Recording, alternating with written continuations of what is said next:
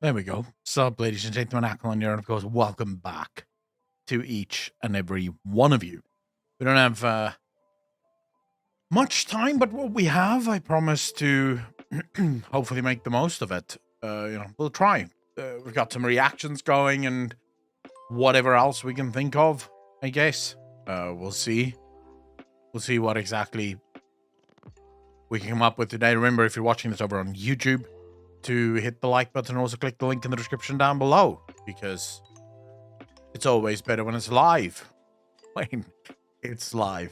I should probably say. Because, yeah, we have not been live much. I think over the last 2 months, we've basically been probably 20 times, maybe, which is miserable. So, yeah, load shedding is really doing a fucking number at this point. Well, we'll fix it. We'll figure it out at some point. Just waiting for people to sort of pop in, come hang out. Plus, I have a little bit of work that needs doing. When's the last time? So 149. Wait, what the fuck?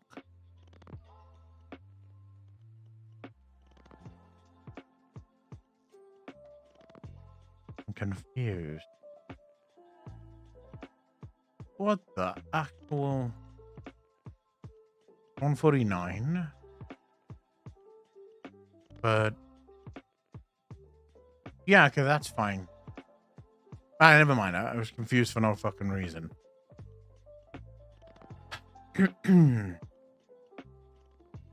this one can be exported as well. Frag, how you doing, brother?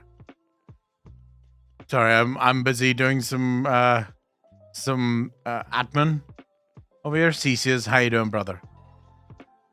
All right, can that one be? The fuck did I just? Okay, yeah, that can be exported. Export that one, and then I think 152 can be exported too. Did I export? Yeah. Okay, never mind. Okay, we good, fam. I'm done. I'm over it. I think I've done as much as I can do. I hope you guys are well. We're just waiting for people to filter in. There's ads playing at the moment, so fuck it. I'm just doing my my administration because well, I didn't do it before. So may as well do it now. Dude, stop loading. Cesius, how you doing though, bro? Are you when are you being load shed? FYI. Because my power just came back on and I'm being load shed again this afternoon. Which is fucking wild, dude.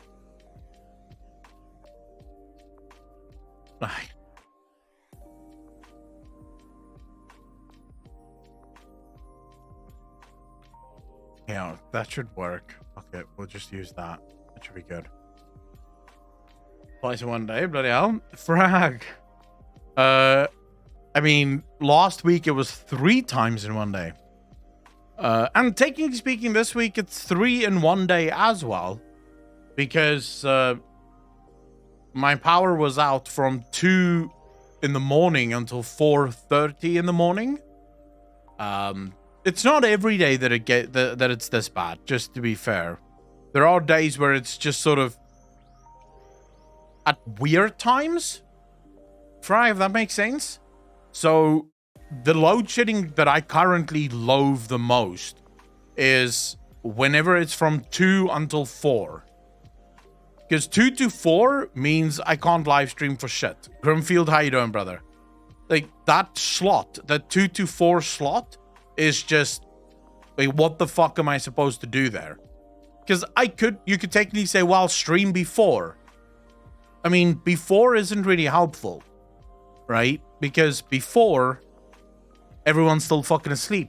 So I'm basically streaming for like a few straddlers, and everyone that wants to watch the stream is only going to be awake by the time I finally leave. So 2 to 4 and after, it's too late. Because I'm going to stream for 2 hours, maybe 2 hours. And then I'm going to turn off because I have to get ready to... I need to eat and I still have to go to bed and shit.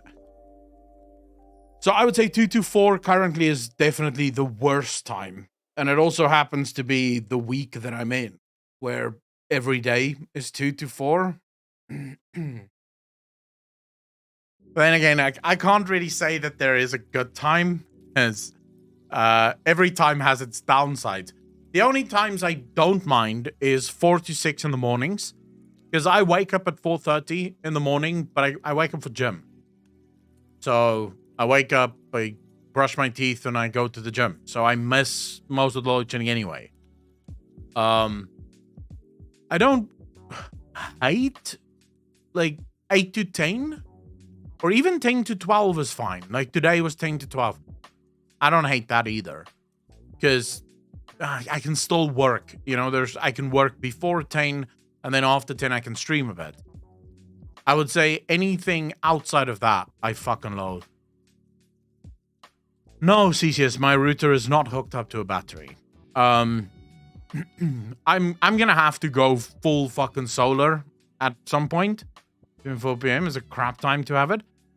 Frag, you know which time is really crap to have it. It doesn't interfere with work, so in that sense it's good. But I've had that for a few days now. The power goes out at 8 o'clock.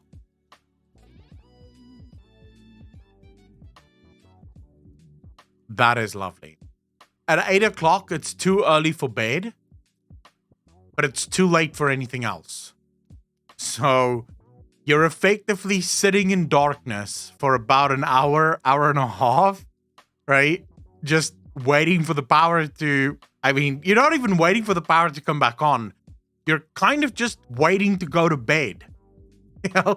But you don't want to go to bed immediately because it's too early. But also at the same time, you can't really do anything else. So I bought myself... I should show you guys. I have this flashlight. I've got this flashlight that's on my head, and I just put that on and I read. I just lie in bed reading, waiting for bedtime. These past few days, I usually sleep at 2 to 3 a.m. and I get up at 6:30 a.m. Dude, why do you go to bed that late? Daedric, how you doing, brother? We need to get you to the States? Daedric, I mean, I just need to get solar, bro. I don't know if the States is going to be any better. I just need to get solar. I don't know. If you asked me 2 years ago, I would have told you, yes, I absolutely want to move to the States. Now, I'm kind of alright. You know, I think South Africa has a lot of problems, but I think the rest of the world has too. And I'm sort of thinking I should just figure out my problems here. Because if I get solar, the second I have solar panels and batteries, this country is amazing. I don't mind. Because whenever the power goes out, I don't even know about it. Lights that you replace your bulbs with? Oh, that's not bad, CCS. But why aren't you going full solar? Are you a little bit put off from the price, or is it something else?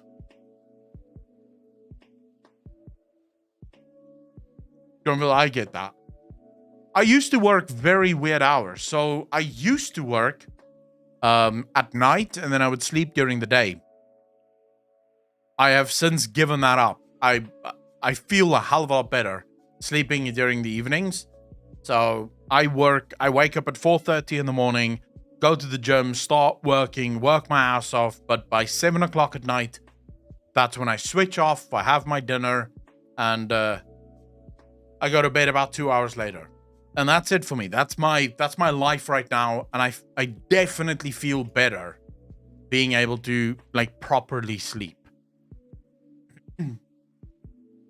For electric and gas here in the UK this winter, but it's optional. Apparently, you will get money off your bills for doing it, for something along them lines. Dude, it's only going to be optional for now. It's only going to be optional until no one goes for it, and then it's not going to be optional anymore, right? Because I think the only reason they claim it's optional right now is because they really hope that a lot of people will go for this. In our house, hell, they paid for us to do it, and now my bill is barely $10 USD. How did they pay you to fucking do it? What?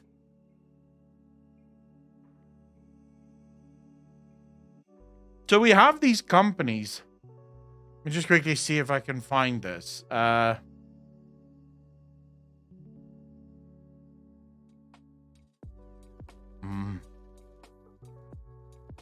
What is it? What is it called again?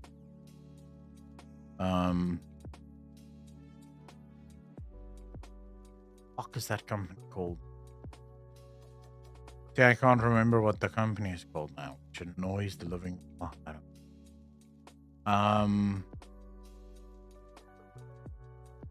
I'm just running through the list here. New Power, Seagen Solar, GC Solar, Solar Feeds,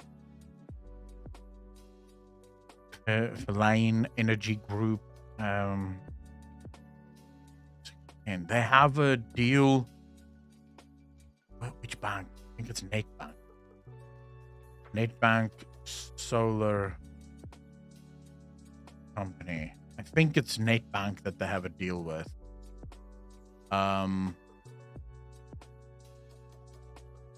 It's like solar financing. The bank does solar financing, but I can't remember what company they work with, which fucking annoys me now. Home Energy, I think. Is it called Home Energy? Yeah, it is called Home Energy. But, bro, why don't you guys take me to your website? Here we go. All right, so this is Home Energy. And I'm not entirely sure if Home Energy... Do you guys have... Homeowner Solutions. Let's see.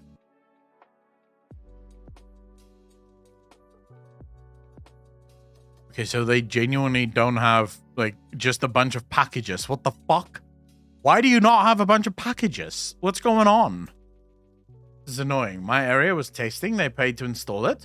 All we paid for is some small fee, but it's already paid for itself. Dude, what the fuck? We don't have that. Why do we not have that? Is it then... Okay, so NetBank works with Home Energy. But I know for a fact there was another fucking company.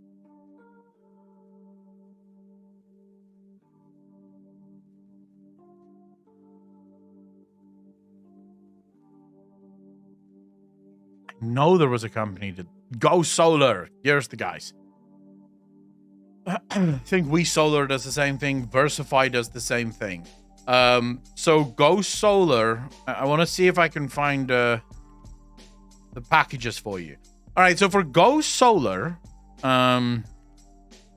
if you spend between...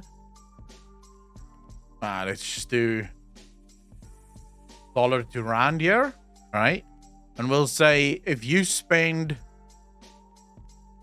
what was that? 2,500 rand per month. So this is the package that I would be on, right? I would be on this package because I actually spend less than this per month on power. But let's say you spend 2,500. So let's say you spend 138 US dollars per month on your electricity. Then for them to install solar panels for you, right? So they come out, they install the solar panels, the batteries, the everything. They make your entire home completely, they take it off the fucking grid, right? It's going to cost you, in dollar terms, it's 1,850, is it? 1,550. 580, actually. $87 a month. If you go with this company, Go Solar, you can get a package... like this one, right? A medium package. And the medium package comes with 8 455 watt mono solar panels, 1 5 kilowatt hybrid inverter, and 1 5.5 kilowatt lithium battery. The large one comes with an 8 kilowatt inverter, which is probably what I would go for, actually. I would probably go for something like this. Yeah, CCS, of course. This is the one that I'm looking at. Like, I would go for something like this. I feel like the large one would probably be too large.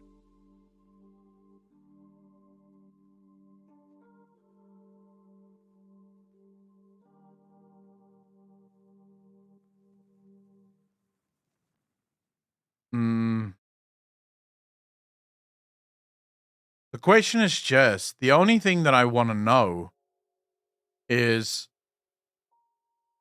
our all-in-one solar subscription gives you all the benefits of a full hybrid solar system without any hassle. What do they, when they say full hybrid, I think what they're talking about is it's a system where it carries some of the weight during load shedding, but not all of the weight. What do you pay for gas to?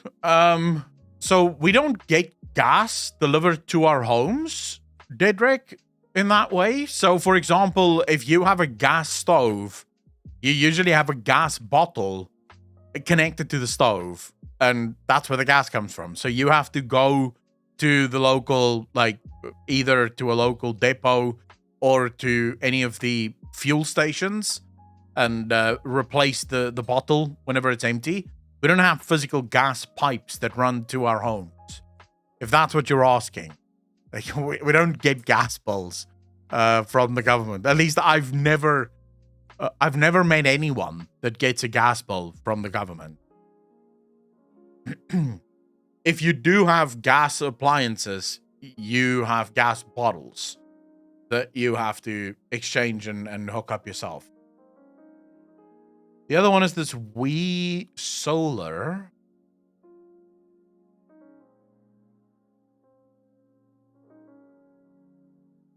So what do you guys have? Popular package. 3-bedroom home with washing machine, microwave, toaster, air conditioner. Large package. Jesus. 150,000. That's when you have air conditioner, water pump, and stove. Deluxe package is 170,000. Air conditioner, water pump, appliances, geyser. Stove, geyser, air conditioner, water pump, appliances. It's not that expensive, actually, to be honest.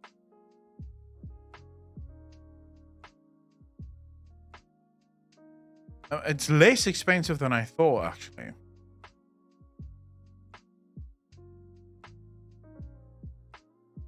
Yeah, I wonder why. Like, why do we not have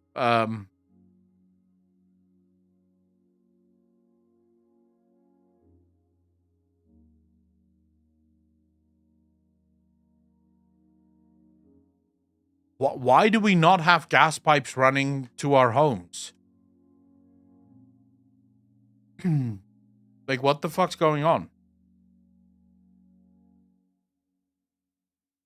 Dude, there's so many people doing this solar subscription services now. And I don't know why anyone wouldn't take a solar subscription. I mean, a solar subscription means you're paying a company for a solar system, but you're no longer paying the government for solar, which, in my view, is a fucking victory. You know, anything that takes you away from the government is almost always a fucking victory, right? Gas pipes in a country that can't maintain itself? True. But I'm talking about more big picture. We've never had that. Metal fan from Al, how you doing? Whereas most countries throughout the world had gas for a long time. Like the UK, for example, gas have been a thing for a really long time. South Africa just never used gas. I wonder why. It might, what it could be. So one of the reasons we may not be using gas in South Africa is up until like 2003, South Africa had the cheapest electricity in the world. We had one of the, like, and I kid you guys not, this Eskom that today is like one of the worst run companies in the world when it comes to electricity. Do you guys know, Alex, how you doing, brother? Do you guys know that during the 80s and the 70s, European countries, like companies in Europe, energy companies, would come to South Africa to learn how to run a fucking energy company. Eskom was actually the most successful energy company in the world.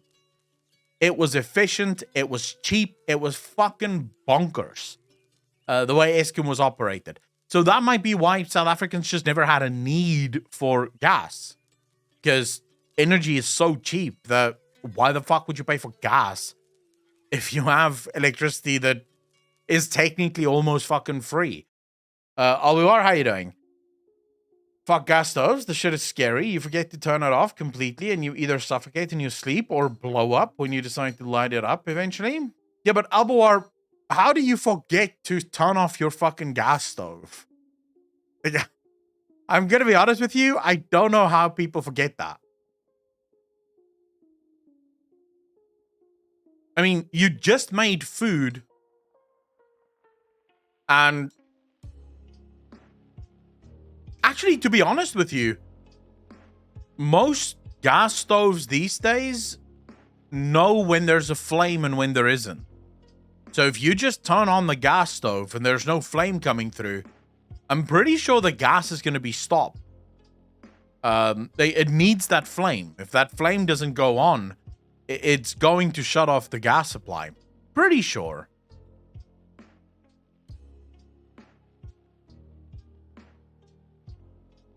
Without having to give proper service back? I mean, yeah, but once you go solar, they don't make a penny off of you, right, Mental Fan? So once I go solar, because all of these solar companies that we just looked at are all private companies. They're owned and operated by South Africa or by private enterprises. So Eskom is making jack shit off that.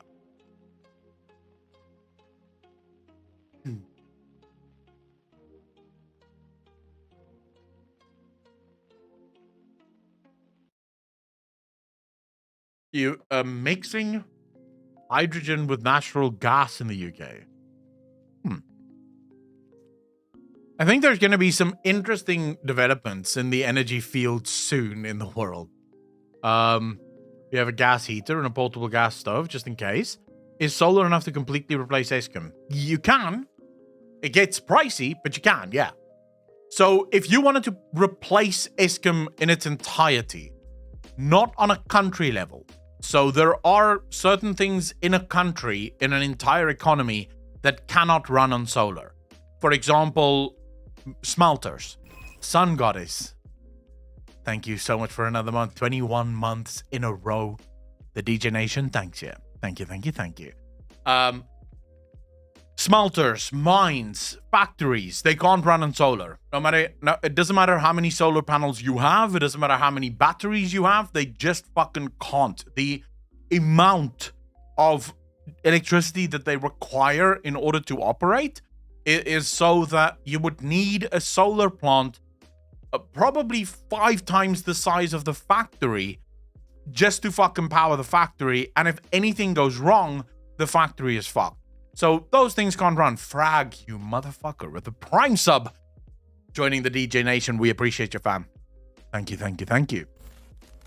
So those things can't run. But houses can absolutely get off the grid 100% and go completely solar.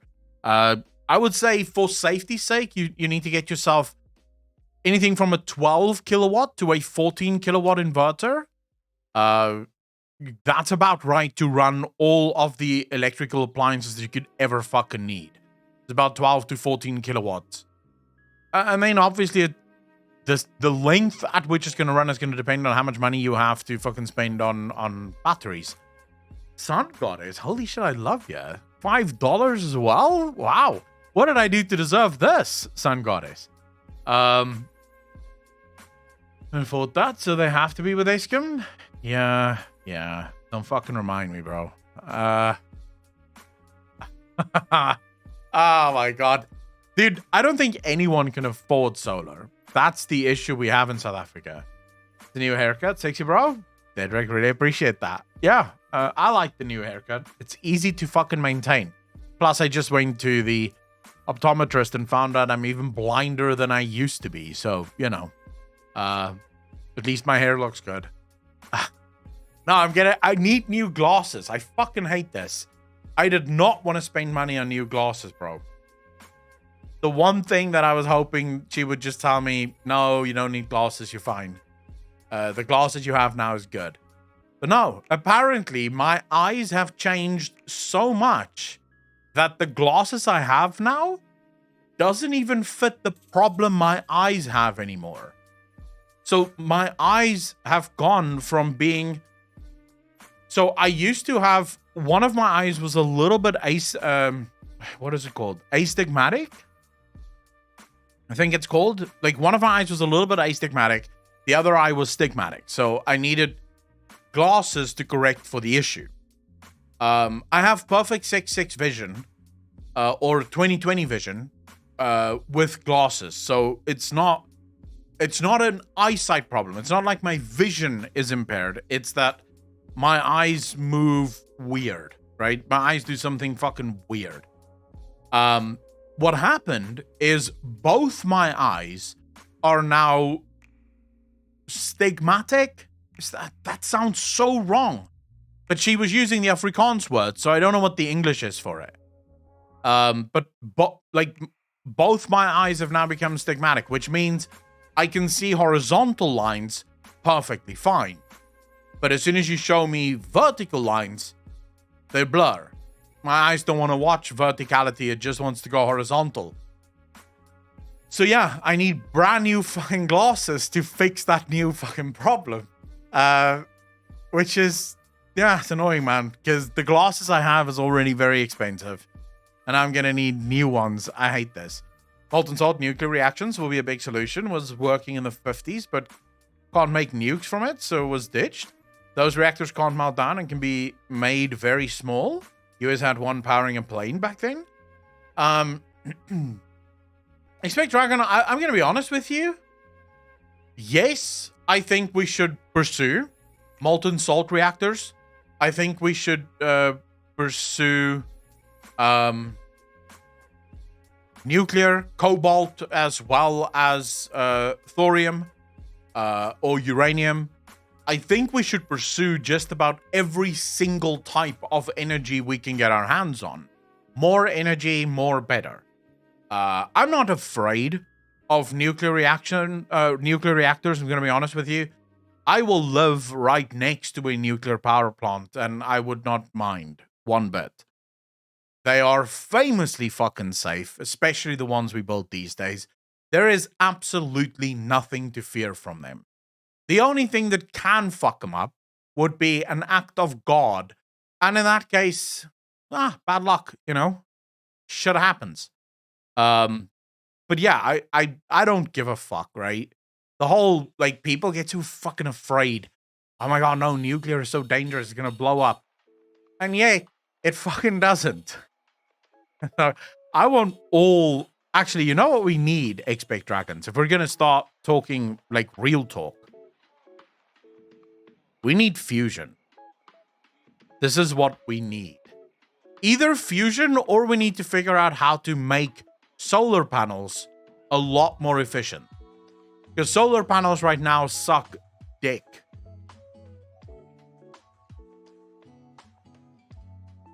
Dude, these guys are so noisy.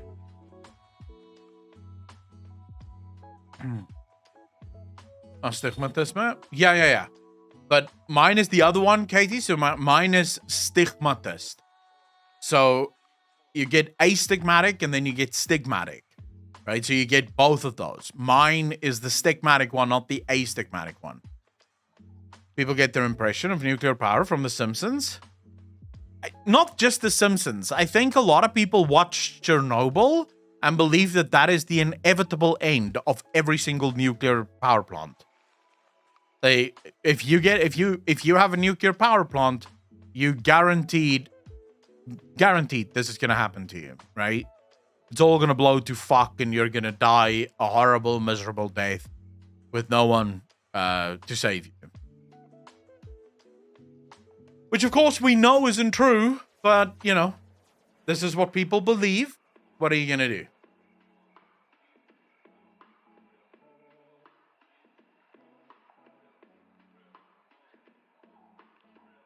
Cedric, isn't that incredibly annoying though? I mean, living in Eastern Europe post Chernobyl, everyone here actually felt the shit. Crops failed everywhere, spike in cancer cases. Met the hammer, and yet nuclear is still the safest energy option we have. Even with Chernobyl, and even with 3 Mile Island, and even with Fukushima, it is still the safest power source we have. One day, Russia will invade and blow up your power plant. Scottberg, okay. Russia's gonna invade South Africa? For what? They want a piece of the failing fucking economy of South Africa? Why would they do this? Like, the worst thing you could do as a fucking country is invade South Africa. It's like, what are you looking for? We can't help you, bro. We can't even help ourselves. Like, you could have just asked. We would have given it to you. Whatever you wanted, we would have given it. Like, we're not stingy with our resources. We need the cash. But to harvest our winning personalities. True. They will invade to protect Russian-speaking population in South Africa, of course. Dude, I've never met a Russian-speaking person in my life in South Africa. After Chernobyl, the amount of people born who are after diagnosed with autism, etc., increased exponentially. Police gunshots in the city. I mean, dude, I haven't. Oh shit, we actually. In saying that, I don't think I've ever heard a gunshot in the city. But in saying that, 2 people literally just died on a beach from stray bullets. Like, literally, not far from me. It happened just around the corner from me. Camps Bay. 2 people were on the beach and they fucking got shot from stray bullets. Dead. That shit is scary, bro. Like, super fucking scary. And that's the kind of thing where you just go, dude, life is fucking unfair, man. I was just on this beach, minding my own fucking business, not putting myself in danger for anything. What are you gonna do, right? Making a Russian world domination joke? Scottberg, I know, but I had to counter it by saying every country in the world that wants to dominate the world will ignore Africa, or at least South Africa for the most part. Like, you could absolutely fairly claim that you are now the new world leader and still not control South Africa, and no one's going to dispute that. Even South Africans are going to be like, yep, you are the new world leader. Congratulations, bro. Like, we don't have an army to stop you. We can't really say no. Do your thing. Appropriate and Harupi in your native tongue seems to be what you're explaining. The opposite is astigmatism. I have no fucking idea, but yeah, probably. You control South Africa via corruption? Dude, yeah. No, only the ANC can control South Africa via corruption.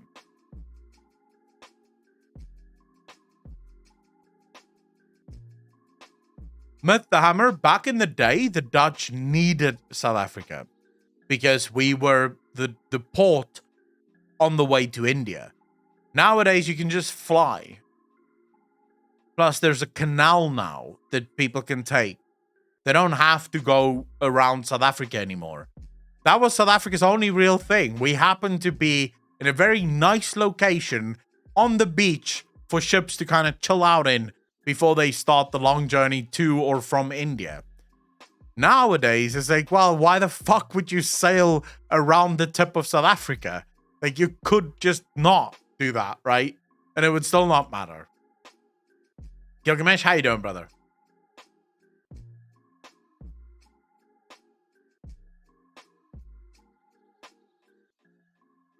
Was it the void claimed? Claimed it when we made it to the seat of the Pantheon? I have no idea. Other than trusting them at their word. Like, taking them at their word is probably the best way to do it. They claim that the victory is that they got to the realm. And they've never been able to get to the realm otherwise. So that is probably the best way to look at it. I want to show you guys something. But it's... I should give you a fucking trigger warning here. It is scary.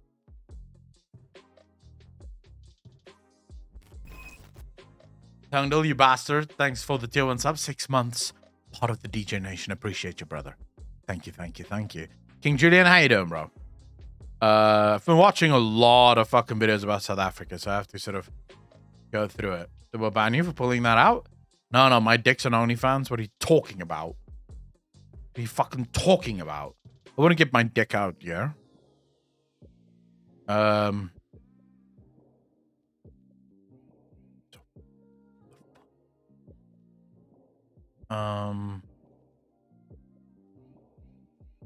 Wait, what the fuck? I'm pretty sure I watched this in the last, like, I saw it in the last 2 days. Did I not? Pretty fucking sure I did. But let's just see.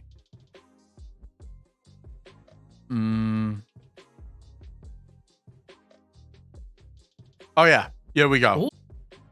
Here we go. Okay, boys, girls, this is truly fucking scary. This shit is scary. Hold up, let me just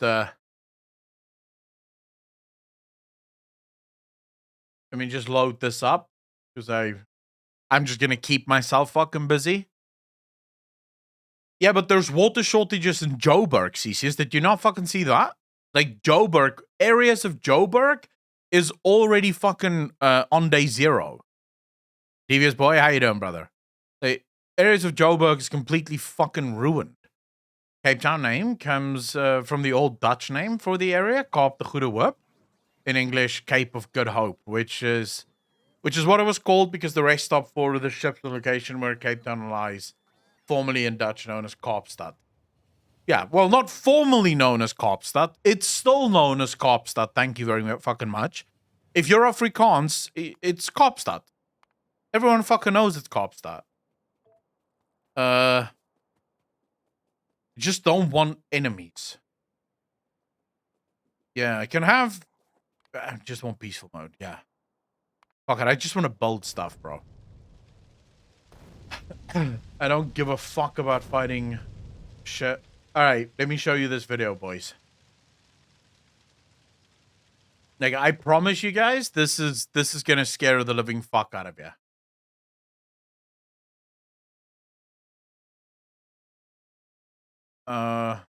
Where the hell is this? Oh my god. Wait, we're gonna have to do a couple of things here, boys. Give me a moment. Window capture. Pop out. Go. Easy.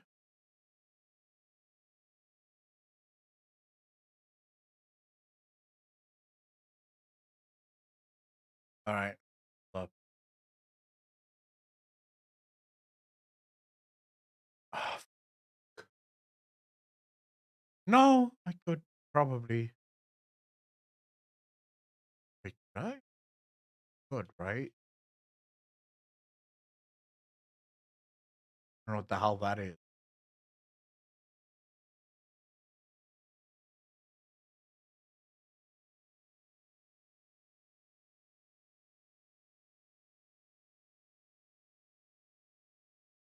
And let's just move that one down a little bit.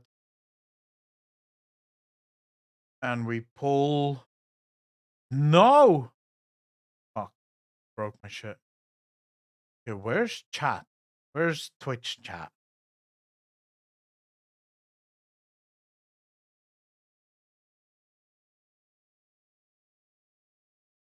I don't remember where the fuck Twitch chat is. Chat. Yeah, I played Subnautica, and then it got scary, and I don't fucking like it. I don't like being scared.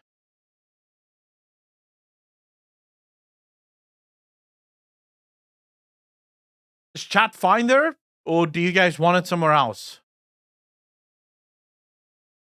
Do you think chat is fine there?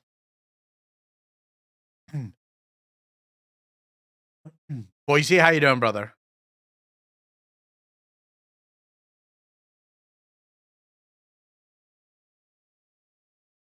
content comes out too fast. Dude, I can't help it. Like, I can't help it. I'm trying my absolute fucking best. I'm trying my best, boys. Like, this is as good as it fucking gets. You guys have to understand. Mickey Timon, how you doing? All the way back in August 2019. Probably just to give you guys a quick, brief rundown.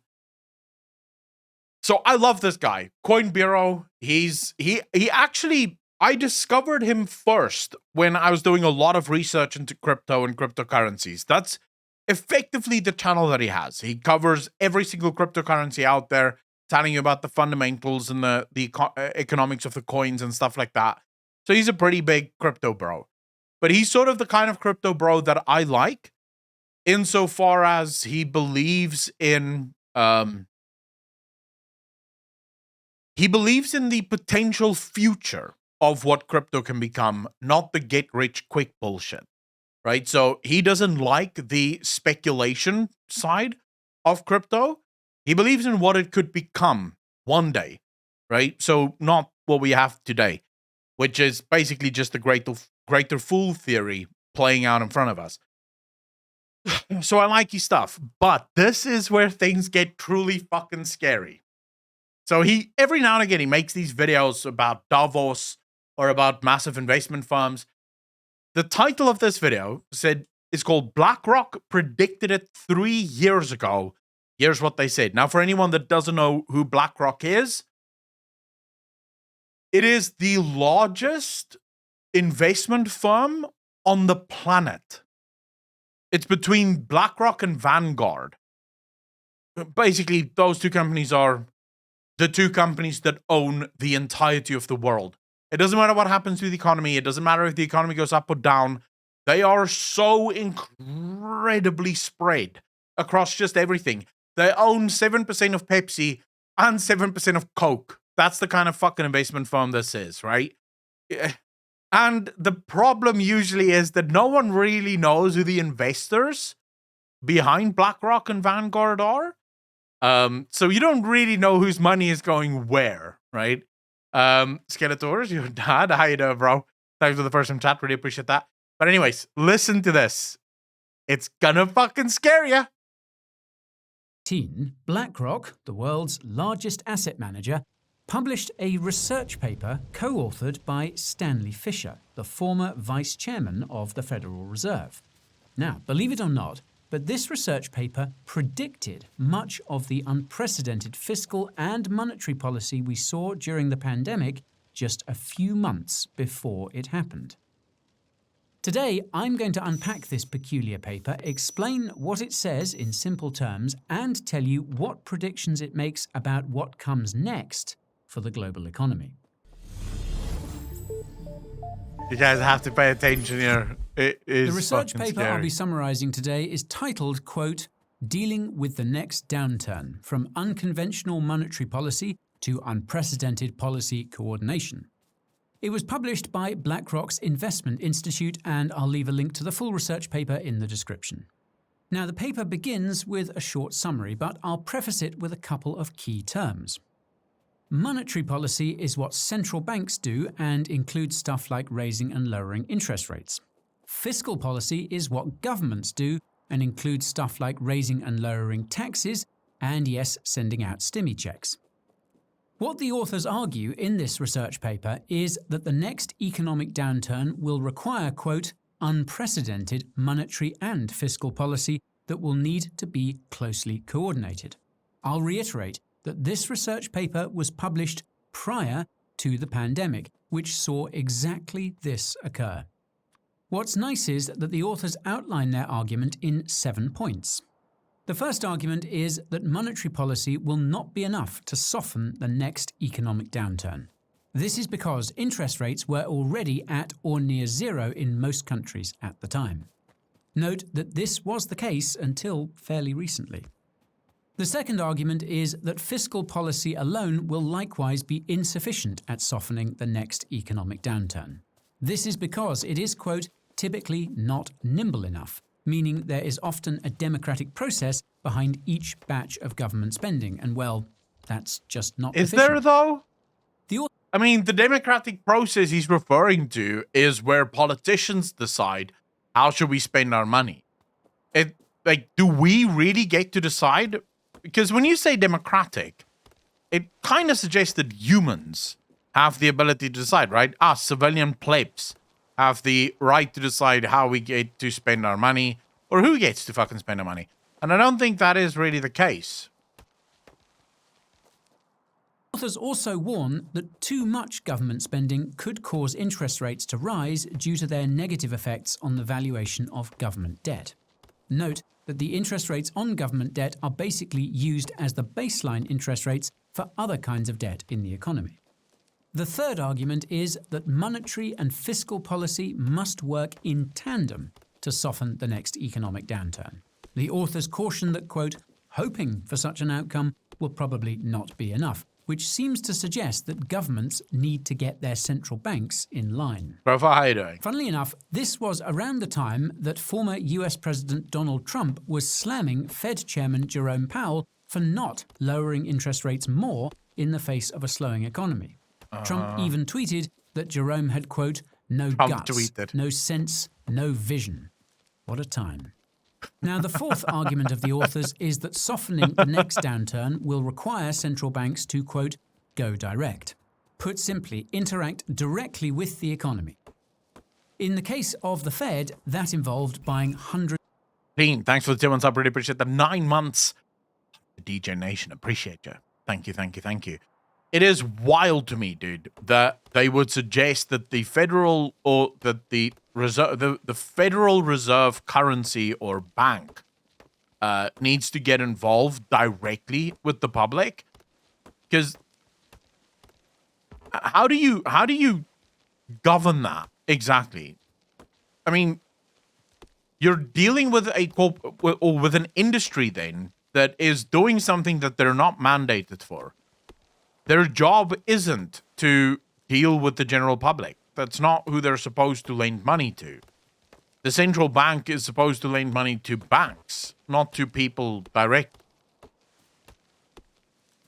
I can't see how anyone would think this is a good idea. But anyways, the scary bit still comes, boy. Of billions of dollars worth of corporate debt, of Fed first. The fifth argument is that an extreme form of going direct, such as the Fed buying corporate debt, would be, quote, an we'll probably do some more Emmer stuff soon. Monetary financing of a fiscal expansion, or so-called helicopter money. My interpretation of this is that by doing something drastic like buying up corporate debt, central banks have opened a Pandora's box they cannot close. In other words, similar measures will forever have to be taken in future downturns and could even expand to purchasing other assets like stocks. Fun fact, the Bank of Japan has been buying stocks for years. The authors seem to suggest that if the Fed starts doing the same, quote, it would undermine institutional credibility. Some would say that's already happened with the corporate bond buying. Yeah, I would say, I mean, does anyone still believe that the Federal Reserve has credibility? For this kind of unprecedented stimulus. These points are: define the unusual circumstances that justify the stimulus, set an inflation objective for the stimulus, deploy the stimulus, and finally, phase out the stimulus. This ties in to the author's sixth argument, and that's that this unprecedented stimulus should be, quote, calibrated to achieve the inflation objective, which could include making up for past inflation misses. Yeah, This is significant because... Okay, so there's a number of problems with that paper right off the bat that I just sort of wanted to talk about. Okay, first and foremost, do you guys know why the rich wants inflation? Because inflation, by the way, isn't something that you or I want. Because what inflation is, for anyone that doesn't know, it's your money losing value. That's literally what inflation is. So when inflation is at 5%, it means that your currency loses 5% of its value every single year, right? That's literally what it means. Do you want to know why the rich needs inflation? Why the central bank, the United States Federal Reserve, for example, for 20 years now, keeps saying, our target is 2%. Our target is 2%. 0% is better. Because at 0%, your money isn't losing value. 0% is good. right? It means that $1 is $1 always. That's a good thing for everyone. So you have two types of economies. You actually have many more types of economies, but generally speaking, in modern day society, you have two types of economies. You have a consumer-based economy. These are economies where the economy grows because people are spending money, right? So people go out, they buy stuff, and the stuff that they buy, they exchange money for. That money then gets used to buy more things, and so on and so forth, and the economy grows. It's a very fast way of growing economies, consumer-based economies. The other one is what they call producer-based economies or investment-based economies. Now, you can have variations of this. So you can have consumer-based economies that is also hybridly into producer-based economies. But generally speaking, the most solid economies that you could ever build would be investment-based producer economies. So these would be economies where you incentivize economic growth through saving and investment, and also through producing goods and services. So this is how you grow your economy. 0% interest or even negative interest rates would facilitate that. Why? Because if my money isn't losing value, saving my money is a good idea. If my money is losing value every single month, why the fuck would I save it? And before people go, but dude, you don't even feel it. No, you do. Because things become more expensive. And why would you wait a year to buy a new car if you know that your car that you want to buy is going to be more expensive next year? You won't. You'll buy it now because you need it now, right? And it's cheaper now than what it's going to be next year. But if you know that your car is going to be the same price 2 years from now than what it is today, you probably will save that money. You'll put it somewhere safe and you'll first invest it, and then you maybe will buy the car with whatever the proceeds from the investment is. Our economies aren't built this way, and those economies also usually don't lead to as many people getting as rich as people are in today's economy. So most of our rich people don't want this. This is why they want that inflation, because inflation makes the poor poorer. The rich don't really give a fuck about inflation because all inflation helps them do is raise interest rates, and higher interest rates means they get to pay their debts back faster. Prior to the pandemic, central banks in the United States Yeah, and elsewhere Voicey, pretty much. were actually struggling to meet their 2% inflation targets. This is And just for the YouTube pedants, because if I don't do it, they're gonna fucking lose their minds, that was an incredibly oversimplified explanation of the economy, and I'm very much aware. But since this is not an economics class, and no one here gives a fuck about the higher level explanations of economy, it was sufficient. So shut the fuck up with the comments of, you didn't cover this, that, or that. Like, I don't give a fuck. I covered what was necessary. Like, Jesus. for multiple reasons, mainly demographic decline, which seems to be why the people in power are trying to transition to a rent-based economy. More about that in the description. Dude, Now- that's interesting, actually.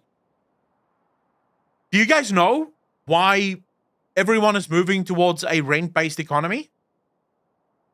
Like, I didn't even know this. Do you know why things like Xbox Game Pass exist now? Why things like Netflix exist? Why every single film company and TV company have started subscription-based services? Do you know why this? I mean, Apple have just released their iPhone subscription, where you pay a subscription and the iPhone is yours. There's a whole thing about it. More and more companies are now moving to subscription base. Do you know why that is?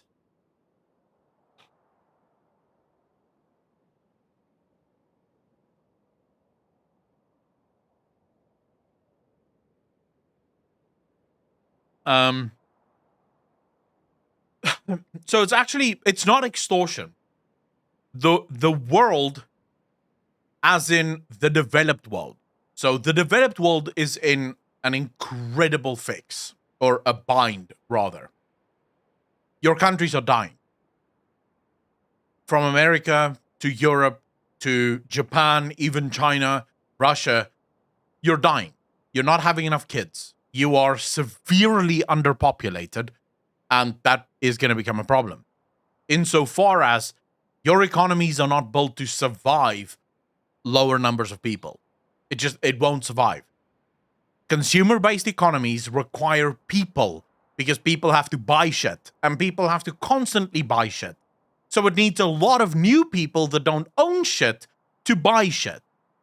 But because you guys decided, fuck kids, the corporations are sort of going, dude, soon there's not going to be enough new people to buy our shit. We're going to fucking die. So rent-based economies extend that a bit. It's not a complete fix. It's not going to take away the problem, but it does push the problem a little bit forward. It means they don't have to worry about demographic decline at this point. They still have, say, 2 or 3 decades before that's going to become a real fucking problem in the West. And they do have a plan to fix that too, but that's in the second video that I want to show you guys. If you're wondering why a 2% inflation target is so important, it's really for 2 reasons. First, when money is slowly losing value, it incentivizes people to spend rather than save. This stimulates the economy, and it's ultimately why central banks lower interest rates. They want a bit of inflation. Second, governments and corporations around the world have taken on record levels of debt. If the economy were to become deflationary, the money printers then the went value brrr of that like debt would fuck. increase rather than decrease, as it does in inflationary environments. This is why some analysts believe the inflation caused by unprecedented stimulus during the pandemic was intentional. The elites need high inflation to devalue their debts. High inflation also crushes small businesses and allows bigger businesses to eat up their assets and market share.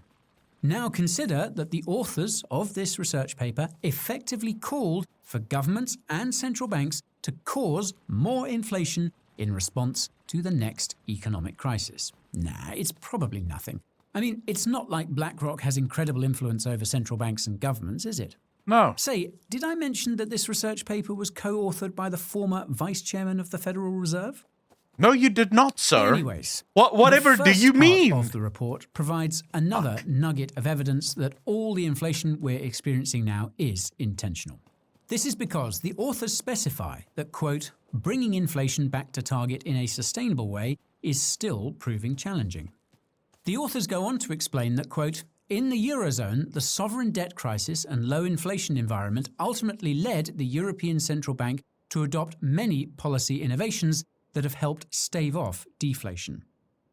They also complain that these policies were held up in European courts.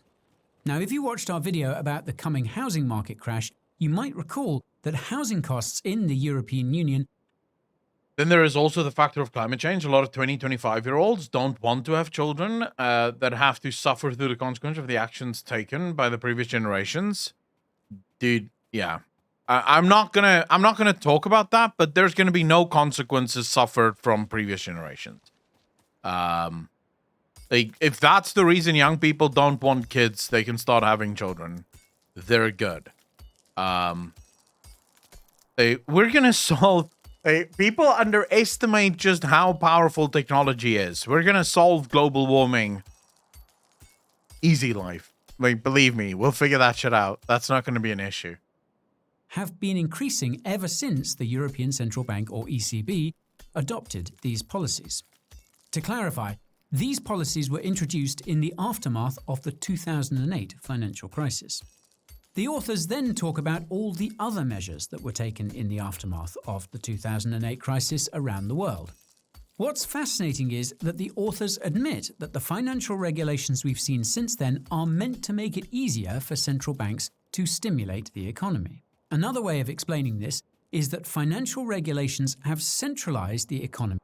Minuar, that's not actually, that's not true. All of the evidence we've seen for why young people aren't having children has nothing to do with global warming. They'll claim that it has to do with global warming, but it's not when you drill down on it. Like, when you properly drill down on it, when you talk to the researchers that look at this stuff, they're baffled as fuck as to why this is happening. And I'll explain to you why. It is our fundamental need as human beings to have kids. It's fundamental. It's drilled into you. It's Factorio. Emperor, how you doing, brother? You have to think about this in terms of, what are we as a species? We're animals, right? What is it that every single animal species on the planet wants? It wants to survive. Since we can't live forever, we need to have children, because that's the only way we survive. It's hardwired into us. However, now we get more and more young people that don't want children, that don't want to survive. Something else is going on here, and it's not obvious what that is. It's not obvious what it is, but we do know that something's wrong. Men and women are more unhappy than they've ever been in the history of at least us collecting that data, right? So since we've started measuring happiness, men and women are more unhappy than they've ever been before. We have declining birth rates. We have men are actually becoming more and more impotent since the 1950s, ever since the introduction of plastic into our society at large. We see men becoming more and more impotent. There's something seriously sick with our society, and I don't think it has anything to do with global warming. Global warming is a superficial problem that exists on top of a bunch of others. Because, and I don't mean superficial as in it's not a real thing. When I say superficial, it's not supposed to override your biological need. Nothing can override that. It's like, what would override you needing to take a shit? Nothing. When you need to take a shit, you need to fucking take a shit. And it doesn't matter what happens. If something huge happens, you'll shit yourself, right? But you will take that shit at some point. It's biological in nature. Having children is another biological thing. We need to have that at some point. Right? At some point, we must have children. So that is that's sort of the, we don't know what is causing it, but we do know that it's a fucking massive problem. Senator, how are you doing? Of the world. It looks like the end game of this centralization is a central bank digital currency, or CBDC, where central banks control the economy itself. I mean, how else can they keep this fiat Ponzi from falling apart? Now, in the second part of the report, the authors reiterate that, quote, after a decade of unprecedented monetary stimulus around the world, actual inflation and inflation expectations still remain stubbornly low in most major economies. Well, they sure solved that issue, didn't they? Yep. In all seriousness, the authors speculate that inflation is low in major economies for two reasons. The first is that the world has become globalized, interconnected, and, most importantly, technologically advanced. Note that technology is a primary driver of deflation, as it makes everything cheaper. Speaking of which, you should know that were it not for the constant money printing by central banks, things would actually be getting cheaper over time, not more expensive. But alas, allowing the economy to turn deflationary would do damage to the people in power, so it must not be permitted. I digress. The second reason why the authors believe inflation is, or rather was, so low is because of inflation expectations. The average pre-pandemic person could see that the economy was turning deflationary, so they were spending as if it was deflationary, i.e. not enough. If you've watched any of our recent videos about the Fed, you'll know that today the people in power have the opposite problem. The average post-pandemic person sees that inflation isn't going anywhere but up, so they're spending in accordance with that expectation, i.e. way too much, in theory, of course. The authors then provide this image of the Consumer Price Index, or CPI, and CPI compared to inflation expectations. Not surprisingly, inflation expectations are highly correlated to the consumer price index. Yeah. The authors go on to explain that this low What a inflation coincidence. means it's not possible for central banks around the world to raise interest rates.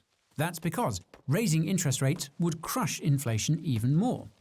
Again, the elites do not want this to happen, as it will make their debts more expensive. In the third part of the report, the authors continue discussing the issue of low inflation. They speculate that the Asian financial crisis of the 1990s and the 2008 financial crisis caused a behavioural shift across the global economy, from spending to saving. Obviously, this is bad for the powers that be. What's again fascinating is that the authors managed to estimate that this increase in savings corresponds to an additional interest rate of 1.5% on top of whatever the central banks had in place. Not a literal interest rate, but a de facto one. Truly fascinating stuff. The authors add that many of these savings find their way into risk-off assets like government debt. As I mentioned earlier, the interest on government debt sets the baseline for other kinds of debt in the economy. By buying up so much government debt, individuals and institutions were effectively keeping interest rates low. You know what bothers me is that companies like BlackRock brings out this report, right? And obviously you know that every single central banker and every single government official rate this report, right? Because they all want to be cool people. But why the fuck would we take advice from rich assholes on how to fix the economy? They're going to want to fix it in a way that it works for them, right? Like, no billionaire is going to try and fix the economy for the man on the street. They don't even know who the fuck you are. They don't give a shit. So why would we trust these people with jack shit? This is because interest rates on government debt rise when demand is low and fall when demand is high. Basic economics, sort of. The authors conclude that for central banks to cushion the next financial crisis, they would have to drop rates to -2%, which they can't really do. Well, they can. Now, in the fourth part of the report, the authors turn to fiscal policy, which you'll recall is the government's job. The authors argue that governments haven't been spending nearly enough money on improving their country's infrastructures. That's probably because they've been too busy buying votes. Logically, the authors argue that governments should start borrowing and spending much more, and insist this is fine because of the low interest rate environment. This rhetoric relates to the fifth part. Can I tell you why they want more spending? Why they want the government to borrow more and spend more? You guys remember the 2-point-something trillion dollar relief package that the Biden administration made available to the American people? The Trump one as well. It's not just Biden. The stuff that Trump did worked exactly the same. But you guys remember that massive, massive fucking relief package that Biden and the Democrats signed into law? Do you know that most of the money in that bill went to massive corporations like Amazon? Amazon got like a fucking massive, massive bailout check from the government. Even though Amazon's profits fucking increased during the pandemic because suddenly everyone was at home and they can't leave their house, so they're buying everything from Amazon being delivered to their house. But Amazon gets a fucking bailout check just in case it goes bankrupt. The reason these fucking assholes want the government to borrow more money and spend that money is they know that that money is coming back to them. They know that whenever the government borrows 2-point-something trillion fucking dollars, they get it. The government will give you a small handout. Like, you will get a portion of it. I think the American people were privy to 36 billion, I think? $36 billion came to the American people, and each of you got a $2,000 check. Do you guys feel lucky? You should feel grateful. Your government gave you... Actually, it wasn't $2,000, was it? It was like $1,400, if I'm not mistaken. So you got a check. Amazon got billions. Amazon got like massive fucking amounts of money. You got $1,400. Congratulations. And what did most people do with their $1,400 checks? They bought stock in the fucking large companies that already got government bailouts. What did Amazon do with the money that the government gave them? They bought stock. They just made themselves richer. That's it. That's it. So, yeah. That's why they argue that the government should not raise interest rates, but instead the government should spend more. Because all that money that the government spends comes to them. Of the report, which concerns the coordination between governments and central banks. They explain that, for political and economic reasons, it will be necessary for both parties to be on the same page during the next market downturn. What's crazy is that the authors point to Europe as an example of this coordination. This is crazy because the ECB has been struggling to hold the Eurozone together while it raises interest rates. This is because it's impossible to have the same monetary policy for the different fiscal policies of European countries. The authors then suggest that central banks buy stocks to cushion the next financial crisis, and you'll hopefully recall that the Fed wasn't far off from doing exactly that at the start of the pandemic. Then, in the sixth part of the report, the authors discuss buy stocks. You know what you guys should do in order to save the world? Buy my shares. Buy my stocks, boys. That's going to help, right? Buy some shares in BlackRock. We'll make you rich. The origin of the term helicopter money and talk about how it could likewise be used to cushion the next financial crisis. The authors stress that this kind of extreme action must be enough to drive up inflation. Mission accomplished. They go on to explain that helicopter money is nothing new and that it's totally fine except for all the times that it ended in hyperinflation. Yikes. The authors admit, quote, that highlights the main drawback of helicopter money, how to get the inflation genie back in the bottle once it has been released. They also admit that history has shown that this kind of stimulus cannot be fine-tuned for a, quote, modest increase in inflation. It's always either too much or too little. Yep. You don't say. Now, the seventh part of the report covers all the reason they don't care is challenges because that are you and I will associated be with paying that money debt. printing. They won't. The authors start by explaining that, quote, many central banks became truly independent in the wake of the painful lessons learned from the high inflation and low growth environment of the 1970s. In other words, they pulled the money printers away from the politicians the last time they tried this. Oddly enough, the authors say that this separation of powers was how a you good doing? thing, but that the central banks have again become politicized post-2008. The authors predicted that the central banks and governments will become even more intertwined during the next financial crisis, and they were right. Yep. Then the authors say the quiet part out loud. Quote, there is growing political discontent across major economies, and central banks are one of the targets. Widening inequality has fostered a backlash against elites.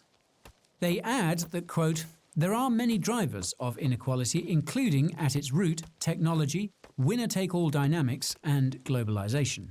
I'll add another driver, and that's central banks printing money and shoveling it in the direction of the largest institutions on Wall Street, such as... It is wild to me how they never take the blame for jack shit. So, in other words, central banks are hated and people don't really like the central banks because they do scumbag things, but that's not our fault. That's the fault of globalization and probably immigration and shit like that, right? It's not our fault. It's always someone else's fault. It's like, dude... No, almost all of the problems so far in our world comes back to you. Like, we can blame you for almost all of this shit. So, not much time for anything really. Where did you move to, Naomi? BlackRock. This is why I chuckled when the authors claimed that inequality started to be an issue after the 2008 financial crisis. The truth is that inequality began the moment the US dollar went off the gold standard. Yep. Since that time, money has been printed out of thin air and allocated to all the entities I just mentioned. All the rich people. But no, it's not the central banks or Wall Street. No, of course According not. to the authors, the government is to blame. The very same politicians that Wall Street lobbies with printed money from the central bank. You want to know the joke? The government blames the Federal Reserve. The Federal Reserve blames the government. The investors blame the government or the Federal Reserve, depending on, who's the most convenient. And come party time, they all meet in their mansions to laugh at us, the plebs, who don't seem to realize that they're bleeding us fucking dry. The authors seem to imply that the solution to this discontent is a strong fiscal policy, aka universal basic income, through the use of a digital currency issued by a central bank. Yep. That will There keep the it plebs is. from protesting until they realise all those digital dollars are finding their way back to Wall Street. Now, to their credit, the authors underscore the risks associated with such a route, namely that it will lead to way too much digital money printing to appease the masses. I reckon that's what comes after all those CBDCs are rolled out, and that's just one of the many negative effects CBDCs will have. More about all that in the description. Now, after discussing what a unified fiscal and monetary policy framework would look like, the authors provide a template for the United States, the Eurozone, Japan, and the United Kingdom to implement this framework. Incredibly, this included notes about which laws would need to be adjusted. Warlord, why if would any. you As you might have guessed, nationalize each the of these Fed? economic areas did something along the lines of what the authors suggested when the pandemic hit. In the final part of the report, the authors talk about the implications their master plan would have on the markets. They start by saying that this coordination of fiscal and monetary policy would ideally take place well before a financial crisis. I wonder how they would know one was coming. Yeah, I wonder that In any too. case, one of the many scenarios the authors outline is essentially what's happening now. Quote, shorter-run inflation expectations could overshoot as the central bank aims for above-average inflation during its price-level targeting phase. Naturally, quote, this would push up the relative returns of inflation-linked. Yeah, I would say I would not nationalize the Fed. I would dissolve the Fed. I don't think central banks are needed at all. I think central banks are almost consistently fucking shown to be super evil.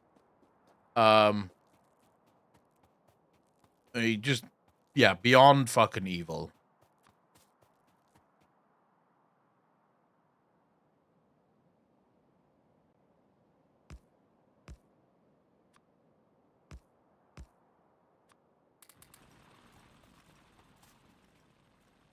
Then it creates the currency of the nation.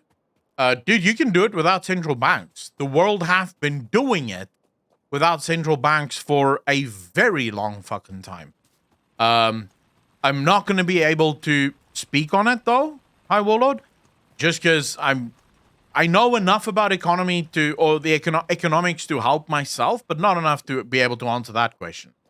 I will tell you that it is possible. You can absolutely have an economy without a central bank. What you would probably run with there then would be very investor heavy, and also banks lending and borrowing from each other. And you most likely, if I'm just sort of spitballing it, right? Because again, I don't know what the answer there would be. But you could have economic systems where banks, for example, borrow or buy gold, and with the gold that they have in reserve, they can then spend, or they can then print money themselves. So you give banks the ability to print money, but you tie the money that they print to assets. So this is another thing that you can do, right? This is one that you could absolutely do, is a government can or any bank can print money, but the money that they print must be tied to an asset. So if someone wants to open a business, for example, they can do it that way. What do you mean we don't have the gold reserves anymore? We have a fuck ton of gold. The only answer we have, or the only thing we don't have for gold, is the right price for gold. Like, that's bullshit. Anyone that ever makes the argument, oh, we don't have enough gold for it. It's the price of gold that determines how much gold you need. You could have 1 ounce of gold and it would be enough to supply the entire world's economy with gold. Why? Because I literally just make the price of an ounce of gold 33 trillion US dollars. Bam. There you go. The entire world's economy is now backed by fucking gold because an ounce of gold costs 33 trillion US dollars. We have more than enough gold. The world has a fuck ton of it. South Africa, the mine that I'm invested in, right? I invest in mines. The mine that I'm invested in moved 136 million tons of gold just last year. That's gold that they took out of the earth and sold it. 126 million tons. South Africa has a lot of gold. You can absolutely do it. You don't need to worry about that. You can have an economy backed by gold 100%. This I do actually know because I read a book from Jim Rickards explaining how the world can get back on the gold reserve. Bonds over nominal counterparts. It would also boost returns of other real assets in private markets such as infrastructure and property. What the authors didn't predict, however, is that we're not just in an inflationary environment, we're in a stagflationary one. This means that prices continue to rise while the cost of assets continues to fall, including infrastructure and property. Come to think of it, this might be a result of the governments and central banks engaging in these emergency measures after the markets had already reacted. The authors actually warn about the issues that could arise when doing this. The difference is the authors see deflation as the primary issue arising from the incorrect implementation of a coordinated. Okay, so High Warlord, the problem here is that you have to think in terms of a full reset that has to happen either way, right? The rich want a great reset because they want the entire world on their social credit scores and their, CDBCs and shit like that. The poor wants a complete reset because they think somehow resetting the economy is going to make the economy work in their favor, even though the very fact that they're poor suggests that the economy is not going to work in their favor, even if you had a full reset. The middle class wants a reset because they're just sick and tired of being fucking stolen from. And of course, we've already covered the rich. One way or another, a great reset is coming. What that great reset is going to look like and who is actually going to end up winning that great reset, that we can't really know, and I can't really answer that, but we do know that it is coming. A great reset is coming. So there is going to be a reckoning at some point. We just don't know what that reckoning will look like at this point. And if you finally start over, if the whole world starts over, things can look a hell of a lot different, right? Whether we are actually running out of gold available, it gets used in chemistry plants and in electronic, etc. No, there is still so much fucking gold. So look into a company called Goldfields, right? It's one of the gold mines that I invest in. I invest in African Rainbow Minerals, Goldfields, Anglo Gold, and then from there it's uranium and platinum and coal and shit like that. But if you look into Goldfields specifically, they run 4 active mines in South Africa, as well as refineries in South Africa and elsewhere. They have a shit ton of mines around the world as well. And then they also own an insane amount of land. That's actually the only reason I ended up investing in them, is because of the pure land that they own. Because the land that they own is ultimately future gold. Like they've licensed it already as future gold mines. Because there is gold on that land. They just don't need it right now. There's too much fucking gold already. And they don't want to drop the gold price. Because it would tank if all of those gold mines were to open and start exporting gold. Yeah, but we don't need a global solution. I will not. What the fuck? I don't want a global solution. We need local solutions. Global solutions have never worked. Never. And it's not going to work. There's no system in which you're going to get the entire global economy to pull in the same direction. And those days are over as of about 2 years ago anyways. It's not coming back. Monetary and fiscal policy. I know this sounds insane, but it's quite possible that extreme deflation is what comes next once the inflation fight has been won. According to the authors, quote, this scenario would argue for a preference of nominal bonds over inflation-linked instruments. This is interesting because so far government bonds have failed to be the safe haven asset they typically are during downturns. They've fallen in value along with everything else. Some macro analysts believe it's only a matter of time before government bonds start to rally, as they should during such circumstances. I must admit I don't fully understand the reasoning there, but it sounds like it's the same reasoning of the experts over at BlackRock.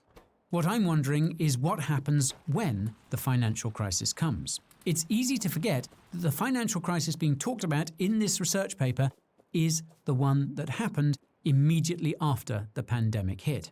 What we seem to be facing now is something else entirely. It's too soon to say how bad the next downturn will be, but the last time we had a Great Depression, the way we got out of it was through a world war. Given everything that's been going on these days in Ukraine, Taiwan, and elsewhere, that's an outcome that's way too close for comfort. The worst part is that the only alternative is a central bank digital currency, at least as far as the people in power are concerned. There is a third way, however, and that's through crypto. The question is whether crypto will be ready to play this role. I reckon it will be when the day comes. This is where I agree with him fundamentally. I don't think crypto is anywhere near ready. The problem with crypto as it exists right now is it's the greater fool theory. Basically, whenever you buy crypto, you're buying it with the hope that there is someone that's a bigger fucking idiot than you that will eventually buy it from you for more than what you ended up paying for it. So yeah, I don't I don't think crypto is ready. I don't think humans are ready for crypto. There might be some cryptocurrencies that eventually survive, and maybe some cryptocurrencies are ready. I just have not seen any yet. So that would be my biggest problem with this. But until then, we'll get to experience more fiscal and monetary policy madness, no shortage of warmongering, and a bunch of crypto crackdowns driven by central banks. More about that using the link in the description.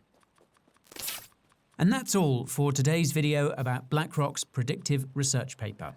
If you found it as fascinating as I did, smash that like button. If you want to make sure you don't miss the next episode from Coin Bureau, subscribe to the channel and ping that notification bell. If you've already watched that's the way to everything do this it. channel has to offer, head on over to Coin Bureau Clips to get more awesome crypto content.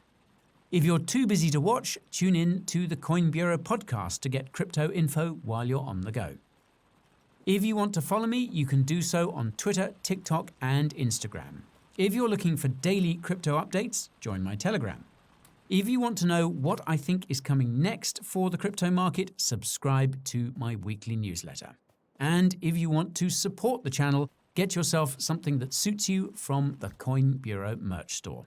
Lots of crypto designs to choose from, and there are many more on the way. So, links to all these resources and more are down in the description. Thank you all so much for watching, and I'll see you in the next one. Until then, crypto friends, this is Guy bidding you goodbye. All right, did you guys enjoy that video? Because this is the kind of shit that I watch. Usually, this is the kind of videos that I watch. BlackRock and its ilk got banned from doing business in Texas. I know a couple of other states in the southern US have done the same. Wait, seriously? I don't know if that's true. Like, BlackRock has so many, like, smaller companies and fucking, friends of companies and shit. Like, they probably still do business there, just not officially. Should I buy a gold bar now? You could, or you could do the thing that I think is better. And by the way, this is not financial advice. Do not follow this as financial advice. It is just what I do. I don't spend money on what would you call it?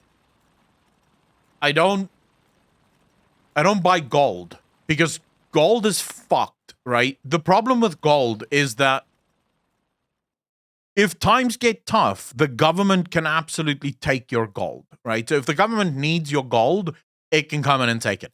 So unless you are sure that there's going to be a civil war and the civil war is going to leave the government incapable of taking your shit, buying gold would probably not be the best move. I would instead buy shares in gold mines.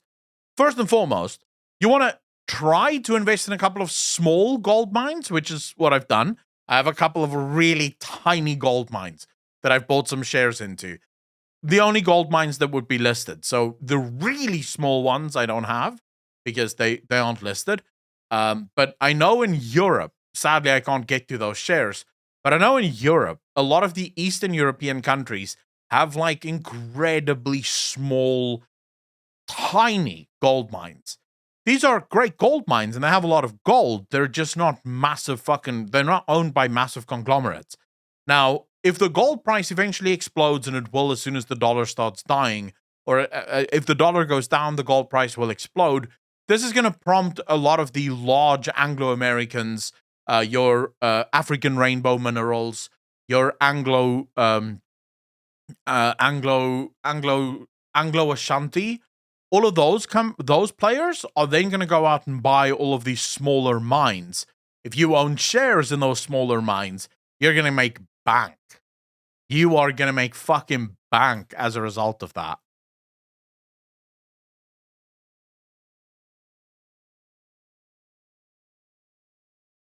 Skincare and healing medicine. Gold is phenomenal. This is why gold will always be useful. Because gold is phenomenal. There's nothing better than gold. It is valuable as fuck. It has actual use case scenarios. Why wouldn't you? You said there's something on the DJ Nation that we need to watch.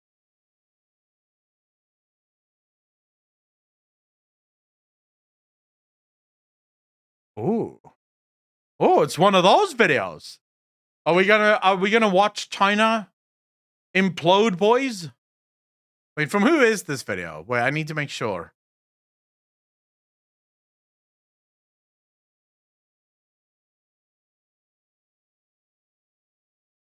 Oh, this is an old video. This is from July the 29th.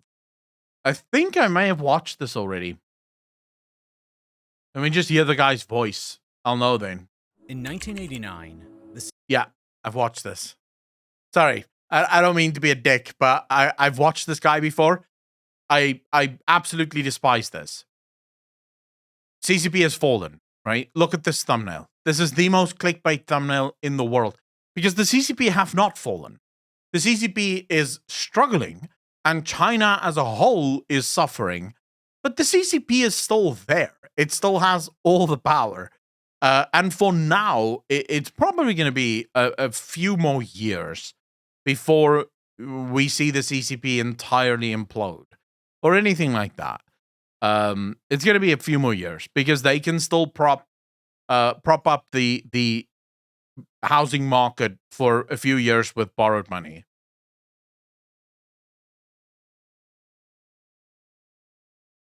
There was another video I wanted to show you guys this one. So I've already watched this video up until this point, so I haven't watched the last bit of this. But so this video links into the previous video that we watched. All right? Not directly, the guy didn't make it to link in, but it does link in. So carrots are, carrots are just the purity of it, if I'm not mistaken. And I think higher is better.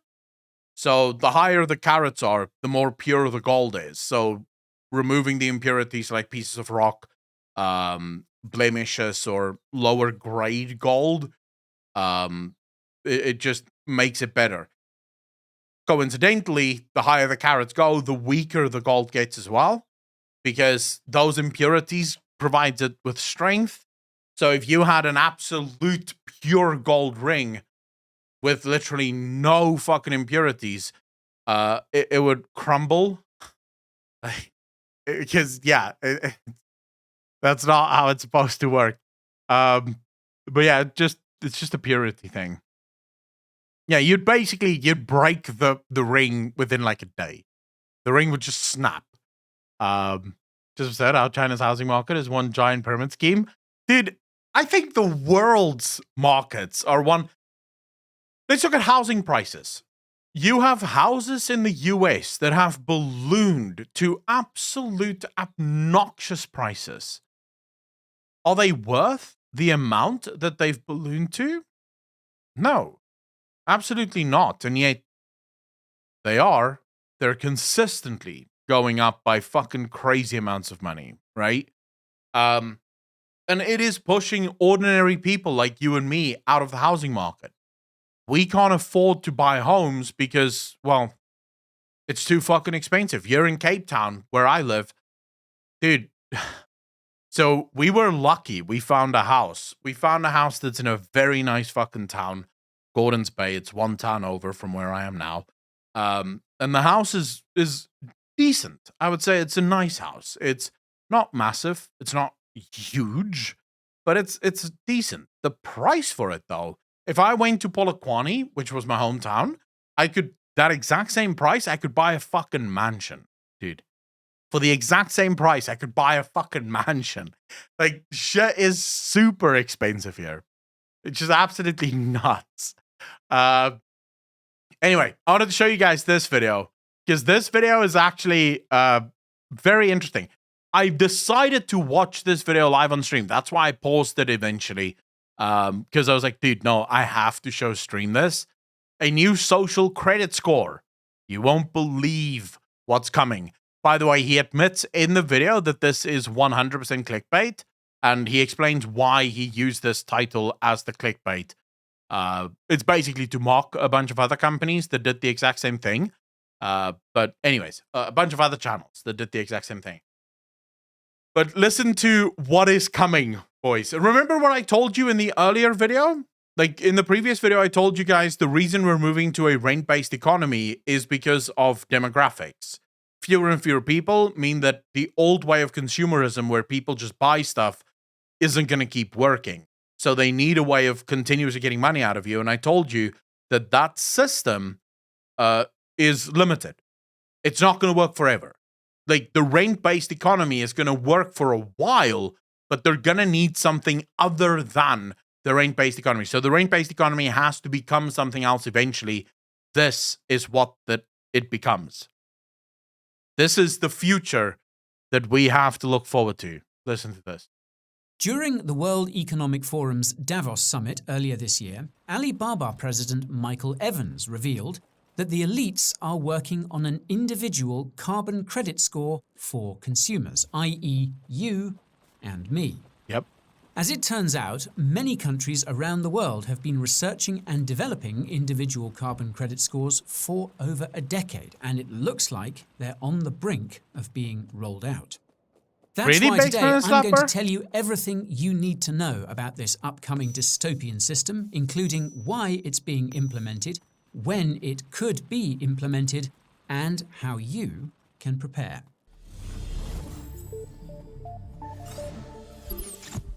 Now, I want to start with a confession, and that is that I don't know where to start. We've gone down many rabbit holes when researching cryptocurrencies, central bank digital currencies, digital IDs, and other such topics, but the rabbit hole of individual carbon credit scores takes the term to another level. Okay, so the history of individual carbon credit scores seems to begin with the United Nations' first Earth Summit, which was held in the Brazilian city of Rio de Janeiro in 1992. Now, this summit was significant because it laid the groundwork for the collective climate action of the countries in the UN. Later that year, UN countries signed the Kyoto Protocol, an international agreement to reduce and eventually eliminate carbon emissions to fight climate change. As of 2020, 192 countries have signed up to the Kyoto Protocol, which is basically the entire world. Now, what's interesting about the Kyoto Protocol is that it also laid the foundation for the issuance and trading of carbon credits. Now, I'll come back to carbon credits in a moment. Please do. All you need to know for now is that when the concept of carbon credits was introduced, it was intended for institutions, not individuals. Naturally, it didn't take long for the concept of carbon credits to be applied to individuals, though. It seems that the catalyst for this was a book called, quote, Our Ecological Footprint. It was written by a Swiss-born Canadian professor and so-called sustainability advocate named Mathis Wagernackel in the late 90s. To clarify, however, it wasn't this book that created the idea of an individual carbon credit. It was British Petroleum, or... Dude, I find it fucking wild that British petroleum, right? A company whose very fucking business it is to pollute, right? Like, that is what they do. They use oil to turn it into gas or petrol and pollute shit with it, right? That's literally what they do. And this is the company that goes, you know what we should really stop? These individual human beings polluting the planet. It's like, huh? Sorry, what? What the fuck are you talking about?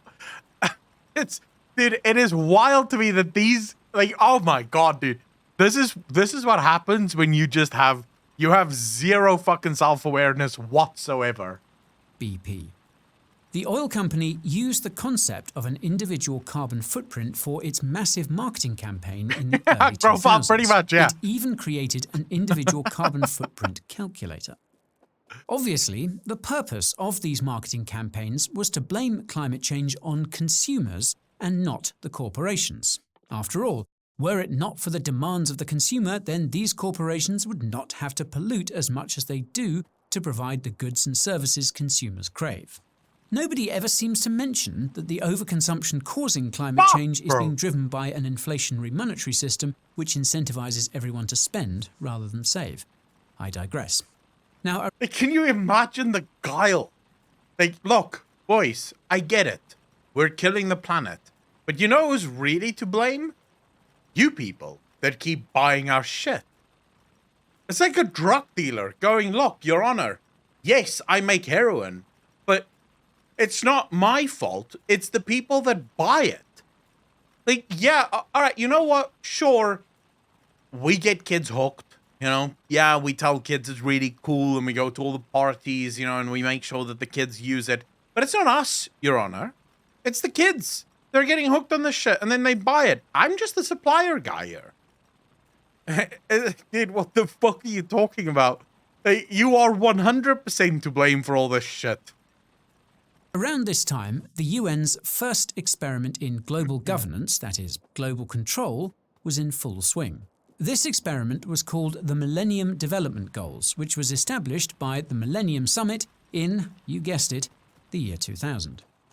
The Millennium Development Goals, or MDGs, consisted of 8 goals that all 191 UN countries were supposed to achieve by 2015. These included things like eliminating poverty, combating deadly diseases, and environmental sustainability. It appears that BP's concept of an individual carbon footprint was something that the countries looking to meet their environmental MDGs found interesting. This is because the first wave of academic research about individual carbon credit scores emerged in the mid to late 2000s. In other words, it looks like some countries thought that creating an individual carbon credit score for their citizens would help them meet their MDGs. Take the UK, for instance. The British government created a legal framework for individual carbon credit scores way back in 2008. What's crazy is that, according to Wikipedia, quote, the Climate Change Act 2008 also grants powers allowing the UK government to introduce a personal carbon trading scheme without further primary legislation. note that it's likely that similar laws are in place in other countries.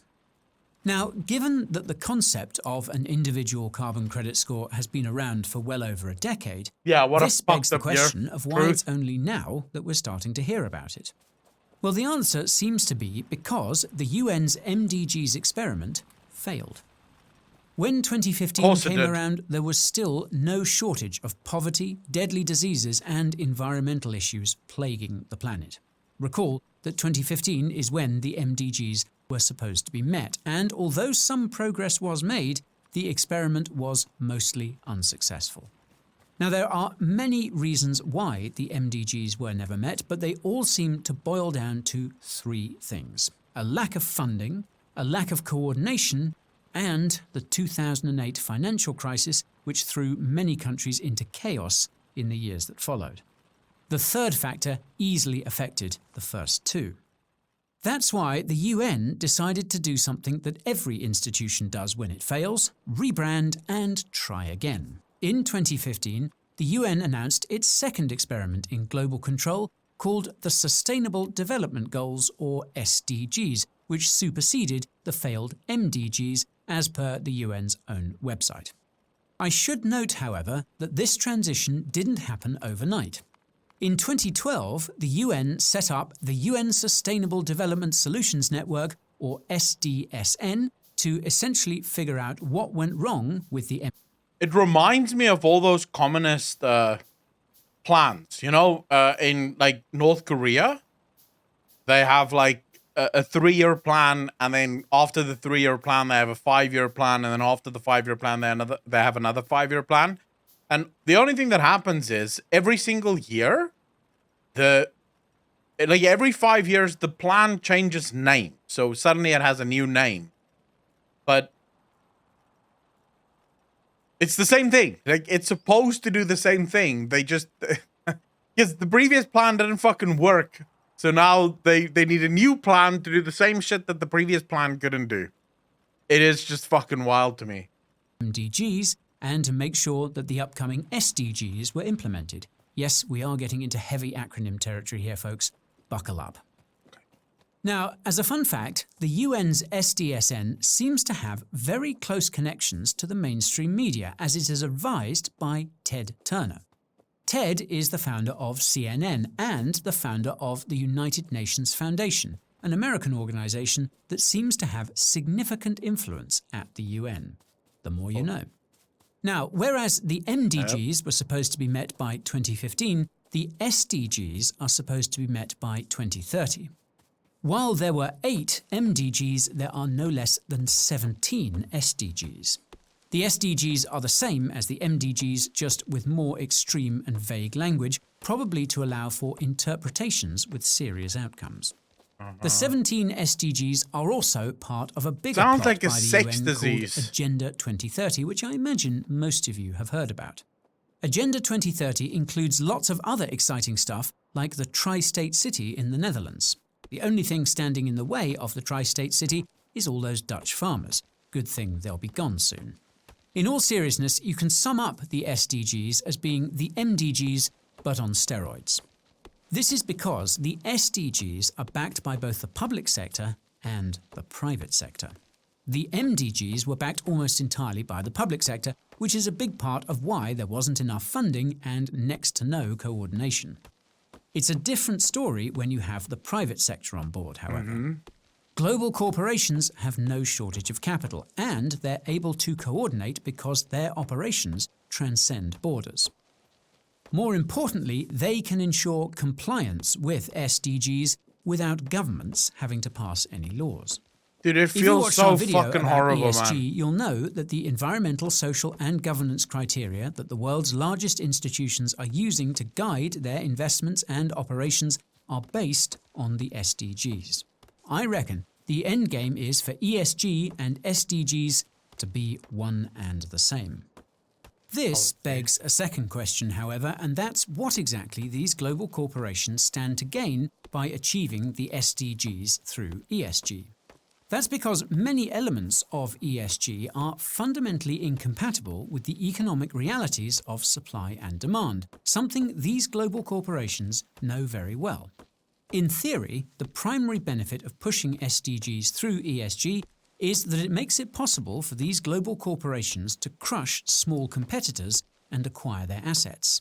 They This is already do because that. It just won't be possible for small businesses to comply with ESG criteria, and some Dude, but they already do that. I'm guessing they just want to be able to do it better or more sort of streamline the process of being able to crush small businesses. Have you guys ever seen like documentaries on Amazon? Like, do yourself a favor and go watch a documentary on Amazon. Amazon closes so many small businesses. It's fucking disgusting. And not always just because they offer a better product. Sometimes Amazon do actually close small businesses incredibly nefariously. Just by buying their own product and selling it for so fucking cheap that they can eventually not fucking compete anymore. So, yeah, they already do it. This probably is just their way of sort of making it better. Is it on Prime? Dude, I would not be surprised if it actually is, because Jeff Bezos is so rich, he doesn't even give a fuck about people knowing how evil he is. would say this is the entire purpose of ESG. The businesses that do manage to comply with ESG could still be denied funding on ESG grounds by the incumbent institutions. This is because ESG criteria are ultimately subjective, just like the SDGs. This means that whoever has the power to interpret these criteria can do so to their own benefit. Now, if you want evidence of this, look no further than Tesla, which was kicked off the S&P 500's ESG index despite being about as ESG as they come. Dude, you have to think about this. Tesla was kicked off of the ESG board or certified, ESG certified companies list. ESG is for companies that are, what would you call it? They're conscious, they don't pollute, and they're trying to make the world better, right? That's what ESG companies are. There are oil companies on the list of ESG nations. Tesla was moved off of the list of ESG companies because reasons, bro. And literally, when they were asked about it at Davos, he's going to explain it now. When they were asked about it, that's basically what they answered. Reasons, bro. If you watched our video about this year's World Economic Forum Summit in Davos, you'll know the ESG elites effectively shrugged their shoulders when confronted about this blatant bias. Now, as much of a killing that global corporations would make from crushing their small competitors and acquiring their assets through ESG, there is a limit to how lucrative this would be. That is simply because they will eventually succeed in acquiring all the resources and customers that exist. When that happens, these global corporations will be confronted with an economic reality that most of them are aware of, and that is demographic decline in developed countries. Yep. Each year, there are fewer and fewer consumers with the kind of capital that these global corporations need to continue growing. If you watched our video about why you will own nothing and be happy, you'll know that demographic decline is why these global corporations are slowly trying to make us rent everything instead of owning it. This makes products more accessible on a global scale and creates a constant stream of cash flow. However, even this hardware-as-a-service scheme would only last so long. Eventually, these global corporations will run out of people to rent their products to, and they'll once again be faced with... In countries that have no internet access to make his customer base bigger? I mean, these guys have no limit. The amount of money that they and Google have, there's no limit to it, bro. Google literally just announced an 8-point-something billion sort of internet initiative in Africa. 8-point-something billion US dollars, bro. That is a disgusting amount of money. These companies are throwing around money as if it's just Monopoly shit, right? You guys remember whenever you played Monopoly, right? You would just put up hotels and houses because who the fuck knew jack shit about anything? That's effectively what we have here. the economic reality of demographic decline. What this means is that the primary benefit of pushing Baller and strip club, SDGs pretty much, through yeah. ESG is temporary and short-lived. This is something that these global corporations know, and it brings us right back to the second question. What do these global corporations stand to gain by pushing SDGs through ESG? In practice, the primary benefit is that it makes it possible for these global corporations to create an economy where they continue to grow regardless of demographic decline. Now, this sounds impossible until you realise how carbon credits work. Now, I'll start by saying that I am by no means an expert on carbon credits, so if I make any major mistakes, please correct me in the comments section. Omi, thank you so much for the Prime sub. Dude, really appreciate that. 19 months in a row. I thank you for bankrolling the World Takeover Initiative from the DJ Nation. Like, look, boys, we can't beat the financial guys, but you know what we can do? We can turn everyone into degenerate little fucks. And then just, you know, what are they going to do? These guys can't compete with us on a DJ level. So, I'm not a fan of that, you know, don't go down to their level. I absolutely believe that you should go down to their level as much as you fucking possibly can.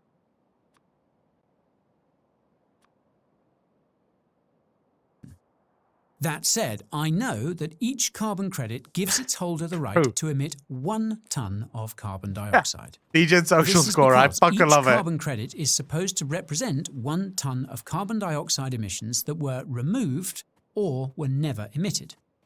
This could be because a load of trees were planted in a forest, or because a load of Everyone's how solar you doing, panels were bro? installed on a factory. When a company does something that removes carbon emissions or prevents future carbon emissions, such as the 2 things I just mentioned, they are given carbon credits by a governmental authority. These carbon credits are then sold to other companies that want to emit more carbon without penalty. What I just described is called the compliance carbon market, meaning that this kind of carbon credit issuance, trading and redemption is done because of environmental regulations. There are compliance carbon markets in California, Europe and China, and they account for 99% of all carbon credit trading. The remaining 1% of carbon credit trading happens in the voluntary carbon market. Now, the voluntary carbon market is where companies looking to emit more voluntarily purchase carbon credits from companies voluntarily looking to emit less.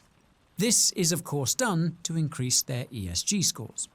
Now, a few moments ago, I mentioned that carbon credits are...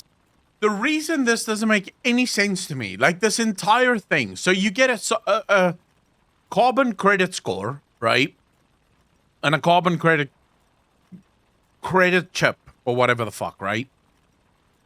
So let's say, for example, let's say you're running a supermarket, right? And so your carbon score is probably pretty low. So you don't, whether you had this credit or didn't have this credit would not matter at all, because your carbon is what your carbon is. Doesn't really fucking change, right? But then you can now use that credit chip or slip to sell it to a mine that wants to pollute more. How is this changing anything? Like, how's the pollution actually going lower with this scheme? It feels like it's just a new way to make a lot of money for a lot of companies. Because if you're a mine, you need to buy a lot of credit chips because, well, you're a mine or a factory. If you're not a factory or a mine, you can sell your credits because, well, you don't need them. You don't pollute as much. So at the end of the day, it's like it's not even wealth redistribution because it's only redistributed amongst the richest people in the world. Like, it's the rich finding a new way to get rich. Like, the stocks are too easy now. Let's invent a new stock market. This is going to be a credit market where we can buy and sell credit chips, right? It's like, what the fuck does this actually do? It doesn't seem to do anything other than just, I don't know, fucking let's pretend we're doing something. The only real way to go green is to live off the grid, and I don't mean solar. That is way worse than people think. Darkwolf, how you doing, brother? Supposed to represent 1 tonne of carbon dioxide emissions that were either removed or never emitted.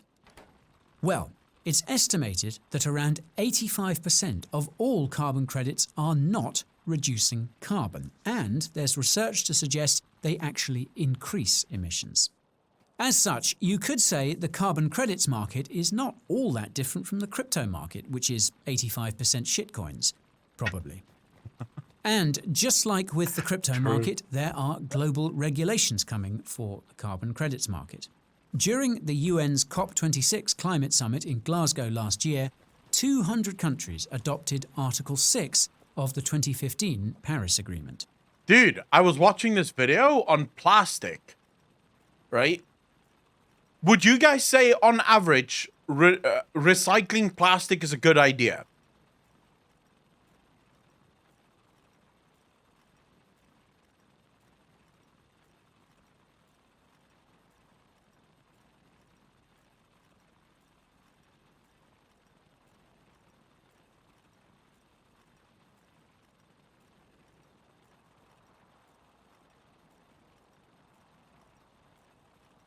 Okay, so plastic recycling is actually so much worse than just putting it in a landfill.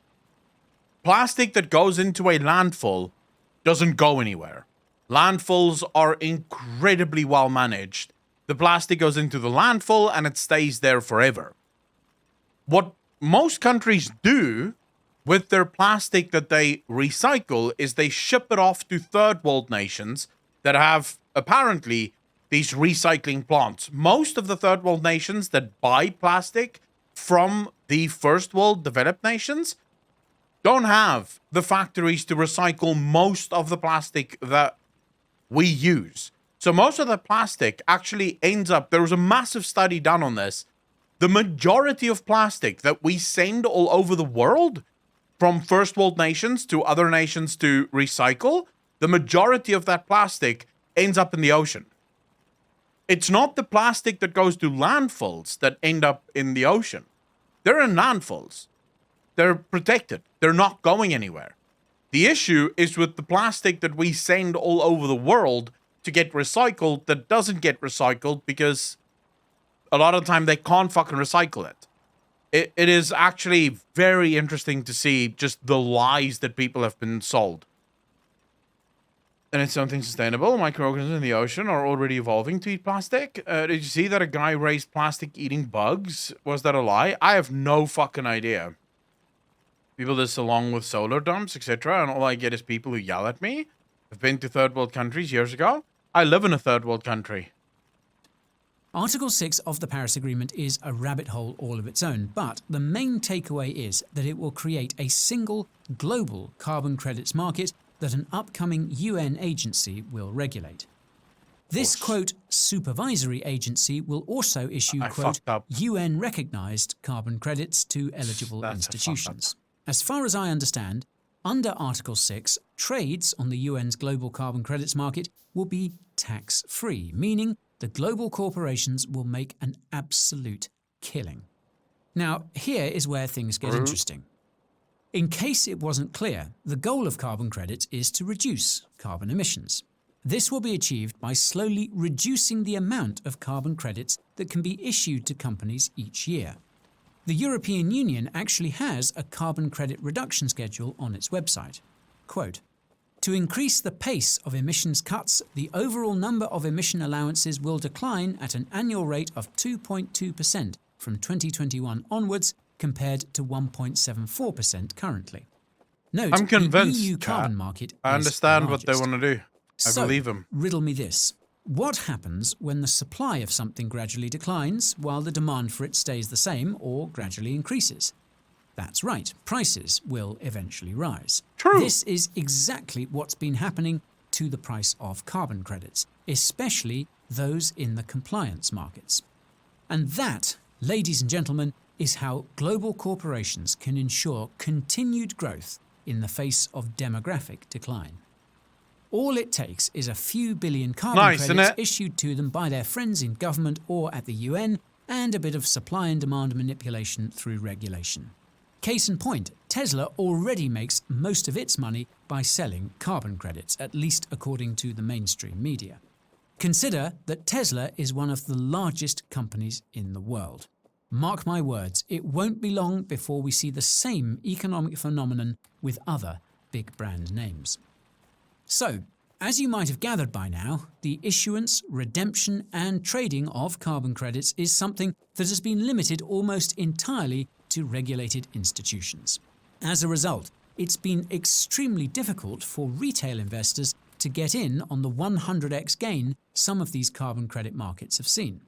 Luckily for you and me, we will have our 100x, chance to dude. become carbon credit degen. Can you fucking imagine? Like they've invented their own fucking stock market and exchange and product, and they've seen 100x growth on that. Like, what the fuck? Soon enough. That's because of the upcoming individual carbon credit scores you probably forgot this video was all about. Don't worry, I'm getting to them. Now, as I mentioned in the introduction, Alibaba President Michael Evans revealed at the WEF's annual summit in Davos that they are working on an individual carbon footprint tracker. By they, I mean both Alibaba and the other so-called stakeholders who were on the panel and in the audience. Because Alibaba is a Chinese company, many people interpreted Michael's comments as meaning they were developing an individual carbon credit system that's akin to China's social credit system. This is why the video of Michael's comments went viral and why I used this interpretation as clickbait.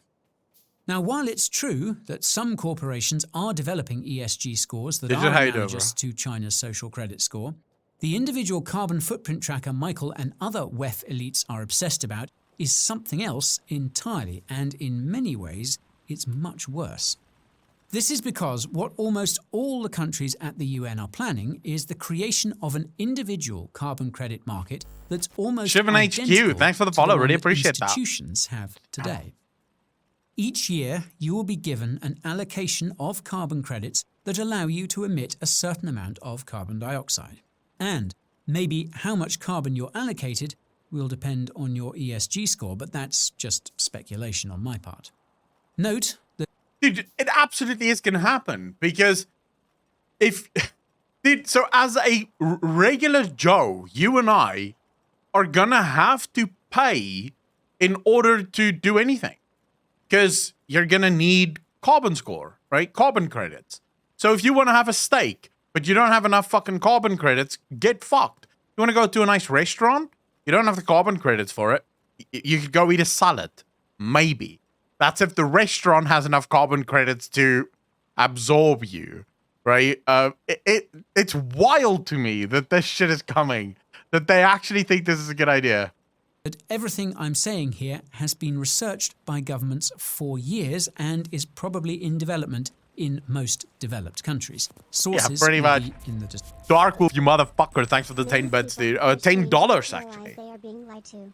The question is how to prove it. Most have to see it to know the truth. Most people won't even know it if they see it, Dark Wolf. I appreciate the 10, bro. Even if you showed them, most people only believe what their bias tells them. If you want to believe that, you know, the world is a fair place and everyone can make can make a decent living, you're not going to believe any information that goes against that, right? No matter how fucking, no matter how real it is or how many times you can prove it, you're just not going to believe it. If you want to believe that your government has your best interest at heart, you are going to believe it, no matter what people show you. The fact of the matter is, people will first have to deal with this system before they're going to realize, whoa, what the fuck is this? Like, I never asked for this. description. Now, if you use up your annual carbon allowance before the year is over by, say, eating too much meat or travelling too much, then you will no longer be able to do carbon-intensive things. That is, unless you purchase more carbon credits from individuals who haven't used up their annual allocation. If you're wondering how the government will prevent you from purchasing carbon-intensive things, the answer is a central bank digital currency, or CBDC. So it is. CBDCs are necessary for an individual carbon credit system to work, as are government-issued digital IDs, which are also prerequisites for CBDCs. More about CBDCs in the description. Moving on. As with the issuance of institutional carbon credits, the issuance of individual carbon credits will incentivize individuals to minimize their carbon emissions. At first glance, this seems fine, but upon closer inspection, it's easy to see why a carbon credit score is much worse than a social credit score. That's because in a simple social credit score system, you can still get ahead by being a good citizen. In a carbon credit score system, however, the only way you'll be able to live a good life is to purchase the carbon credits you need to do all the things a good life entails. This not only includes being able to go where you want and eat Yes, what it's you want, Victoria. but also the ability to live in something that's not a plastic pod. For some of you, a good life will also include having children. Chances are you'll need a lot of individual carbon credits to do all of the above. This is especially because of something called Scope 3 emissions. Now, if you watched our recent video about SEC Chairman Gary Gensler's testimony, you'll know that Scope 3 emissions involve adding emissions that lie upstream or downstream from a company's operations to its own actual emissions score. Although Scope 3 emissions only apply to institutions right now, it looks like individuals will be next. That's because Michael mentioned that Alibaba and the other WEF stakeholders are working on, quote, Scope 3 emissions plus, which will indeed apply to individuals. This means that in an individual carbon credit system, does this not scare you guys? Have to provide enough carbon credits to cover the carbon emissions of, say, your friend who's traveling to see you. You might even have to provide enough carbon credits to cover the future carbon emissions of your children. Jesus! Now, it should take you around 2 seconds to realize that this will make the poor poorer and the rich richer. Yeah, of course. The poor will literally live in pods and eat bugs so they can save up their carbon credits to sell to the rich for food and shelter. In turn, the rich will use these carbon credits to continue living as normal. To add insult to injury, the rich in this dystopian carbon credit economy won't even be the most productive. It'll be the insiders at the UN and those who own institutions that receive carbon credits from the UN. Note, I am entering speculation territory here, as we are years away from such a system.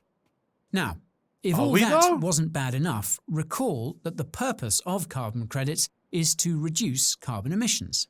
This means that we're more than likely to see the same decreasing issuance for individual carbon emissions as we do for institutional carbon emissions. And this has in fact been discussed.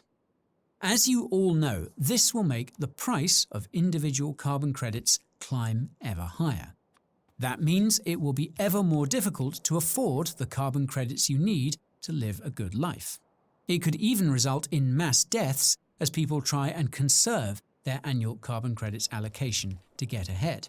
Here is where things get seriously messed up though. In an individual carbon credit system, a declining population is paradoxically a good thing. That's because if there are fewer people, then fewer carbon credits are being issued. This restriction in supply will further increase the price of carbon credits. This means that in an individual carbon credit system, it would be a literal race to the bottom, and the pace of this race will be very fast if individual carbon credits become interchangeable with institutional carbon credits. This is because global corporations would be incentivized to see demographic decline. Some would say they've already begun encouraging it, but let's not go there. So, this brings me to 3 big questions. When is this coming? How can you prepare? And can this insane system be stopped?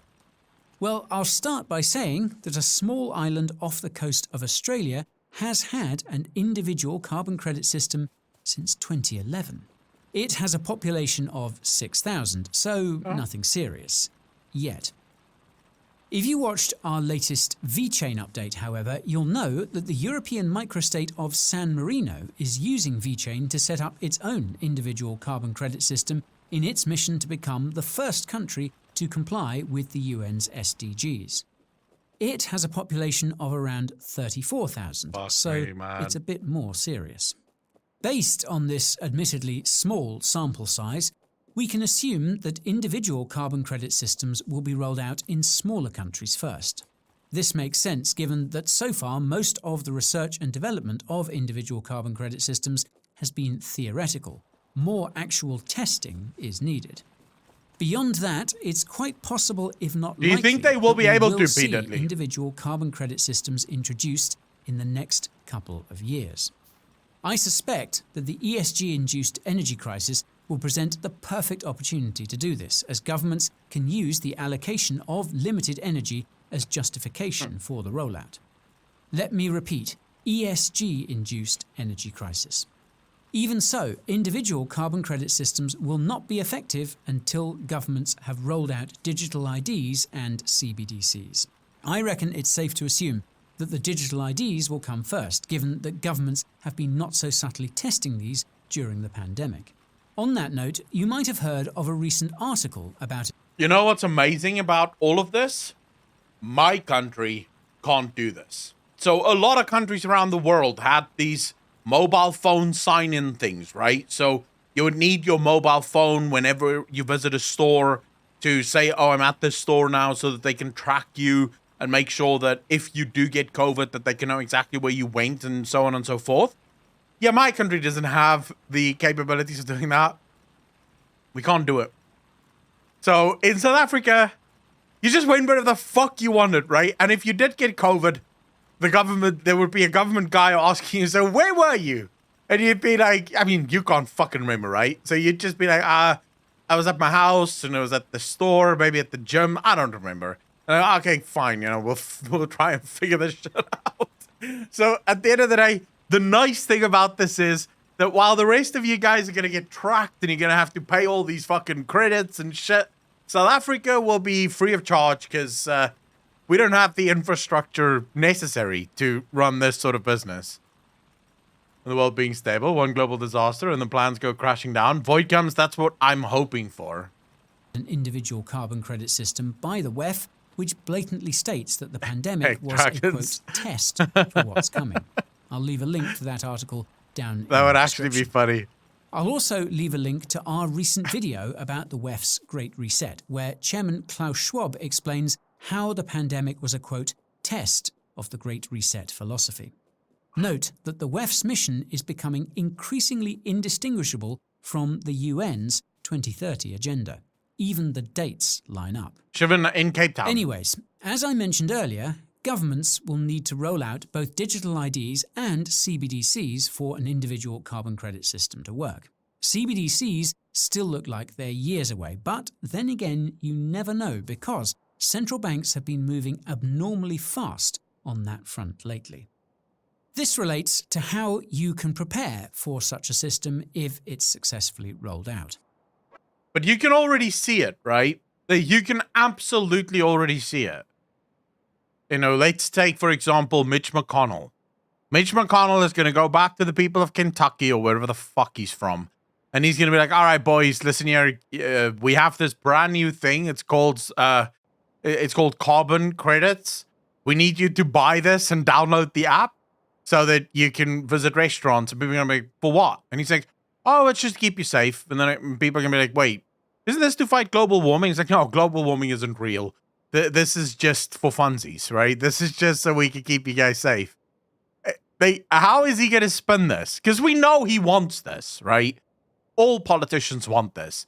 The question is just, how does someone like Mitch McConnell, who famously does not believe in global warming, how exactly does he spin this for the people? What does he do? What does he say about all of this? Dude, things are going to get wild soon. You're going to hear politicians make giant fucking mental acrobatics in order to figure this out. Now, before I suggest anything, it goes without saying that I am not a financial advisor, and you should consult yours before making investment decisions. With that said, it looks like there are two hedges. The first is the most intuitive, and that's crypto or any other money that's outside of this system, so you can continue to transact without restrictions or carbon credit tracking. The second came as a eureka moment to me when I was researching this video, and that's to start accumulating the carbon credits you think you will need for the future. This includes making sure you have enough carbon credits for any children you plan to have, and any other such Scope 3 plus BS.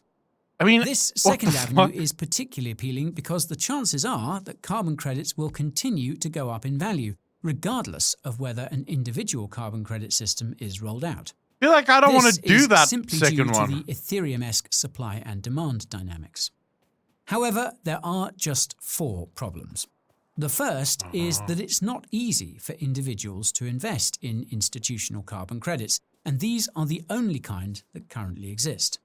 The second is that it's not clear whether institutional carbon credits will become exchangeable for individual carbon credits in the future.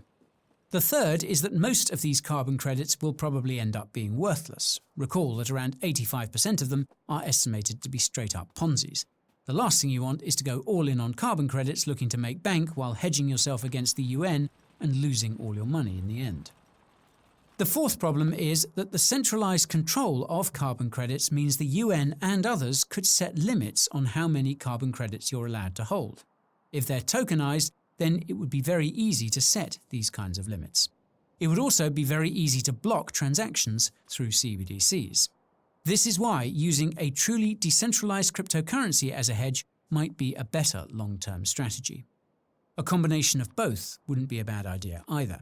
However, this all assumes that the UN and its constituents will succeed in rolling out a global individual carbon credit system. Whether the UN succeeds with its sinister carbon credit scheme depends on whether it can get all its ducks in a row by 2030. This is when all these SDGs are supposed to be achieved. Now, history suggests that this is unlikely to happen, and the funny thing is that the UN finds itself in a similar situation today. You'll recall that the fallout from the 2008 financial crisis was the main reason why the UN's MDGs failed. Today, we find ourselves facing another financial crisis that has only just begun. This means that the full extent of the fallout has yet to come, and we're already seeing cracks form on the international stage. Again, for the UN's SDGs to succeed, it needs just about every country to be on board. This is becoming increasingly less likely by the day as conflicts arise between countries and nationalist candidates turn a cold shoulder to globalist organizations. Neither of the two extremes is good, by the way. Anywho, I cannot stress just how important it is that the UN gets every country on board. This is because if people can see that there are other countries overseas or even other states within a country that are not abiding by the SDGs, they might start to compare and contrast their quality of life. This is exactly what happened during the pandemic. Some countries and states implemented severe restrictions and others did not. In the end, it's not clear what the benefits of these restrictions were, if any, because the outcomes were almost exactly the same. More recently, we saw Sri Lanka collapse under its own weight after it achieved one of the highest ESG scores the institutions could offer. This also assumes that the governments don't just declare crypto illegal and forcibly shut down the blockchain servers. Governments are already going to do that. I'm going to ask you to stop making furnaces. You reach your carbon limit. Please buy more carbon credits. Yeah, fuck the carbon credits. South Africa won't have that shit, bro. Don't worry about it. We literally just don't have it. But blasphemous, they're already doing it. The EU just passed a bill, or is looking to pass a bill that is technically going to make it almost illegal to own crypto. So no, they are coming for crypto. The question becomes, will we inevitably move underground? So will people eventually start using crypto in order to be free? Omi, this is also true. The thing that I have that saves me is the fact that my power is consistently off. So that must count for a couple of fucking credits coming my way, right? Every single time the government switches off the fucking the power, I get some credits. I'm probably in the fucking green at this point, boys. I can start selling my credit score or my credits to you guys. So if you ever need credits, guys, just hit me up. I've got you, fam. I've got loads of them. Because I don't have energy to spend on carbon. My power is going out literally fucking soon. Speaking of that. They did announce, though. I want to show you guys this. This is good news. I forgot. Hey, let me show you. There's some good news. Although, make no mistake, it can actually change very soon. But pay attention to this little nugget of beautiful things.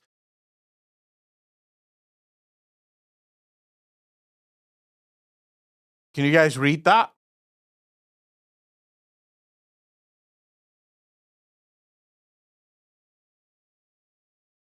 Tomorrow morning at 5 o'clock, they're suspending load shedding. According to this. But now, watch my fucking luck in this goddamn country. Just watch. Tigers off, how you doing, brother? Watch how they suspend load shedding at 5 o'clock, at 5 a.m., right? Yeah, more streams, obviously. But watch how they suspend it, and then something else breaks the next day. And then on Monday, they're back in coming, oh, sorry, guys. Load shedding's back. Vanamir, how you doing, bro? Thanks for the first chat. Really appreciate that. Welcome to the channel. For those of you that don't know, that's what happened this week. So we were informed that load shedding will move to lower stages. Probably around stage 2. I think they were planning for stage 2. Now, if you live in Cape Town, stage 2 basically means no stages, because Cape Town can usually downgrade the stages quite heavily. So with stage 2, we would probably have had no load shedding, and it was supposed to move to stage 2 on Tuesday. On Tuesday, they announced there's been more power stations that broke, so they need to move us right back up to stage 4 indefinitely. And now they're announcing that tomorrow we'll be moving to, like, load shedding will be suspended tomorrow. Let's see what happens, boys. Let's see what fucking happens. This might have something to do with the fact that energy is the economy. Like it or not, but some amount of emissions is required for the world to function. This ties into a comment I made earlier, and that's that the only actual solution to climate change is to fix the financial system. Switching to a deflationary currency would incentivize saving instead of spending, which would drastically decrease the overconsumption that lies at the core of climate change. The only reason why we haven't done this is because it would make debt more expensive. This means all the governments that have borrowed trillions to buy votes would default and collapse, and all the elites that have borrowed trillions to buy up assets would be forced to sell and lose their imaginary wealth. Deflation would also force governments to be more responsible with their spending and force corporations to be much more careful with how much energy they use. Not a single law or regulation would need to be passed, and we would certainly not need a dystopian individual carbon credit system. This is all possible. All that's needed is the willpower to do it. Let's hope we find it soon. And that's all for today's video about individual carbon credit scores. If you found this information... And no, CDJ, I'm not. I have cleaners coming tomorrow. So, yeah, no Big Dick Gaming, sadly.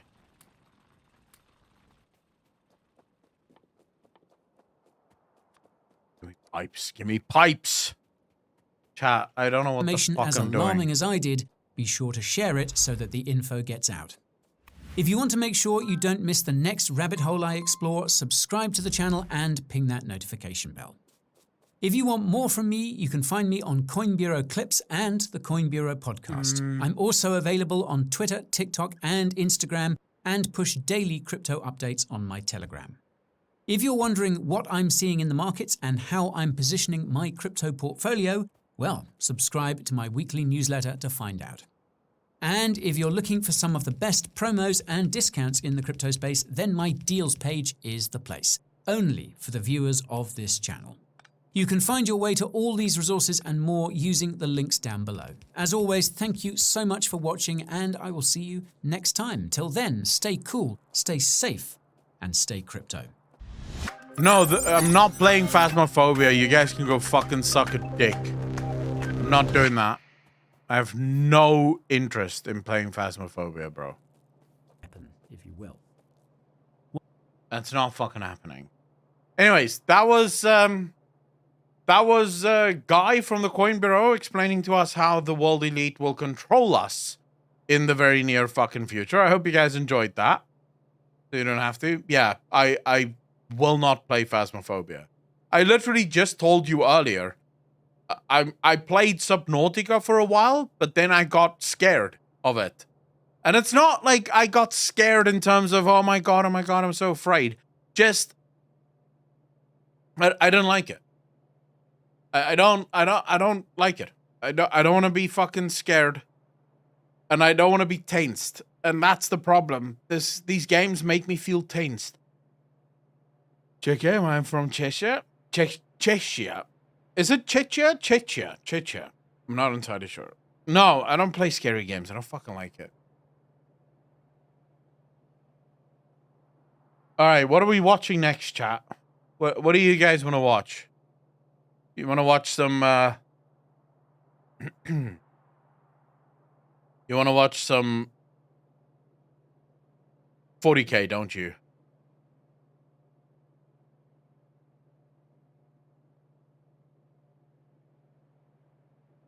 All right, so we have 40K, Dark Origins, Chaos Gods, Time, and Warp.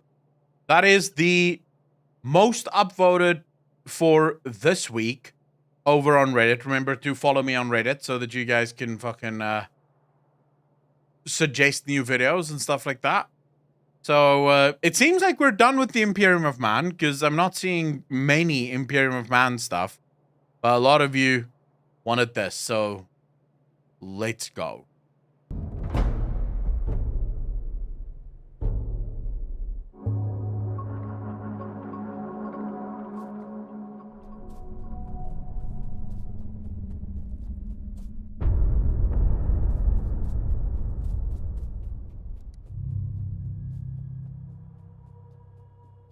She goes, how you doing, brother?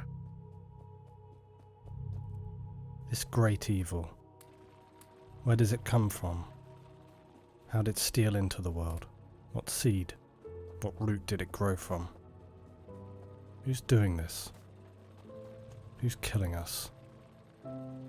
Robbing us of life and light, mocking us with the sight of what we might have known. Does our ruin benefit the earth? Does it help the grass to grow? The sun to shine? It's about the Chaos Gods. Is this darkness in you too? Have you passed through this night?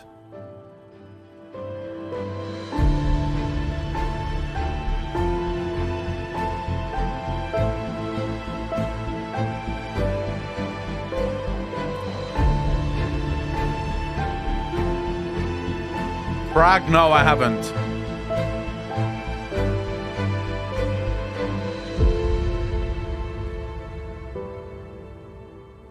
Fuck off with the certainties blessing. within the Imperium of Man that we can hold on to in the 41st millennium are sparse. Soon, we will explore some of the more tangible forces and organizations in the Imperium. What I want to embark upon is a three-part exploration of the darker and more shadowy places that are, by any reasonable standards, far beyond our comprehension. Ancient history, lost knowledge, paranoid rumors, and outright heresy infects the minds of mortal beings. The gnawing desire to gaze upon something that should not and cannot exist. The impossible sight of creatures that alone would be enough to cause the strongest minds to lose their footing and the weakest to be tossed carelessly into the void. Worse would be to succumb to mortal weakness and endured death. Those few who are approved to explore beyond the boundaries of that which exists, beyond the worlds of mankind, such as Imperial Inquisitors, rogue traders and Mechanicus, may attempt or mistakenly happen upon the origins of the abyss of horror that is the Immaterium. Curiosity may creep in, and you may try and piece together the shattered remnants of Eldar mythology, or observe and uncover the ancient, seemingly ruined or abandoned tombs of these strange Xenos constructs known as the Necron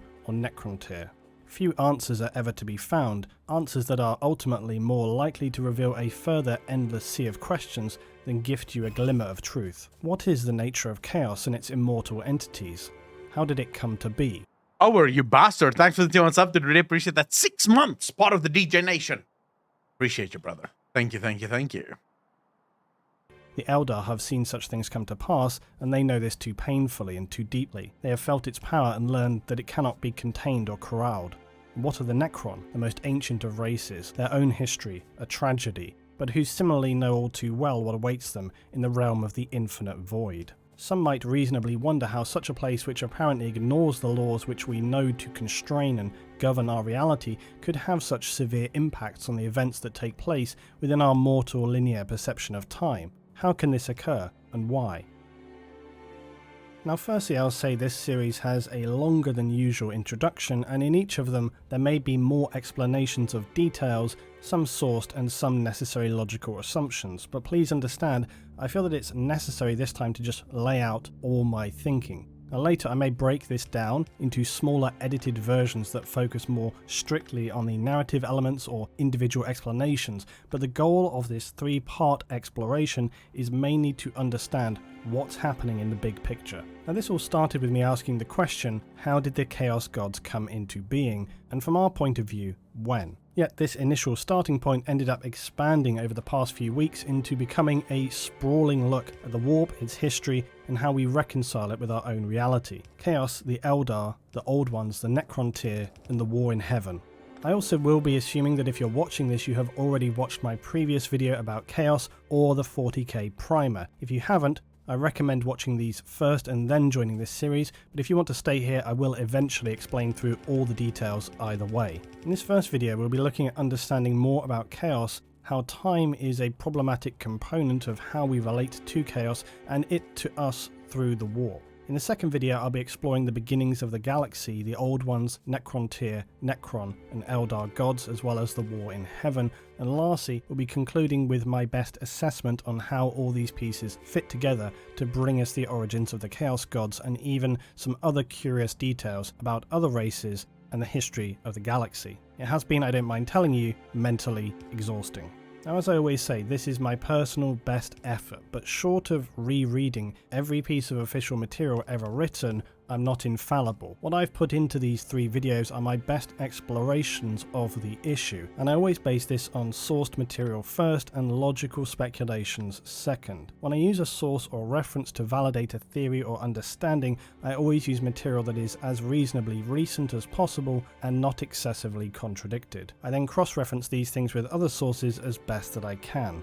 The reason I wanted to make this clear from the outset is because the topics we'll be looking at can bring out a lot of dissenting opinions. Rockman, how you doing, brother? People consider some of the origin narratives to be closed cases and definitive, when they are in actuality anything but.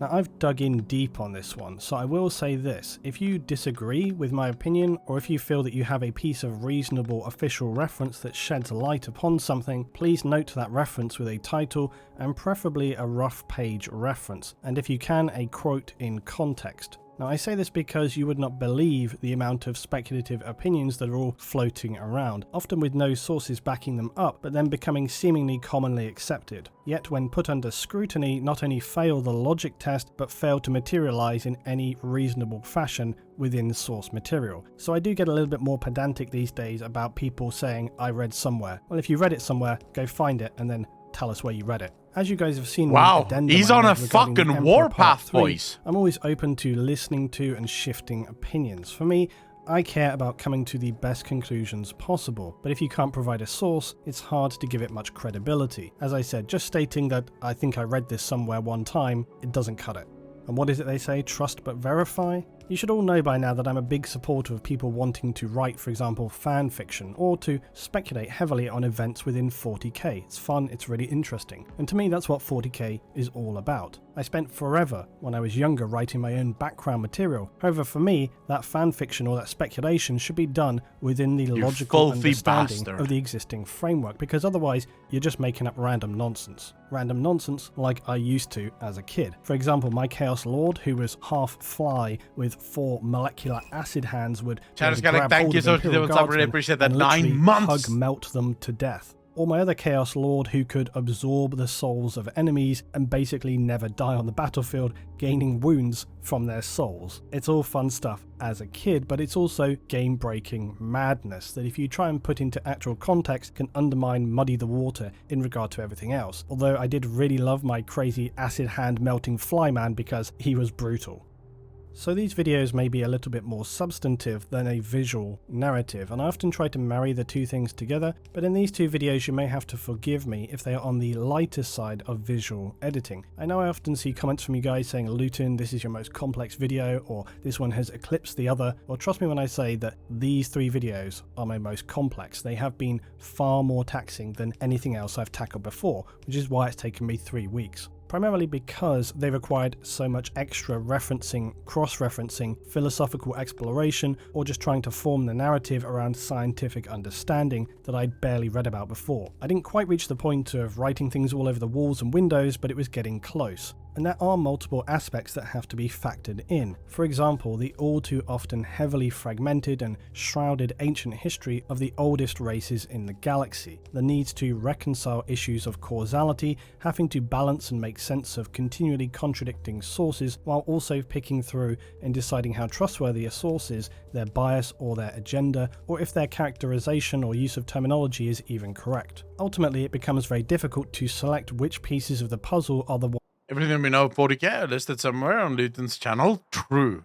What Discord channel is it to link 40k videos for Accolon? Frag over on Reddit. So if you hate to Reddit, you'll find in the subreddit ways to... The fuck did I just do? Wow, I just wasted so much of my own fucking time, bro.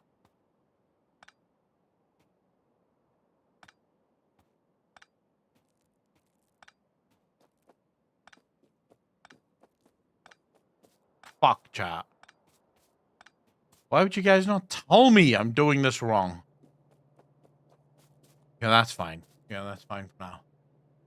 Ones you need, and the deeper you start thinking about it, the more it becomes like falling into an endless void of confusion. Much of the information we have to work from, despite what some will always try to claim, is regularly extremely vague. While some things may appear or are collectively assumed to be near certainties, but then when you actually go and read the specific source yourself, the reality then calls into question your original understanding or may even render it no longer relevant. The reality is that in 40k at this stage there are so many references that some get pushed aside into the shadows. With all of that in mind, I think it's important to say that no matter what you might read or hear, things are very rarely definitively retconned in 40k, because that just isn't how the universe of 40k works. The very often deliberately vague nature of 40k and its constant contradictions, which despite what some would often suggest are often meant to exist as well as previous information, not to automatically replace what came before. This reality of visible contradictions, I think, just becomes intolerable for some people.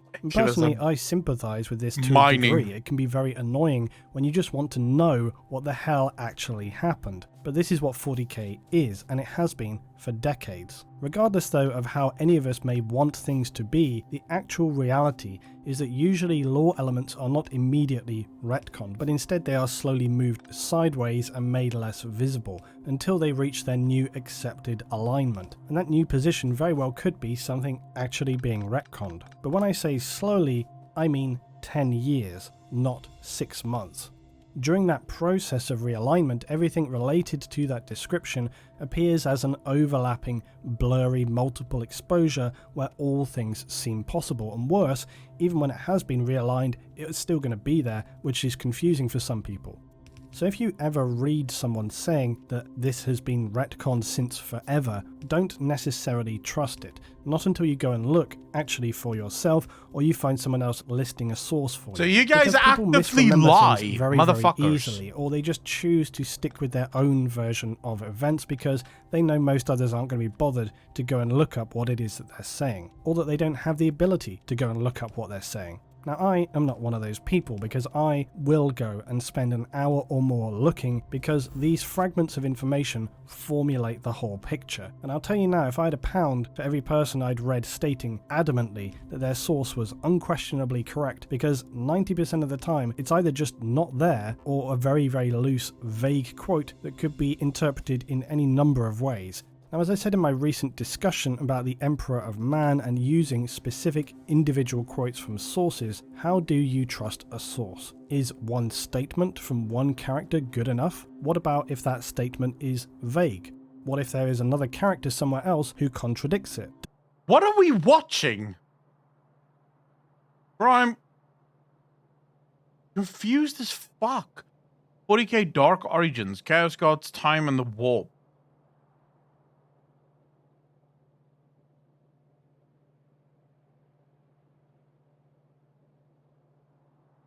Oh, he's laying out the parameters. Oh, okay. For a second there, I was like, wait, what the fuck? Is this a video about, like, raid cons and stuff? I wasn't sure what the hell I was just watching. No, I followed the argument, but I thought a lot of what the fuck he was saying was kind of obvious. Like, I genuinely sat here thinking, well, this is obvious, right? Like, why the fuck would that be even in question? Does newer automatically mean more correct? You might assume so, but in 40k, that's not necessarily true. What about if something is really vague but also repeated in other places but equally vaguely? How about if something's actually very clear and specific, but wait, the person delivering the source is questionable, or maybe they've got a bit of a dodgy agenda? You can see how this quickly makes things far from what you would call certain. In fact, it's not even a certainty on how lore should be delivered. Some would prefer that things are all delivered very clearly in a specific timeline, with details that ensure no contradictions occur, with concrete established events and parameters. On the other hand, there are those who have been writing the lore and are part of Games Workshop for decades who would argue that this is exactly the wrong way to go about things, and in fact it should always be vague and unclear and questionable because it was never meant to be specific. It was meant to be a starting point for people like us to make our own interpretations. And I know that from reading so many of your comments, people have their own theories, their own speculations, all of which are greatly imaginative, and that's fine depending on a certain person's point of view. The events and timeline of Warhammer 40,000 slowly come into clarity for us as time passes, but we should also remember this is not a battle over who is right and who is wrong. It's an ever-developing history that rightly will seek to correct and adjust the events and figures within it, to organically allow for more expansion and development. It'd be crazy to assume that something conceptualized decades ago would be forever set in stone, yet at the same time, maintaining continuity is always important to ensure the narrative stays true to its origins and is not horribly bastardized or warped by outside influences. It's also worth mentioning and remembering that where we gather this information is usually from official sources like codex or supplements, except some of these vary greatly in how much information they give. Very often the first edition, which is the period from 1987 to 1993, and third edition 1998 to 2004 give us some of the most detailed descriptions, second edition to a degree. It's often surprising how across the years very little details have been updated. And this is what leads to people saying that if it was written so long ago, how can that continue to be true today? Well, you would be surprised. For example, there are things from 3rd edition that are only mentioned once in very small sections which have been used to continue the narrative into 8th edition. So it's simply wrong to say that things from this time are no longer relevant. This idea that because something was written a long time ago can never apply is absolutely incorrect. Now, I personally consider anything from 3rd onward to be relatively viable, at least worthwhile of being investigated and cross-referenced. 1st and 2nd are pretty questionable, but a lot of it still continues to be true. But anyway, if we get into talking about that, it could fill a video all on its own. So with all that said, let's get started.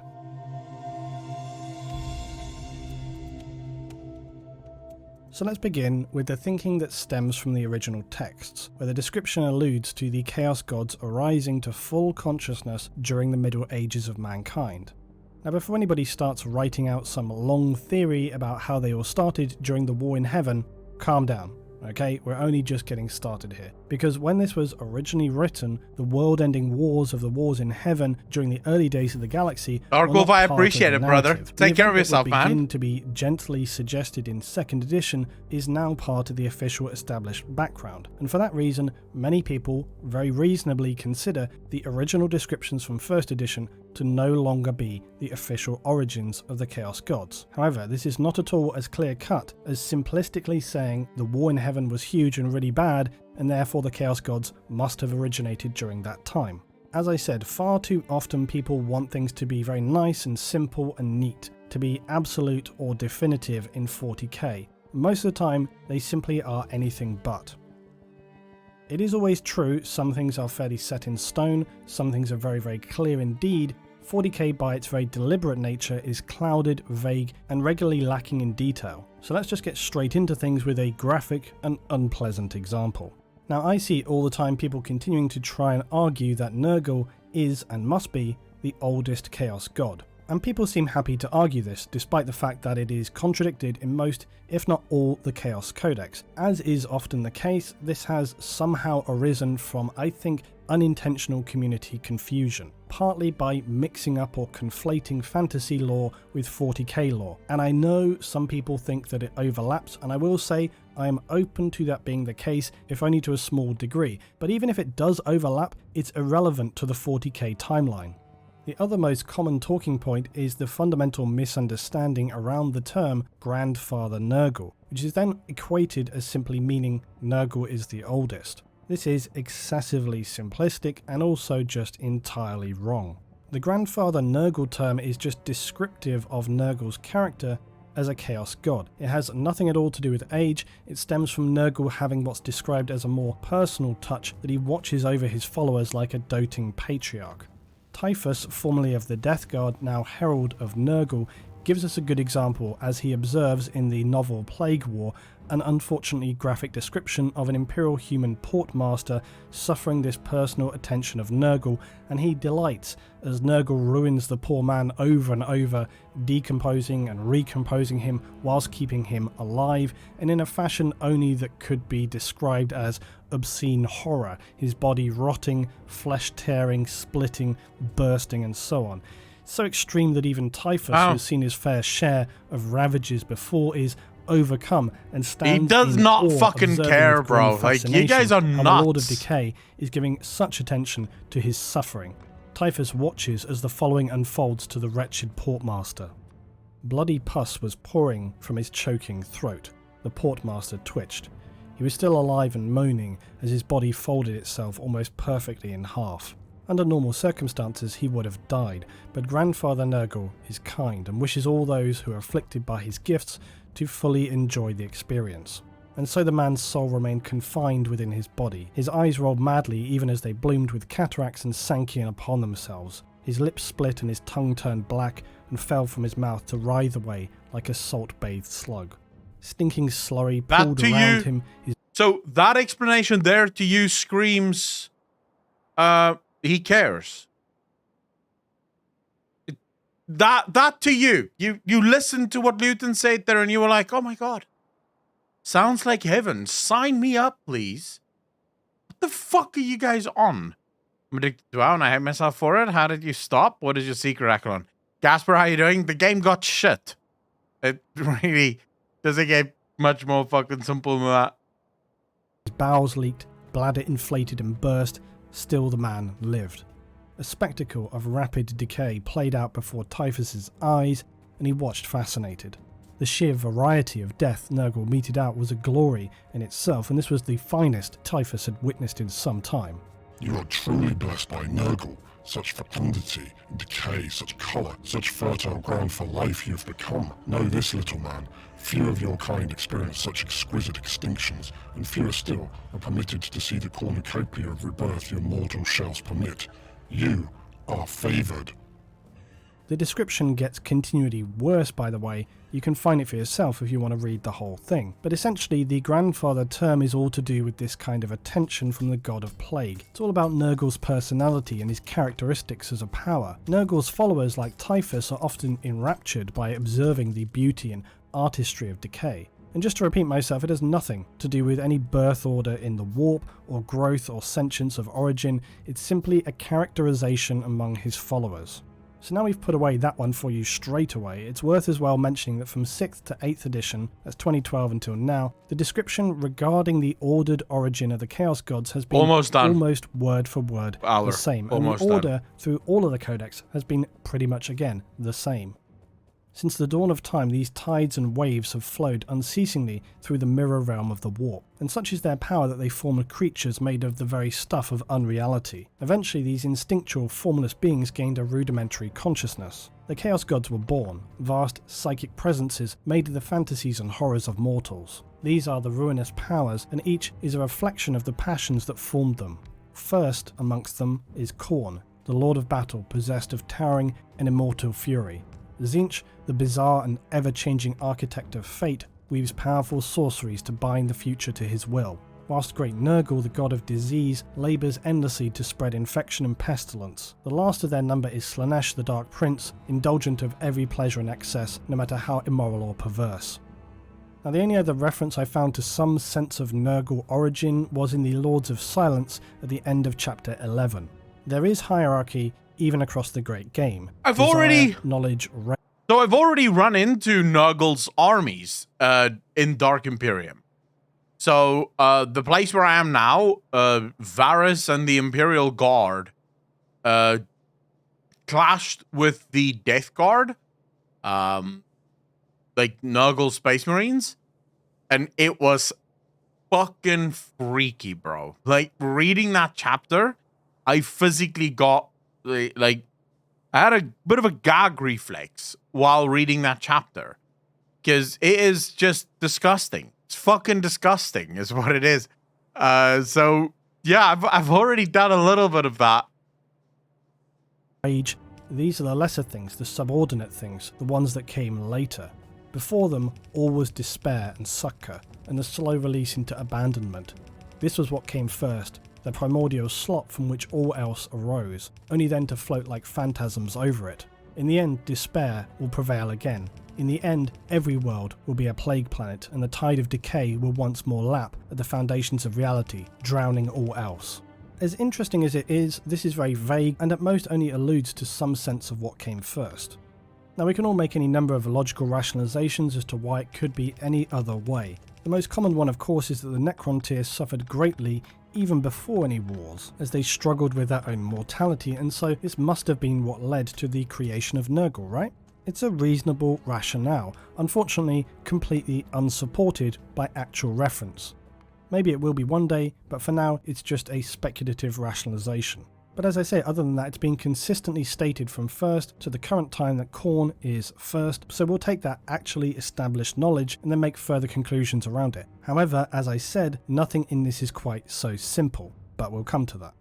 Yet another thing I feel is worth getting out of the way early, which is the thinking that says because the birth of Slaanesh occurred in the most recent of times, you then hear people asking, well, if Slaanesh's birth was so devastating, why weren't the other three as well? That is then usually followed by the additional rationalization that this must then point to the fact that the other three gods were not born during any period of the human age, because otherwise we'd surely know about it if it's so devastating when a chaos god is born, right? Again, no. It's important to understand that the creation of Slaanesh was considerably different, because of what fueled it.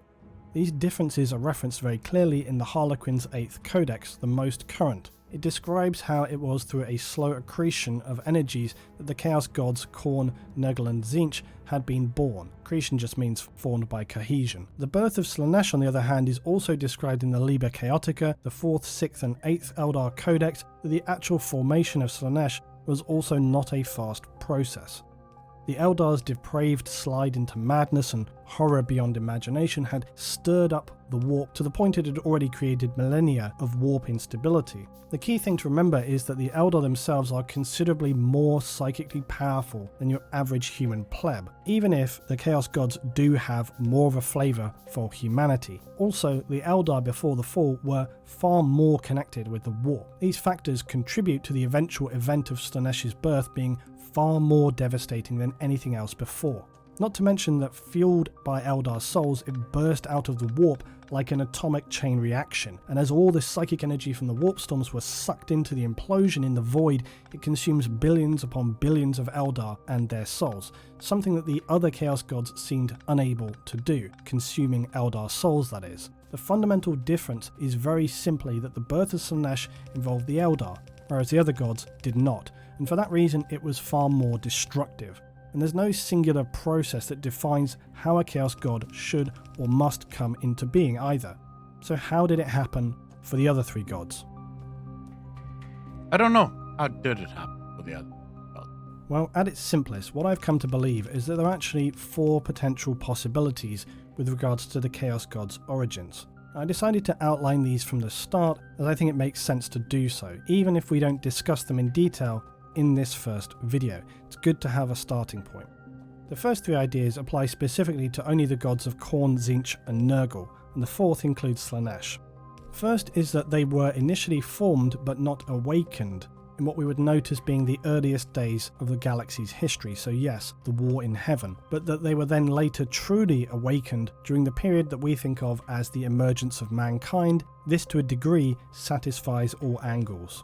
Second is that they were fully born into the warp in a sentient state during the Wars in Heaven, which occurred again in this earlier period of galactic history. We could consider that both of these previous statements are true, which I'll explain in more detail later. Fourth is that because the warp does not observe linear time as we know it, the gods have always existed, yet also for periods in mortal reality never existed. This description of always having existed is attributed to Slaanesh across multiple editions, but it seems reasonable that if it stands for one, it stands for the others as well. But again, we'll get into all the problems that this brings up later. Now, in all of this, there's also another factor in play, and it's something that I want to address in this video, and I've truly given my best effort to understand. That factor is time. Now, I'm no physicist, so cut me some slack if something is not spot on, because this stuff melts your brain. Famous, by the way, thanks for the follow, really appreciate it. Here is unnecessary and overthought, but personally, it felt necessary to me as I was working through this. So feel free to agree or disagree with me on the need to include this. Personally, I feel that it's important. Still, the warp and chaos in the 6th edition rulebook is described as follows. The sheer mind-boggling impossibility of the warp defies explanation, and those who attempt to delve further into understanding its ways inevitably slip into madness. I can tell you from how I have felt researching and compiling all of this, this is a perfectly accurate description. So onward we go. Please note I will be bringing in some occasional non-40k references in this next section just to help clarify. Looking into time and causality for me is fairly critical to both the rationalization of the Chaos Gods and just in helping us to get this stuff clear in the mind, because I can see myself referencing back to this in the future.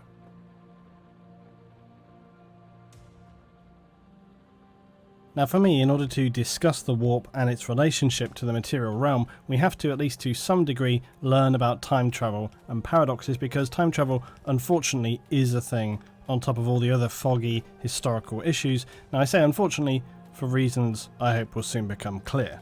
And I just decided to come back and actually add in this extra note, because if we're talking about time travel, there's going to be things we're going to be talking about to do with physics, to do with philosophy, and some stuff as well to do with perception. So really, what I've tried to do is just kind of take some of these existing elements and make it fit within what we're talking about within the lore. So some of this stuff you're going to have to suspend your disbelief, especially of course when it comes to time travel. But really, we're trying to just deal with the basic elements here to make a bigger picture fit. We're not super interested in drilling down on one specific point. With that said, there's a couple of things I want to clear up from the outset, because I think it's important to just kind of get it established. Now, if this stuff doesn't mean anything to you, that's okay. It probably will make sense as we go along, or you might need to kind of come back and think about it some more. So basic causality, which is cause and effect. Causality can get very complicated very quickly, especially when you pursue philosophical lines of thinking. And for our own purposes, we really need to be thinking about is just the existence of backwards causation, kind of what that means. Now, multiple causes can lead to one effect, coupled with whatever conditions are enabling it. One cause may lead to multiple effects. You can have feedback where an effect gives rise to new causes and effects, including back to the cause which gave rise to that one originally. In reality, the one cause, one effect illustration is too basic to really apply in what we're thinking of in terms of reality. But most cause and effect situations are, when you actually get into it, so complex. Your main priority is to just determine which cause is the decisive part in a whole set of circumstances.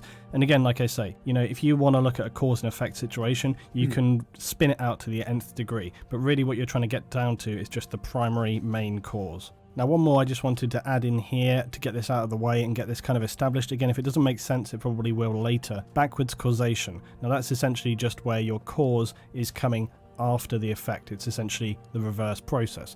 Now, it's important to note that the philosophical concept of backward causation shouldn't be confused with backward causation when we're talking about time travel. Usually that's where you're returning from the future to the past. Now, these two concepts are only related in the sense that they both agree it is possible through a process of cause and effect to affect the past. The difference between the two is that time travel involves a causal loop that's a closed time-like curve, which we'll explain, whereas backward causation does not. Essentially, backward causation without time travel would involve an actual kind of reversal of time, not by the use of a time machine or warping of space-time. Again, if that doesn't mean anything, don't worry, we'll kind of get through this as we go along, but I just kind of wanted to get that in there, that the philosophy and the physics is a little bit different. But of course, as I also said, they do kind of overlap with this whole thing, so we don't need to drill down on it. That's my main point. It's just kind of like a general concept we're thinking of in terms of time, because we're thinking about the warp and we're thinking about chaos and the demons and the fact there's no time there, and we're thinking about reality and the materium and how there is time there, and we're trying to reconcile those two things. So like I said, there's a lot of overlap, and it's not necessary really to go right down into it. And I'll just say one other thing, guys. I apologize if my voice is kind of all over the place. I'm still in the process of recovering my damaged vocal cords. Astra One, I think kind of both, but at the same time, I fully understand why kind of both. It's the same thing that happens in in World of Warcraft stuff. So, sorry, hearing noise. There's certain concepts, specifically in video games, that become so sort of arduous and almost impossible that a lot of the time people want to oversimplify those concepts. So you'll see this quite often from people where they'll come up with theories, right? So they'll be like, oh yeah, it must be this thing. And you listen to it and you're like, I don't think it's the thing that you think it is, but never fucking mind. Let's just go with that for now. And they can get really angry because they made a decision to believe this. I'll give you a good example. Noble, how you doing, bro? Yeah, well, my power goes out like all the time. We've been dealing with load shedding for a month and a half now, I think. So yeah, my power's going out soon. How you doing, Noble? So I'll give you an example in World of Warcraft, right, of where people apply their own set of rules almost in a philosophical sense to something where no matter what you say, you're wrong, no matter what, right? So in a recent video, I sort of had a lot of fun with this theory, and I think I even said in the video, I don't think this is true, but it could be really cool if it is.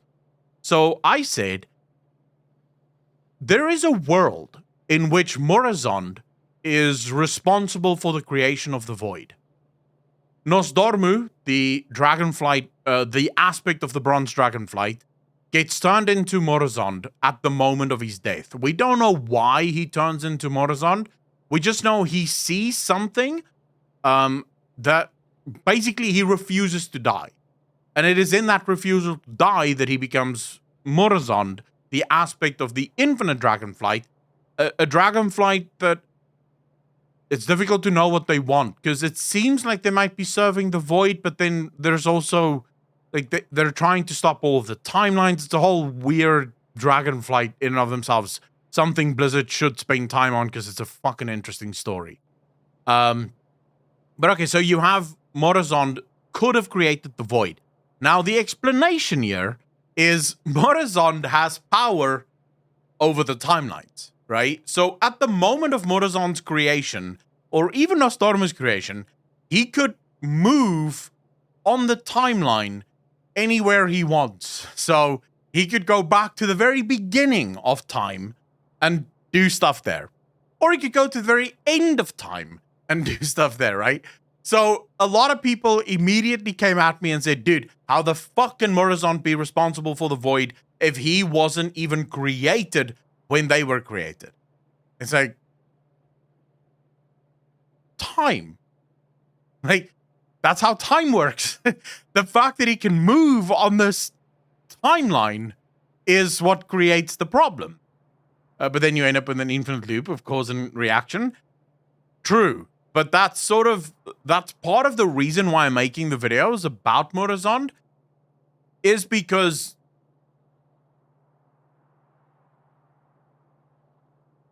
I don't like time travel, right? I hate time travel.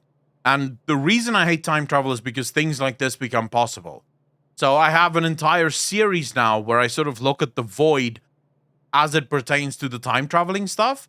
And all of it is sort of getting increasingly more and more ridiculous as the videos come out, because when you include time travel, there's effectively no end to anything. You can do anything. Because with time travel, Murozond could have created the void. Because he could have gone back to the beginning and created the void, right? I'd argue that the void existed before the creation of Nosdormu.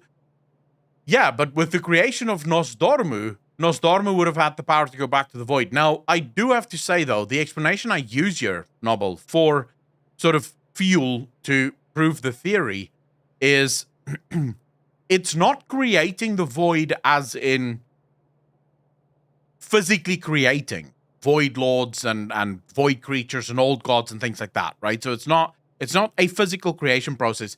It's more akin to, and this I actually found out yesterday or the day before yesterday for the first time. How much do you know about Riot's lore? Like League of Legends lore, Noble. Do you know anything about League of Legends lore, or is that not really something you care about? The time part, create one of the fundamental forces. Nothing beyond arcane. Okay, so in League of Legends, they have a void power as well, right? Void.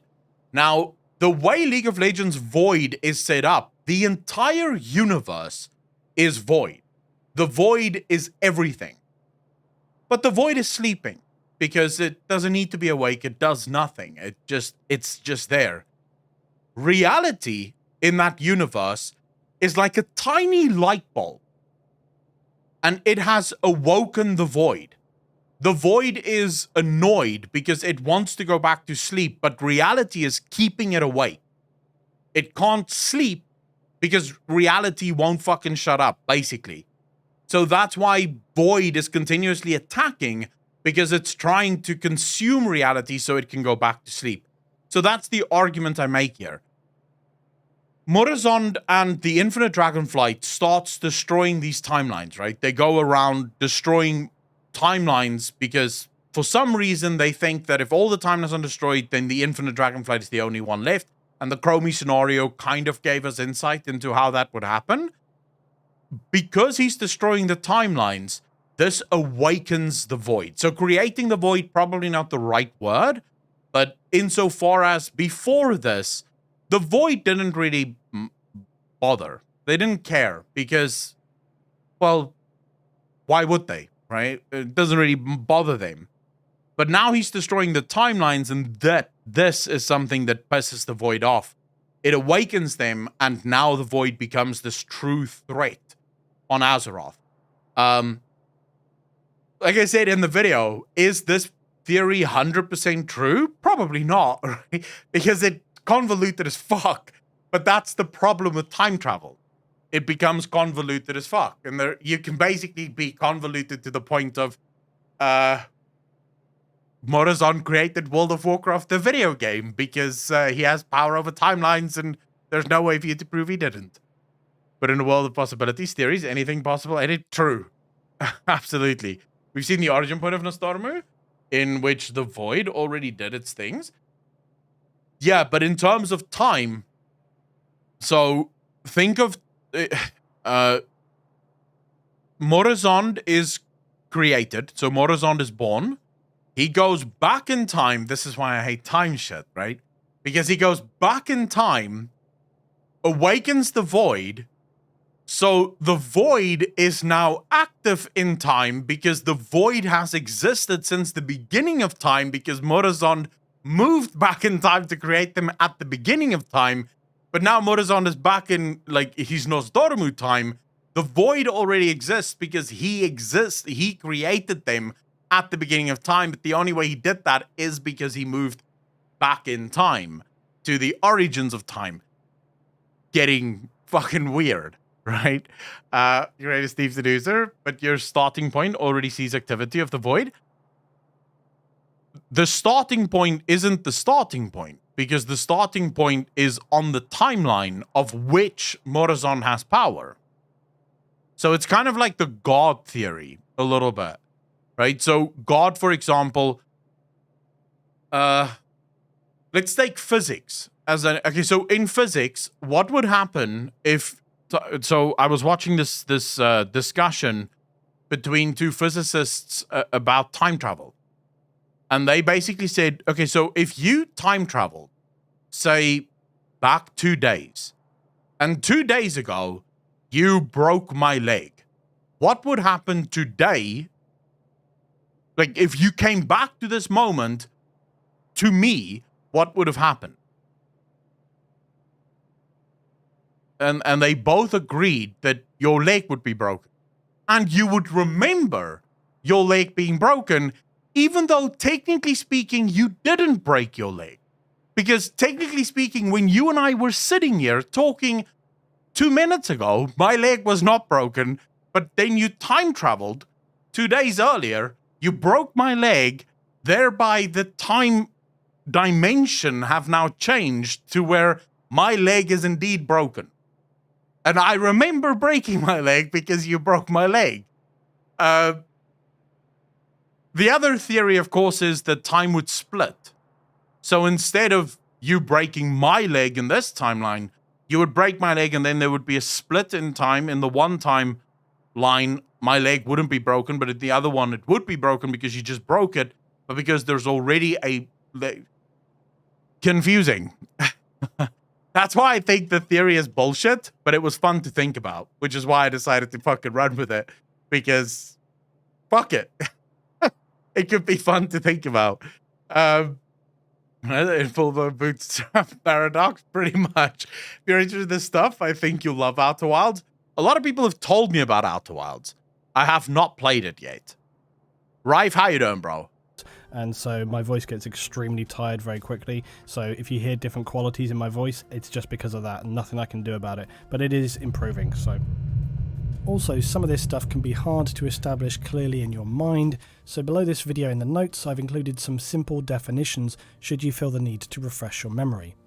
Now throughout all of this, keep in mind that what we are considering in the grand scheme of things is that from our mortal perspective, the Chaos Gods were somehow at some time born into existence. But that from the Warp's perspective, when this actually occurs, is completely irrelevant. Because there, they will have always existed in some sense. This is something you'll often see and hear in relation to the Chaos Gods, and the reason for this is that if the Warp has no laws governing time, then they could theoretically and very likely do exist at and use information from any point in time. As fun as this might the Warp is so interesting to me, bro. It actually makes things extremely complicated and also creates all manner of problems. Regardless though, it is the reality of the Immaterium. I'll reference 6th edition Chaos Demons, where it has just finished describing the chronological events leading up to the birth of Slaanesh, and it states, That is how events are viewed from the chronology of the material universe. In the warp, things are different, for the Immaterium is not bound by linear time, and events do not occur in a strict sequence of cause, then effect. As his rival gods reckon it, Slaanesh has always existed in the warp, and yet has never existed at all. This description continues through to the current edition of the Chaos Codex. The concept of cause and effect being out of the logical sequence is deeply problematic, as is the idea of gods and Slaanesh having always existed, but not because of how it affects things in the warp. The warp is the warp, anything goes. The problem is trying to somehow make any sense of it at all, or how one reality without any boundaries manages to interact with one which has strict boundaries. And I should probably also mention that this is not exclusive to Chaos. Various other races, including humanity and the Eldar, have encounters which allow them to see into the past and the future. The Eldar even do this as a fairly regular matter of course via their Farseers, which gives us plenty of information on how we can interpret the perception of time as it is seen in the world of 40k and how that intersects with the unreality of the warp.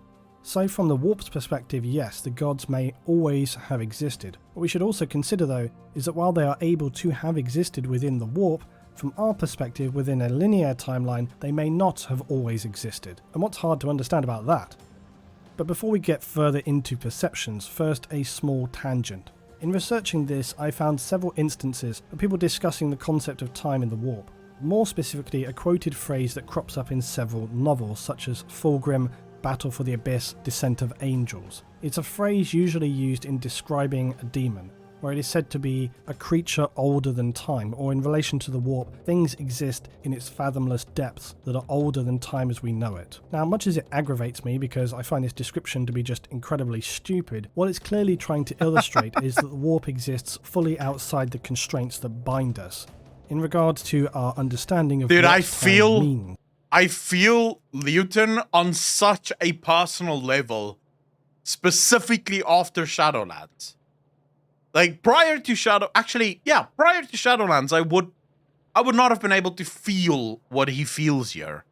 But now with Shadowlands, I feel him in my fucking soul, dude. The explanations that is just not good enough. It just does not work in the way that they think it works.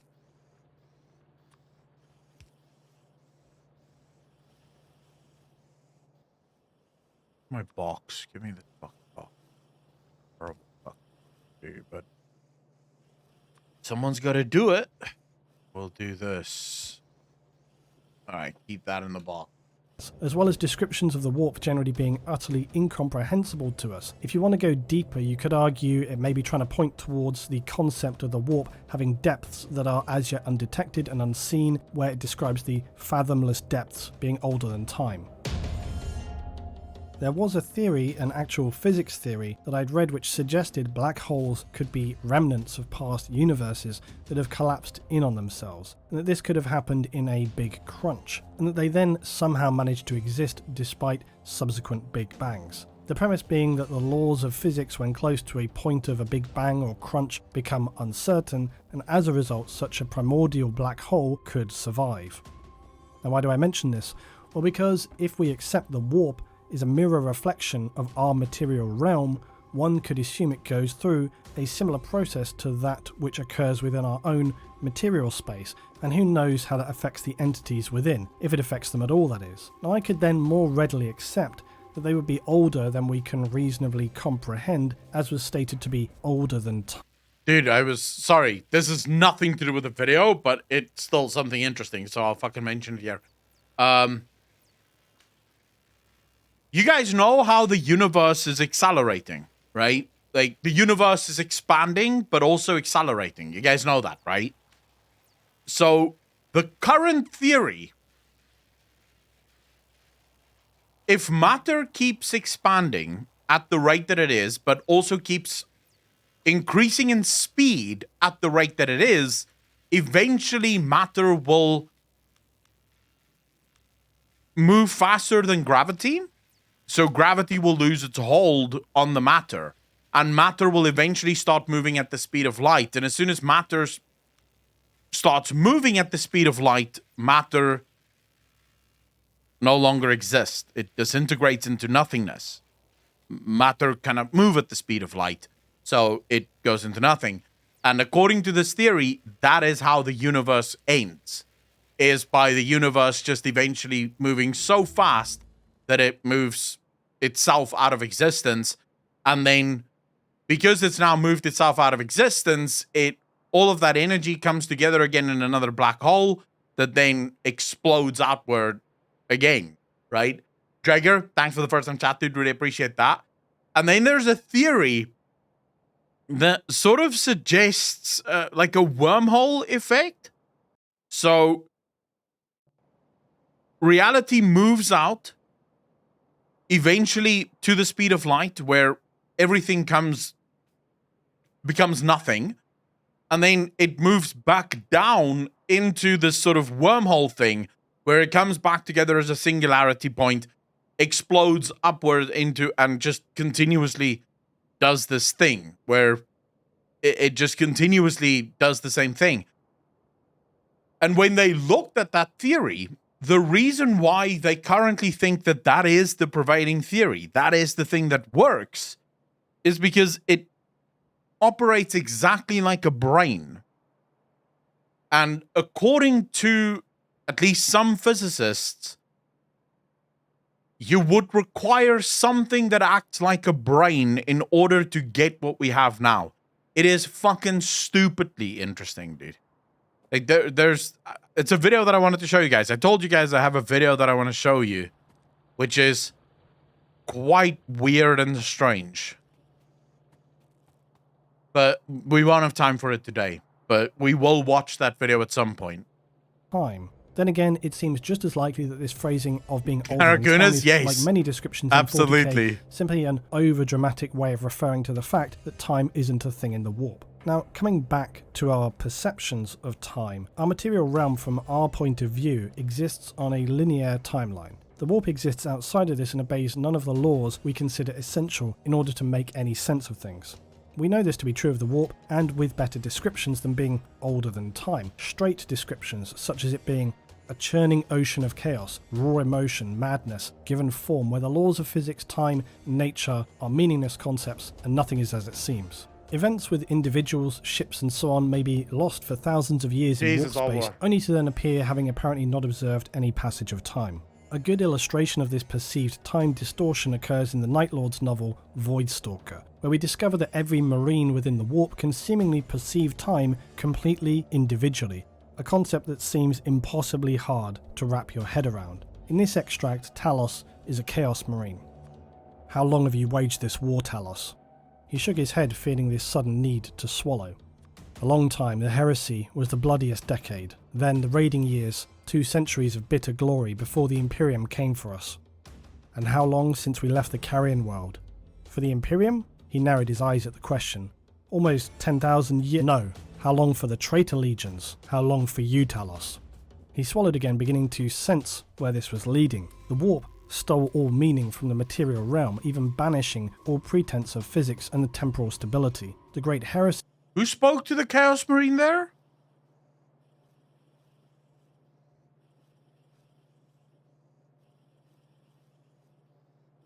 Was days in the past for some of the traitors within the Eye, and 50,000 years gone for others.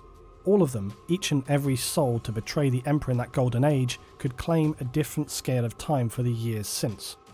Talos would say, a century since we left, less than many, but more than some. A century for you, a century for First Claw, that makes you over 300 years old. So in this description, we see from Talos' perspective that it has been 10,000 years since the Night Lords left their homeworld in the 32nd millennium to enter the Eye of Terror. In actuality, it turns out it's only been 300 years. So for Talos, time in the warp has been dragging on for an agonizing length of time. However, this could easily happen in reverse, as the warp has no respect for the laws of the Materium. It could equally have been a century of time passed in the warp, but 10,000 years in material space passed. How you reconcile these perceptions while presumably interacting and planning with fellow Marines in the warp is to nobody's surprise not expanded upon, for obvious reasons that it's incomprehensible. From the 5th edition also quite rulebook, fucking if the annoying. Emperor fails, then the Demons of Chaos Surprise, surprise. So there's a problem. Who experiences time fast and who experiences time slow? Well, you'll never know. That is just slightly fucking annoying. Chaos will flood into the galaxy. Every living human will only become a gateway for the destruction of mankind, and the stuff of warp space will submerge the galaxy. There'll be no physical matter, no space, no time, only chaos. Another example of a distorted passage of time occurs for Horus when he emerges from the warp portal on Davin, exclaiming to his Astartes retinue how surprised he is that they waited all this time for him, when in actuality the time passed for them has been very small and they all seem fairly confused as to what Horus is going on about. Other events point to potential time loops deliberately caused by chaos, such as the turning of Horus. In the novel False Gods, Horus is spoken to by a demon who shows him a vision of the future, a future where the Emperor is being worshipped as a god. Pilgrims and religious worshippers are flooding the streets, and while he observes some statues of Primarchs, statues of Horus and some of his other brother Primarchs, however, are missing, and this immediately disturbs Horus. The demon twists this vision by misleading Horus into questioning what the Emperor's true overall intentions are, and more importantly distorts his perception of how such things could have come to pass. Most importantly, we need to take note that the demon is not simply showing Horus a crafted imaginary vision. It's much more than that. It's showing him visions and information from the future. The past, of course, is relative to your position in time, but that's exactly why this kind of thing creates problems, as I'll explain. This event with Horus is troubling because it violates the law of causality. We're of course also assuming that we're not subscribing to the concept of multiple timelines, which from a few sources do seem to potentially be also a thing in 40k, but do you really want us to go off on that thread? Nope. Okay, great. Because seriously, I'm choosing to opt out from the multiple timelines thing because it just gets horribly complicated. Yep. And it's alluded to here and there in the lore, but it could also be people just phrasing things differently. Maybe in the future we can get into that concept, but for now, I'm putting a pin in it. Also, just to tease you, I did find reference. Yeah, he's had enough of you fucks. You degenerate assholes that want to constantly push your time theories on everything. Like, you heard him, right? He's had enough of you guys. You have to stop pushing your time theories, guys. Like, calm the fuck down with all the time bullshit. To the possibility of the 40k galaxy, or at least the warp being an omniverse, but to be fair, it was from first edition supplement, and it's an offhand reference that's very unclear. It's not a strong enough source to base anything on, but we can also discuss that in the future. This is a place of worship, says Horus. The demon nodded and said, it is an entire world given over to the praise of the Emperor. But why? The Emperor is no god. He spent centuries freeing humanity from the shackles of religion. This makes no sense. Not from where you stand in time, but this is the Imperium that will come to pass if events continue on their present course, said the demon. The Emperor has the gift of foresight, and he has seen this future time. For what purpose? Says Horus. To destroy the old faiths, so that one day his cult would more easily supplant them all. No, said Horus. I won't believe that. My father always refuted any notion of divinity. He once said of ancient Earth that there were torches who were the teachers, but also extinguishers who were the priests. He would never have condoned this. Yet this entire world is his temple, Yes, the he demon said. would, absolutely. And it is not the only one. Fuck! I fucked up, chat. I fucked up. The most twisted part of the exchange is of course where the demon explains that these events will come to pass if events continue on their present course. This is deliberately manipulative, and we cannot know if the demon even has any free will in this situation because it fails to mention the critical information that these events are caused by Horus turning away from the Emperor. The demon frames this to make it sound as if Horus continues to remain to be loyal to the Emperor. This is the future he'll run into. Clearly this is not the case, and the demon knows it. Again, dismissing the concept of multiple possible futures because that really is a road I don't think it's constructive or necessary for us to go down. As we see it from the perspective in the novel, we are in the present time, except by showing Horus these visions, the actual act of showing him and his subsequent reactions are not the problematic cause and effect that we need to consider. The actual cause of Horus's reaction and his subsequent interpretation of the visions shown by the demon is not the literal process of him being shown the vision. That's merely the conduit. The cause is, of course, his own actions that will take place in the future. Actions that will then ultimately create the future that is shown to him in the visions, in his past.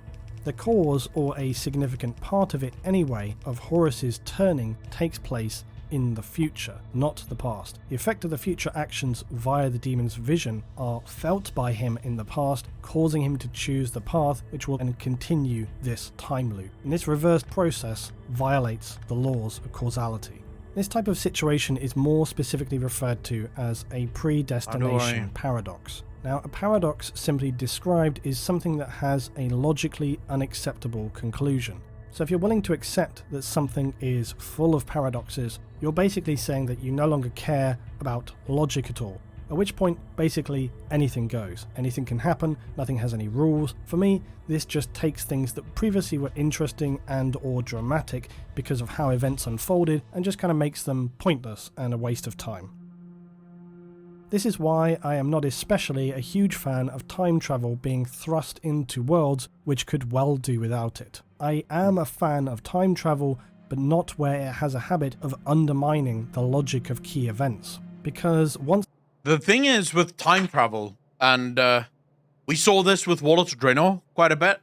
We saw this in some ways with Shadowlands, because even though there wasn't time travel, they did fuck around with the timeline quite a bit, with sort of trying to shoehorn things into the timeline that wasn't there before. But the major thing with timelines, and this is a problem that you almost always have. It becomes convoluted as fuck. Like, everything turns into a convoluted mess because you have, on the one side of things, you have this, what shall we call it?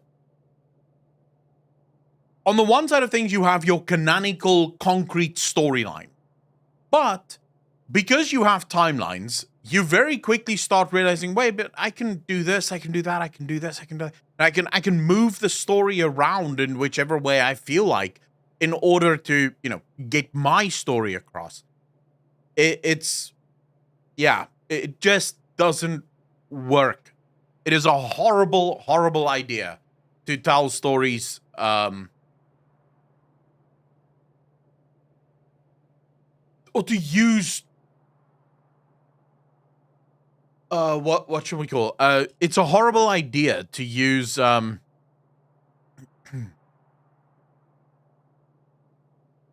to have too much time travel in your universe.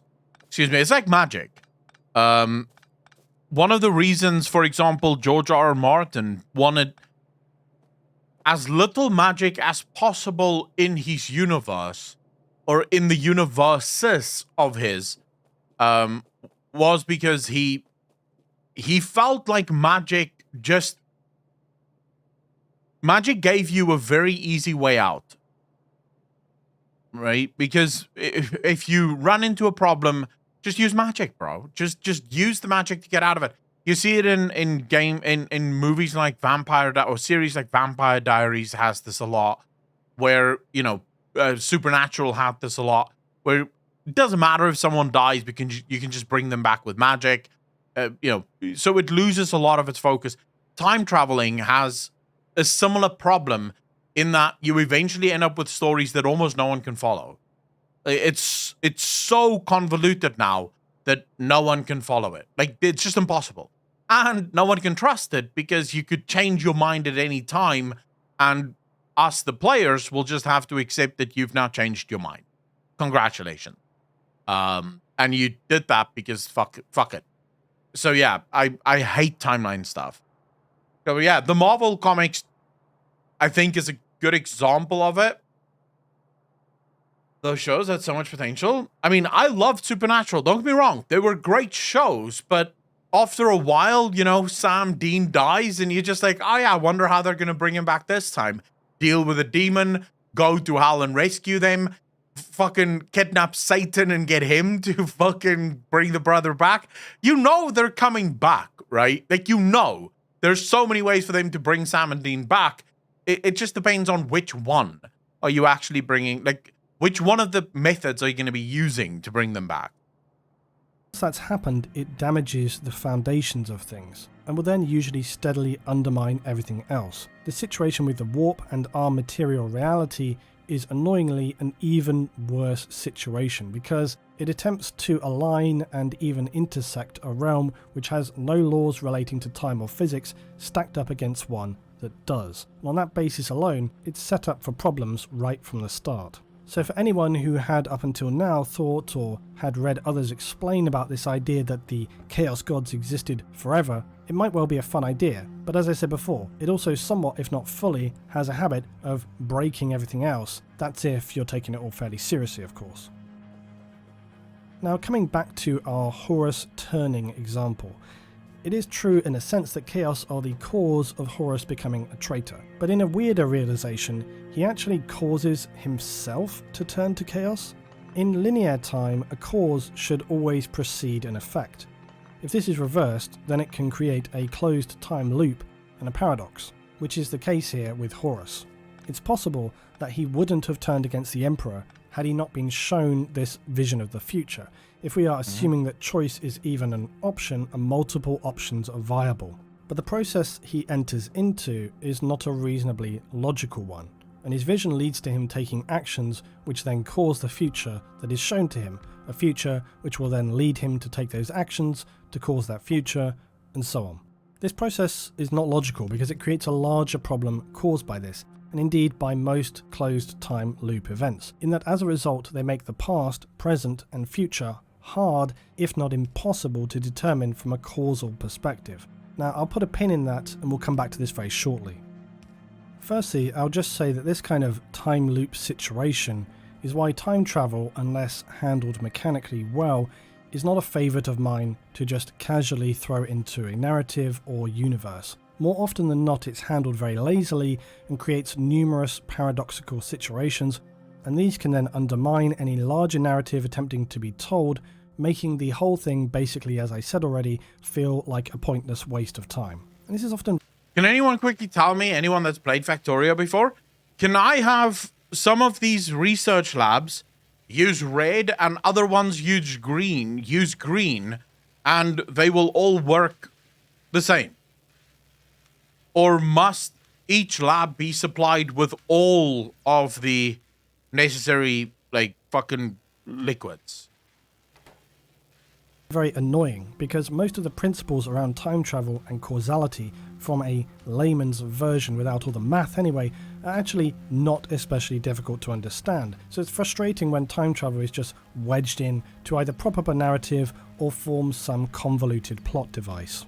Many physicists already consider time travel to the past. I know it's not to your be fault, chap, but I fucking impossible, hate you now for because delivering this generally bad news. speaking, it's agreed upon that time is a linear, unidirectional stream. This is obviously based on our real-world understanding of time and the laws which exist in our material reality. In the warp, these laws do not apply. Of course, as I am regularly more than happy to point out, 40k is not based strictly on reality. That's a shock, I know, but whether or not we like it, time travel is very much a thing in the world of 40k. It's been referenced numerous times with weird ancient entities, self-aware Dark Age of Technology spacecraft, and so on. As I say though, I often feel this isn't a great idea because whilst it's tantalising as a plot device for authors, time travel, just even at its simplest, has a habit of making things incredibly complicated, especially when we might consider Wait, you can there are do different that? concepts of time travel. And you start to get into things like multiple realities, timelines, time loops, scenarios like the grandfather paradox, closed time-like curves, so on. Now, if we were talking only about the warp, that does give us more breathing space. Not to mention, of course, that whenever anyone is travelling through the warp in a ship, they are effectively already time travelling. It's actually surprising it doesn't cause even more confusion in the Imperium than already exists, honestly. Because Gellerfield or no, just the distances and time differences across the galaxy are going to be so vast, the logistical implications are just insane. This is already semi-referenced, where planets that may suddenly find themselves besieged by Xenos, even if they get a message out, may be attended from one perspective fairly quickly, but on arrival, it turns out the planet's actually been dead for centuries. This is not an unusual thing to occur in the Imperium, and especially when you're Where would I sending move to, communications Fahrenheit? over distances and so on. So let us consider a realm I need without to, time. I need to Let's try start this with thing that you guys How does are that fucking work? talking about. Well, we know because the law tells us it's incomprehensible. Now, for me, that's simply not good enough, I'm afraid. One might want to argue that in an eternal realm which has no reasonable concept of time, because it has never existed for them, this could be problematic for the entities therein, as they would have no way of perceiving time in the linear sense as we understand it, meaning their ability to take specific purposeful actions would become almost random or meaningless, because if they're darting in and out of the warp and time varies seemingly almost at random, the idea of following up previous actions in reality from the warp is obviously highly confusing. You could also assume from our perspective anyway that this could make it extremely difficult for entities in the warp to, say, locate events or find individuals if, from their perspective, they are seeing across the entire scale of time as it has existed in the material realm. Or, as we learned earlier, time is apparently perceived even separately by all individuals within the warp. So how the hell does that work? Let's imagine that we exist in the warp and we're trying to find a specific event or individual to locate. It'd be like attempting to find a grain of sand floating randomly in space, lost at some place at some time across the entire galaxy, and also its continually changing position. One thing we do know is that warp entities have already taken specific and planned actions into the material realm, so we can at least assume they have some way of engaging specifically with events in our reality. Alternatively, if you want to take the excessively simplistic, non-thinking option, you may be happy with the explanation This is so that cool! it's just the nature of the Chaos Gods and it's all godlike and essentially they just know all, in air quotes. That they are just somehow able to, by ways we cannot fathom, to sense a very established version of our timeline. It's all laid out for them to move us mortals around like some eternal galactic board game. It's a pretty lazy way to explain it, but if that works for you, then fine, I guess. But given you're here and already this far through the video, I'm assuming you aren't lazy when it comes to these things, so let's continue. Now I'll just say as well that in relation to this idea that because the warp observes no time, the Chaos Gods could appear at any point and have theoretically always existed, even if we were to assume that we still should remember that the Chaos Gods cannot exist in material space, they can of course reach out and touch the minds of mortals to sway things in their favour. They're able to push demons out into the material world, while again remembering that this can only happen in very specific circumstances like possession, willing mortal vessels, weak psychers, warp storm tears, ritual summoning and so on. It also requires great amounts of energy from the warp in order to do this stuff. As we uncover past details of ancient times, you'll see how this relationship becomes inherently more complicated.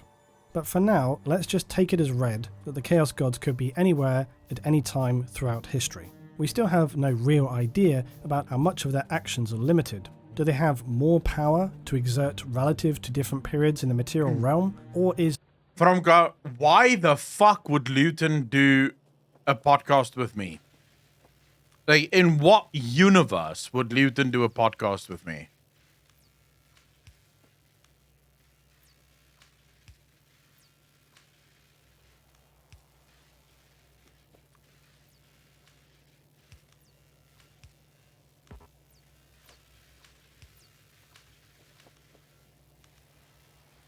Dude, this is the coolest shit ever.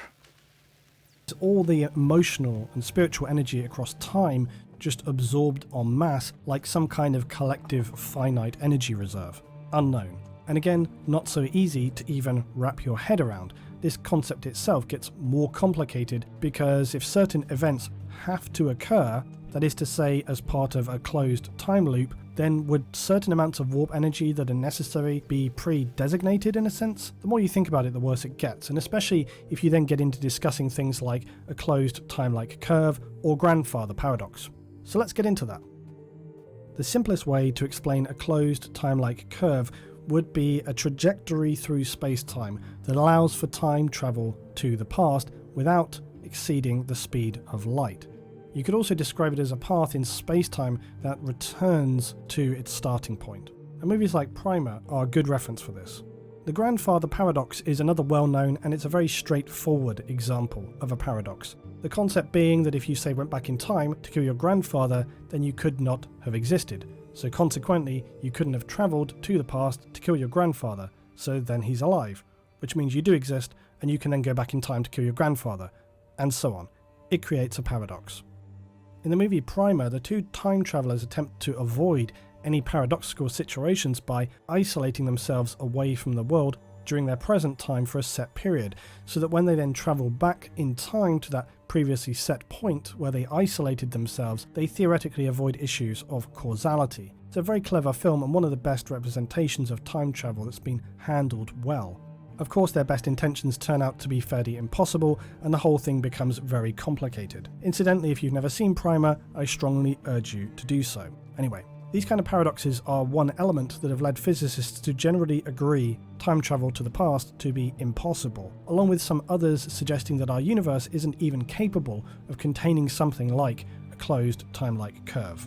These issues, though, don't necessarily apply for us, because that relies on us being able to reasonably define what is and isn't possible within the warp, or to say how chaos gods and even demons may or may not be able to travel through time. It could also be that the notion of being able to travel forward or back to a specific point may not be something warp entities even have any control of, or perhaps even they understand how inherently dangerous it might be to try and manipulate a timeline or timelines depending on which construct of time travel you're subscribing to, and how you may want to speculate on the concept of timelines.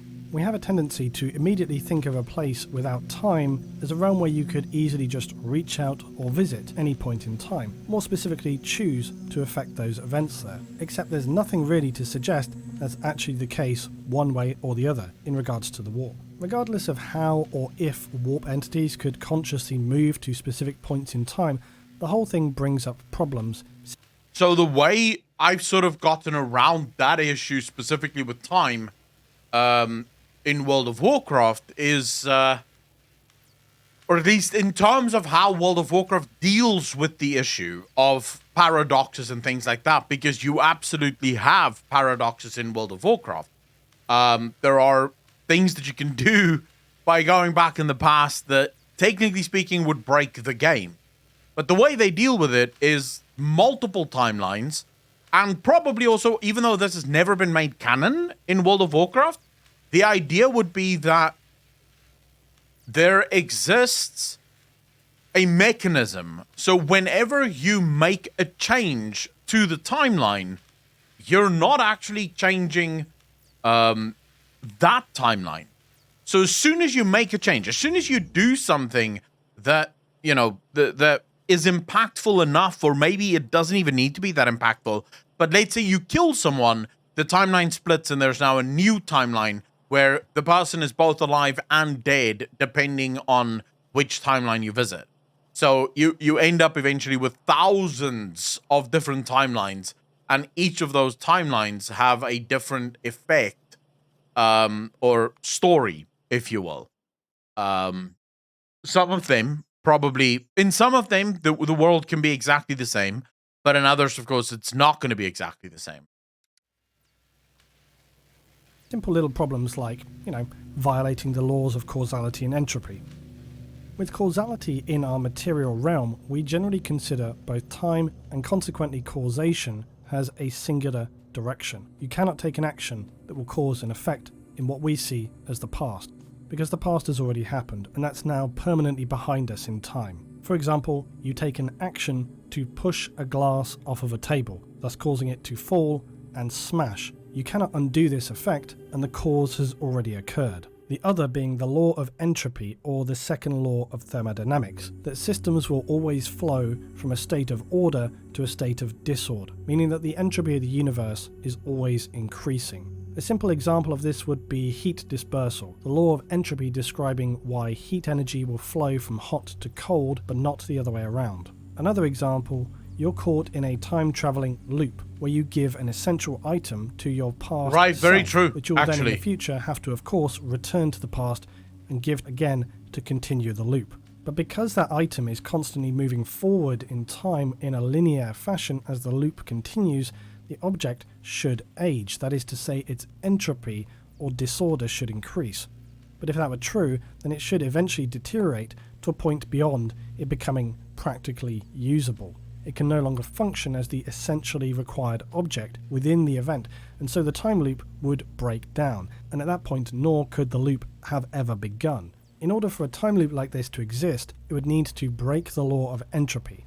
Now, of course, there are arguably a couple of ways around that very specific example, like transcribing the book to a new book, but even then, where did the book originate? Where's the starting point? What if it was a more complex item that you could not replicate? Right, you're actually very problematic correct, paradoxes that occur with travelling to the past, as well as giving either information or instructions that don't occur with travelling to the future, but especially with entropy in terms. So, Albior, when I say someone messed with it, I mean more if someone took an action. So let's say, for example, Thrall killed Garrosh, all right? In that moment, because that moment is impactful enough, the timeline splits. And it creates two timelines. One in which Garrosh is alive, and another in which Garrosh is dead. Now, it could also just be that the timeline split all the way back when Garrosh was born. And so the timeline split. So there's two possible theories around what the timelines would look like. One is that the timeline split whenever impactful events take place. The other is that the timelines effectively is, as you said, infinite. I don't know which one I like less. It's not a case of liking either. I don't like any of those. I just don't. I'm not entirely sure which one I like less. Because they all seem miserable to me. Just from a convolution standpoint, it doesn't make much sense. Like, the storyline is just sounds incredibly difficult to handle that storyline, as far as I'm concerned, at least. In terms of using critical objects that create a recurring time event. Whereas travelling to the future, as I say, it doesn't have these problems, and so that's generally considered to be theoretically possible. These kind of paradoxes have many names, but are often fairly closely related or even somewhat ambiguous. Generally speaking, though, they are what I have already referred to as a closed time loop, which is exactly as it sounds, a closed period of time that continues to loop. So even if the Chaos Gods were able to move around through our linear timeline and take actions to influence events, or even themselves, those events could become what is referred to, as we just said before, a closed time loop, specifically a predestination paradox or a bootstrap paradox. A predestination paradox is where a series of events which could be perceived as the past or present lead to a future event, and that future event, though, will be the ultimate cause of the first event in the past. The reason why this is paradoxical is that the past event only occurs because of the action in the future event. I watched a little of paradox is it. very Not similar, that much, though. It usually involves some physical object, like the book we mentioned previously. That object would then cause a series of events not dissimilarly to the predestination paradox. And as we just covered, this is problematic because in a sense that object has never specifically originated from anywhere. It's a paradox. Examples of this would be events in movies like Terry Gilliam's 12 Monkeys and also The Terminator. In both these movies, the main characters are stuck in the described causal loops. In Terminator, a future self-aware AI, Skynet, sends the T-800 or Model 101 Terminator back through time to assassinate Sarah Connor in an attempt to alter the future. Her son John Connor sends Kyle Reese back also to try and save Sarah, while additionally already knowing that by doing so, Kyle will become his father in the past. When the Terminator is eventually destroyed, the leftover components of the T-800 Terminator sent by Skynet will enable the reverse engineering of the Terminator's CPU and other materials, something that it seems could not have occurred otherwise. In a deleted scene from the movie, we even discover that the facility where the final battle takes place between Sarah Connor, Kyle Reese and the Terminator is in fact an early stage site for Cyberdyne Systems. That was a scene removed from the original screening. Their arrival at this location at the end of the film seems accidental on the part of Sarah and Kyle, who are just running to find somewhere to escape. But in this chance decision, they set up a whole future chain of events. Events, of course, that paradoxically couldn't have happened were it not for the Terminator being sent to the past. And this suggests, in contradiction to Sarah's assertion, things are actually locked into a time loop. Their arrival at the Cyberdyne facility may have just seemed random to them, but it could have in fact been predestined, and despite the illusion of it, they had no free will in deciding that they were going to arrive there. This is just one possibility, of course. Regardless though, these kind of causality loops could be created by any number of scenarios and involve objects or just information. So returning to 40k, let's for example say you as a Chaos God gain information from your future self. This needn't be meeting yourself and having an actual one-to-one conversation, but regardless, you learn of a critical action you must take, say influencing the Eldar into depravity at a certain point to ensure that you are born. Now, I'm not saying that's how it happened, but it's just an example of a predestination paradox. These causal loops nearly always have a paradoxical nature, which means you ultimately then become logically unable to determine where the cause occurs. Because if the cause was in the future, creating an effect in the past, you couldn't have reached that future without being affected by the past, which is going to cause the future, which then leads you to a final position where you are unable to determine the origin of anything. And this is the final and most destructive impact of a causal loop. And it's something that is usually just put to one side in movies or general pop culture. And the reason it's put to one side is because it undermines the entire concept of past, present and future, because they are defined by causality. If a future action is capable of causing a past effect, if that sequence of events is even feasible, you can no longer say that the past is definitively the past. Once you've moved into the future, the past should already have happened and be inaccessible. And so these time-travelling sequences of events render linear time essentially meaningless. And this is the big problem with all this kind of stuff. Now, the whole point of talking about this, I hope, is beginning to become obvious, that it highlights just how problematic the concept of a realm without any laws of time actually is, along hand in hand with the whole chaos.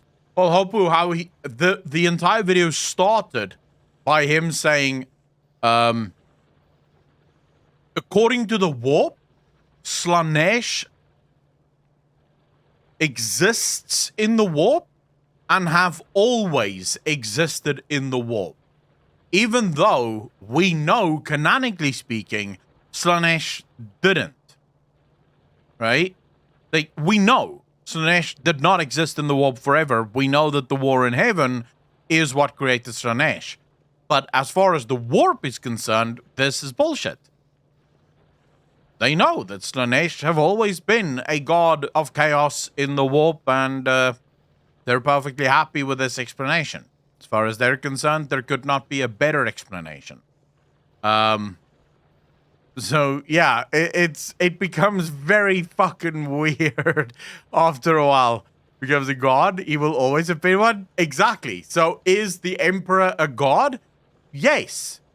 Maybe not right now, but yes.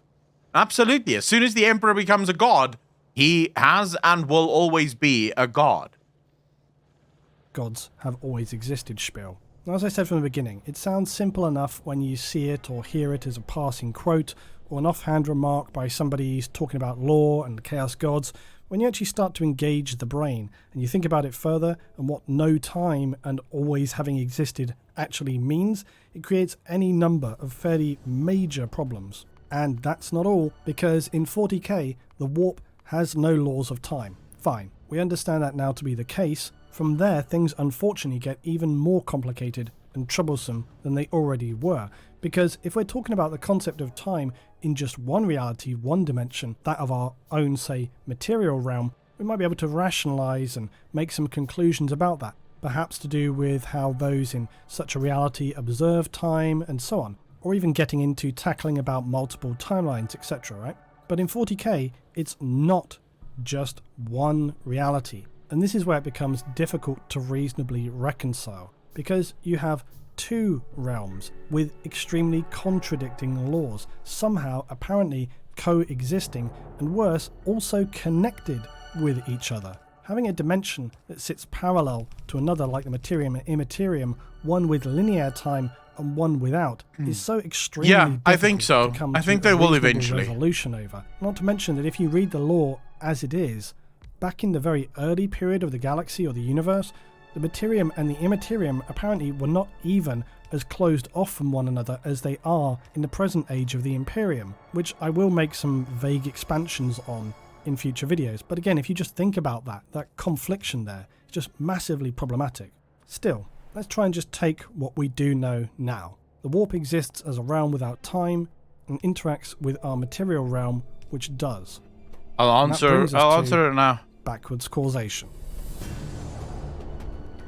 Hey, what the fuck do I need for this green shit? We've now covered and understand the nature of causal paradoxes, and often discussions around chaos and the warp lead to the idea that those demons and gods who exist within the warp would be able to, and we know have, influence or cause effects in what we would see from our linear perception as the past.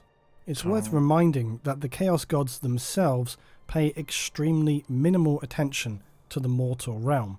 They only take note when events or individuals shine extremely brightly, and from that you could fairly assume most of the time they are either entirely unaware of anything that we would describe as time. Instead, they merely now and then see an action or sequence of events that they choose to engage with, or perhaps consequently have little true free will over such things and just somehow know that they have to play their role in this. Let us consider having two dimensions existing in parallel, one with apparently no time and one with linear time, is inherently illogical, because somehow being able to connect to a realm free of causality and without time creates so many conceptual problems. But just for argument's sake, if you were able to exist in, say, an adjacent dimension where time had no meaning, if so, would that be a physical journey? Or would it be more like a sea of invisible information, thoughts, feelings, memories, instinctive gut feelings, just randomly becoming apparent, vague, and somewhat like a precognition? How can we reconcile this idea of backwards causation caused by those in the warp in our material reality? That is to say, future events causing actions in the past. Well, it brings us to where all this has been leading to, which is that we have to consider looking at things from what is called an eternalist view of time. And this states that time is symmetrical. Essentially what it's saying is that the past, present and future all already exist. The sensation of what we would refer to as the present is just an effect of human consciousness. It's basically an illusion. But then in reality, our conscious mind and subsequent decisions have no actual bearing on how events play out. There's some evidence in the law that points toward the concept of causality being absent, and that there are no restrictions on past, present and future. In Rise of the Inari Wild Rider, the Eldar Farseer Ulthuan describes how raw warp power knows nothing of causality. Here there was no boundary to what had been, what was, and what might come to pass. The description of what might come to pass, I think, is either a personal view of Ulthuan or trying to keep some mystique about events. But in order for things to really make sense, we have to accept that all these things exist. The Eldar do regularly make mention throughout their lore and narratives to cyclical time, and that their very society is built around concepts of cycles, which point heavily toward an eternalist point of view. I think so I know keeping that how in mind, to do you this. might begin to see from its description of all things already existing as to why I said earlier, time travel has a habit of making things become much less enjoyable, because no one likes to think that their actions have already taken place and that free will is an illusion, because it basically makes everything seem meaningless.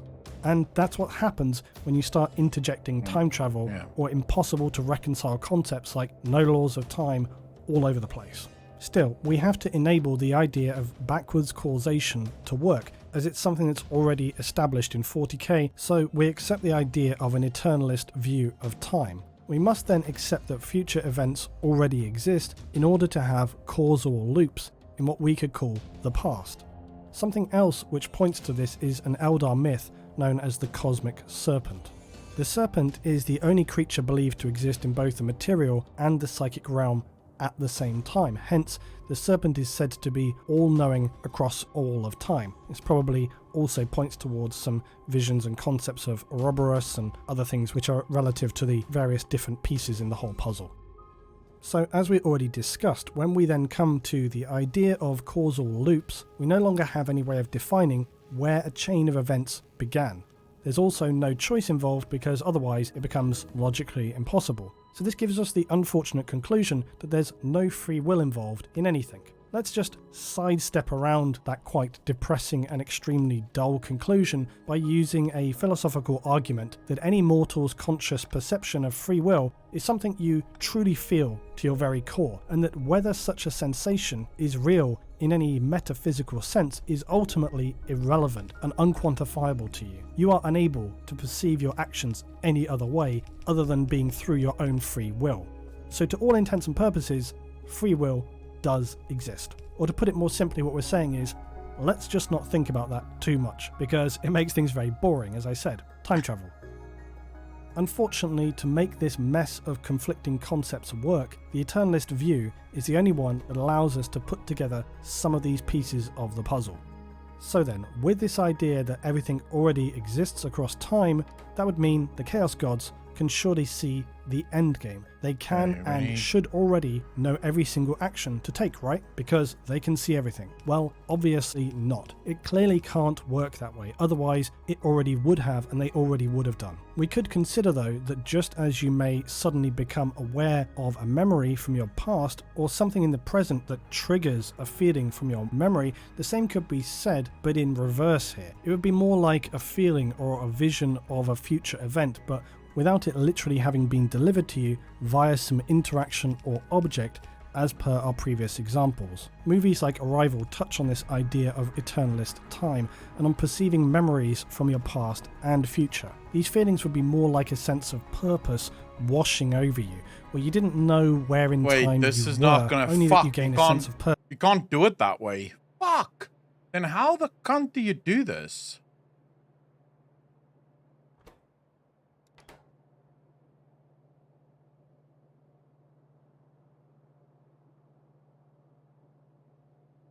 Because I genuinely don't, can't do it, but work. Purpose on understanding that such a thing has to happen. Maybe you receive information in a vision, but until a subsequent event occurs, you are perhaps unsure of how that information is usable.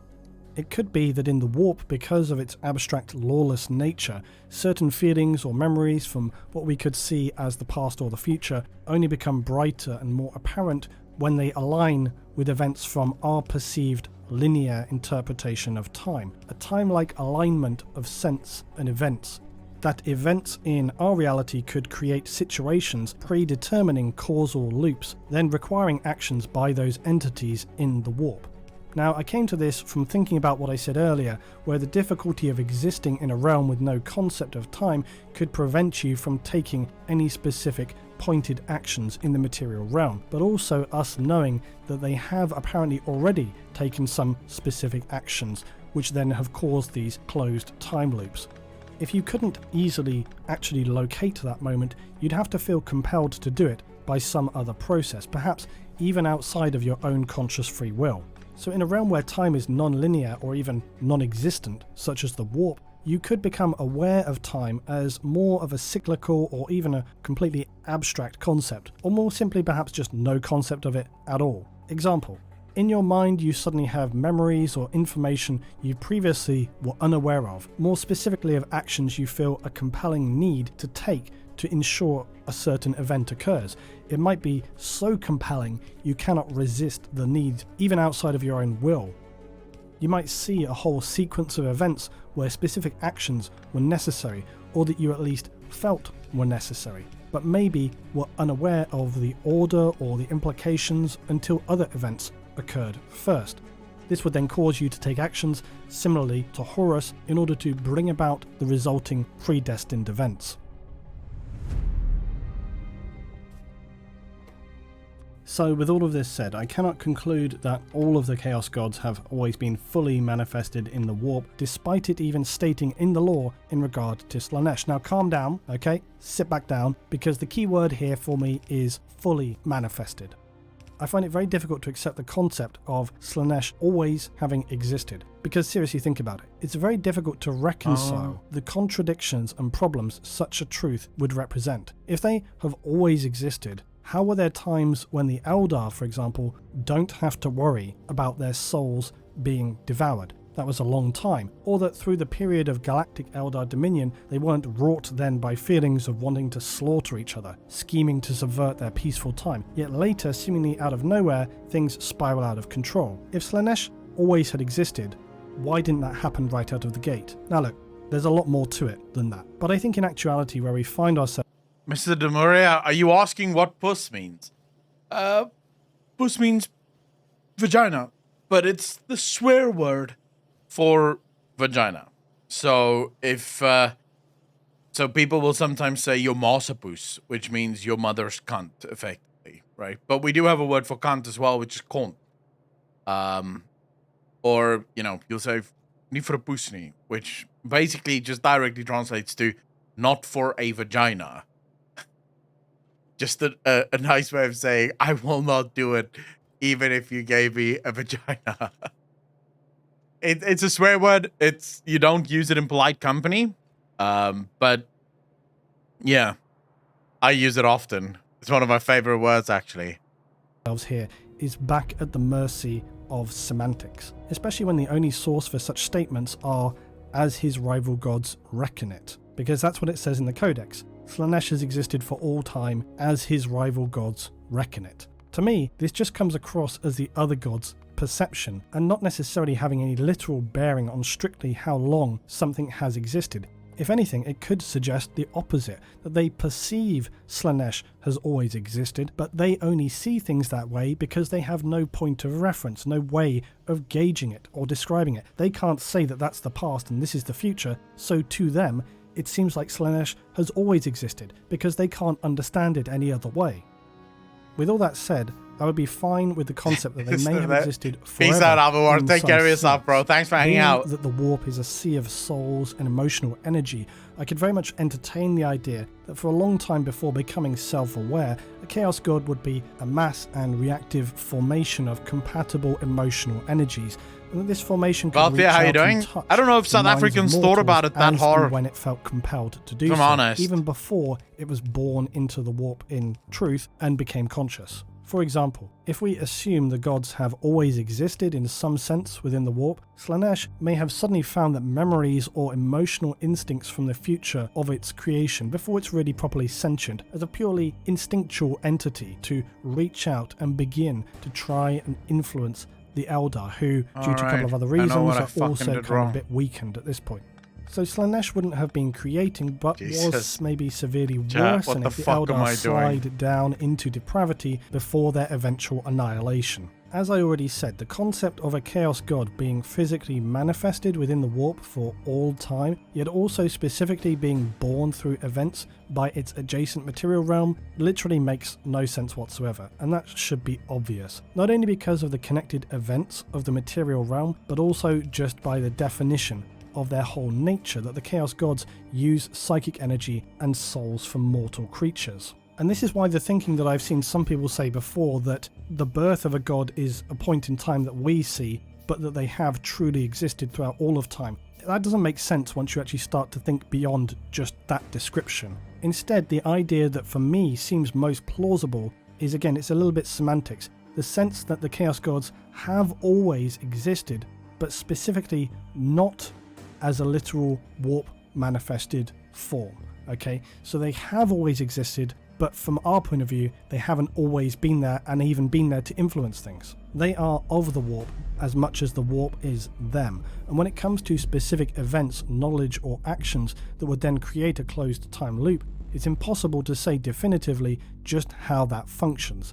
In a reality where time simply doesn't exist, it's hard to imagine that the gods can be aware of such minuscule moments in time, when time for them doesn't exist in any perceivable sense. My personal conclusion is that they only become aware of information and actions through a very chaotic, perhaps even a random process, which to me seems somehow all the more appropriate. There is no clearly defined or documented explanation for how any of this works, which should be of no surprise to anyone, but I've spent solid time thinking it through, and this is the only way I've been able to reconcile having a dimension with no concept or perception of time, that is not only adjacent to, but also interacting with, a realm which has a very contradictory, well-defined perception of time as a linear unidirectional stream.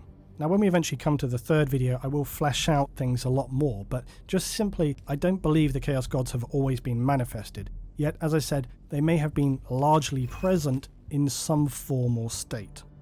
What it comes down to though, really, is that this idea of the warp being devoid of time is problematic. Hey, Truffle Shuffle, you It does, fucking to be sure, bastard. provide plenty of 20 months in a row. Appreciate you, brother. Welcome back.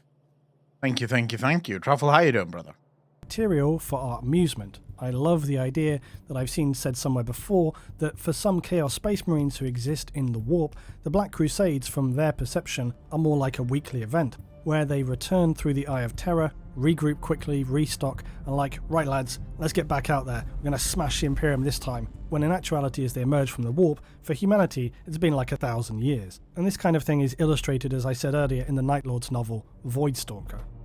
And here's the other thing, anybody can spin off wild theories about what lies beyond. For example, maybe we've only seen the first Chaos Gods, maybe there are more than 4. Perhaps the warp is the true reality and we're living in a false illusion of reality. Maybe the warp is not a localized mirror of our galaxy, but of the whole or many universes, and it's all just so far beyond our comprehension. You get the idea. If I spent some significant time joining random dots of lore together, I'm sure I could conjure up an endless stream of mad theories about origins and the future of things, if I felt compelled to do so. Because just randomly fitting ideas into an already very fragmented framework isn't that hard to do.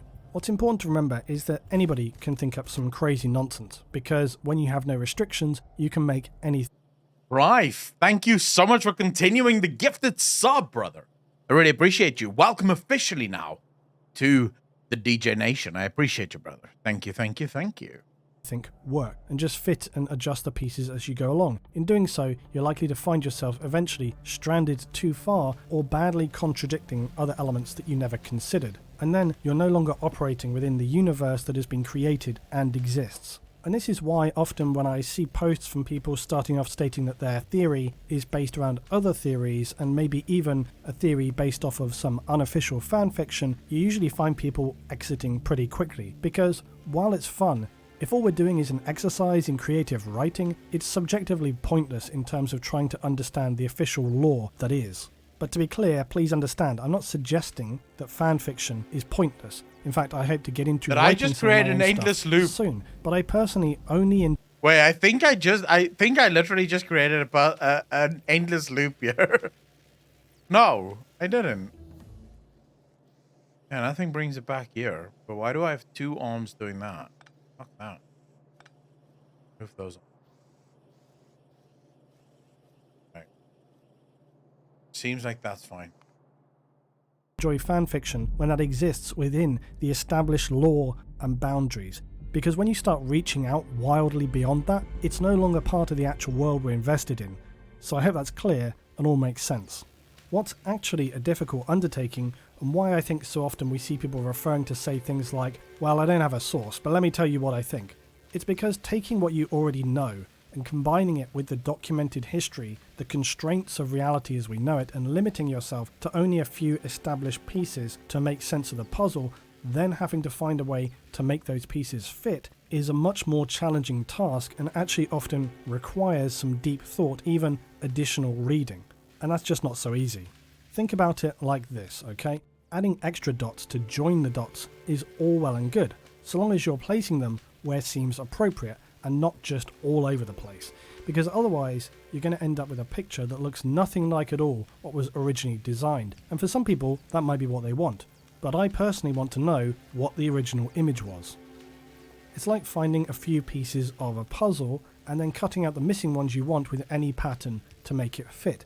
Technically, yes, you have formed, laid out and finished your puzzle, but by just making up your own pieces which don't even match with the original as you went along, it's self-defeating, and in the end, whilst you have filled in all the gaps, it just looks wrong.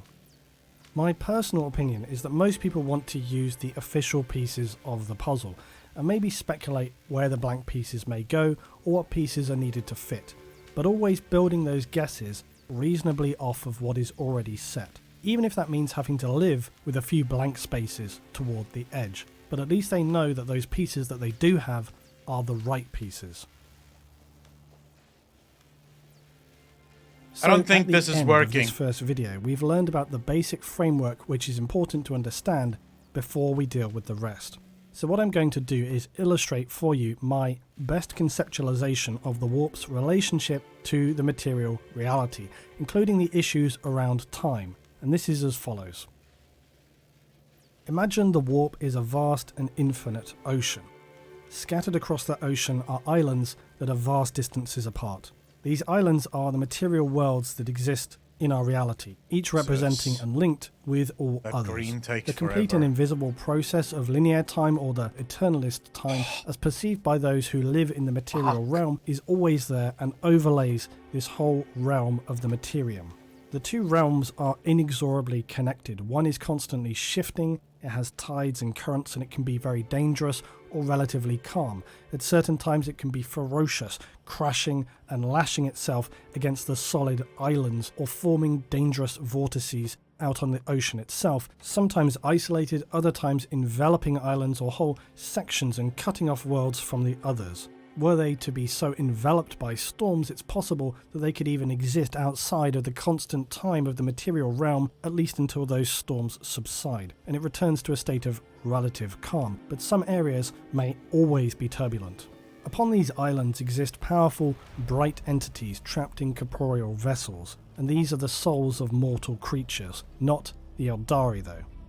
And when these mortal spirits are released from their vessels, their energy, especially when released en masse, could be envisaged as a seismic force, having a more powerful effect upon the shifting current and relative state of calm of the ocean in the other realm. The continual seeping of emotions and conscious thought into the ocean of the warp is more like a gradual shifting of temperature and salinity, creating movement to the coalescing emotional forces within the Sea of Souls itself. The more severe the seismic force, the more powerful the resulting storm or extreme event can be. The ever-changing wax and wane of galactic emotions directly relative to how strongly the ocean breaks upon the shores of reality. You may then imagine specific events that occur as vessels or flotsam that are permanently moored to the solid land and realm of reality, yet upon the ocean they can drift and move around in an incomprehensible state of random disorder. They're never set at permanent coordinates from the perspective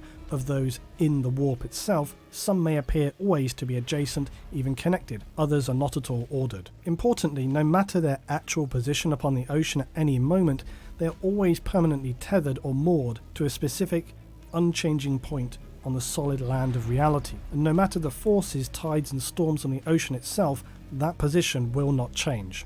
From the land though, unlike the confusing disorder of the ocean, these tethered moments always appear in their same position, specific and never changing. So then we go one step deeper. The gods of chaos exist within the further depths of the ocean. They are the gods or the monsters of this realm. Some of these vessels, these events that float at random upon the ocean, are tethered by a second line to them. They can be tethered to demons or other entities or multiple entities that exist and reside in the warp. And while they are technically able to see all the events of the material reality at once existing as they do within the ever-shifting deep currents of the ocean, it can be difficult to see those events with clarity. Perhaps when certain events that are directly connected to an entity within the ocean, that psychic tether tugs and pulls like a fishing line to get their attention, yet unlike fishing, one is always hooked to the line, and the chances of getting off of it are very small if not impossible. But when that line pulls, the actions that are needed are just a matter of course. The difficult thing for us to reconcile is whether or not the future has already happened. All things considered, we may have to accept that this is in fact the case. Because not only does that actually play out in some of the different races in the galaxy in terms of their lore, but it also makes the most logical sense in terms of the restrictions that exist and that we have to work around. Also knowing that one reality through established events inevitably interacts with the other. No matter their present actions, they will always be connected to specific events, and those events will always be connected to the land of reality, where they occupy a specific and ordered point in time from the perspective of those who exist upon that solid landmass. Now all of this is fairly difficult to reasonably reconcile. It's certainly open to individual interpretation. To me, this is how I loosely and very simplistically imagine the relationship between the warp and reality. The disorder of one is in many ways irrelevant to the other. In the warp, time has no specific meaning, but the events seen from the ocean of the warp, no matter how they're perceived by the entities therein, will always be permanently connected to specific points in the material reality. From a mortal point of view, we are only able to view those events in a specific order, because we're constrained by the laws that govern the material realm, but in the warp, they can be perceived and visited in any order. How malleable any of this is, how much you could truly alter time, is very unclear. Have all events and actions already occurred? Are mortal figures simply just playing them out over and over again? Can individuals within the warp and the material realm truly have an impact on those events? Are some more easily able to be shifted? And does the slightest movement of one create a chain effect of entanglement that would lead to unknown, disastrous consequences? Who can really say? We will continue in part 2, where we'll learn about the origins of the galaxy and the war in heaven and its implications. We'll also learn in detail about Eldar mythology, which has a heavy bearing on much of this. Finally, in part 3, we'll pull all of these various factors together to make conclusions. So as always, thanks for watching, and I'll see you all soon in part 2.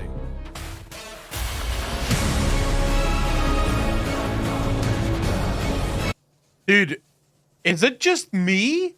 Or was this one of Luton's best but also most confusing videos fucking ever?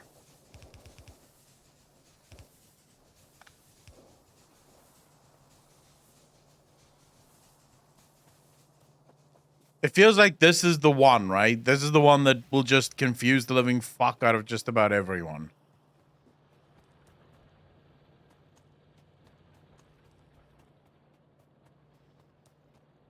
In faction, just lore about the warp. It was super fucking interesting, though. Subject matter, you don't need a boiler per steam engine. The last time I did it, though, Sloan, it didn't work. Like, my boiler completely ran fucking empty when I tried to do, like, 2 boilers on one, or 1 boiler on 2 steam engines. Like, it would just not generate enough power.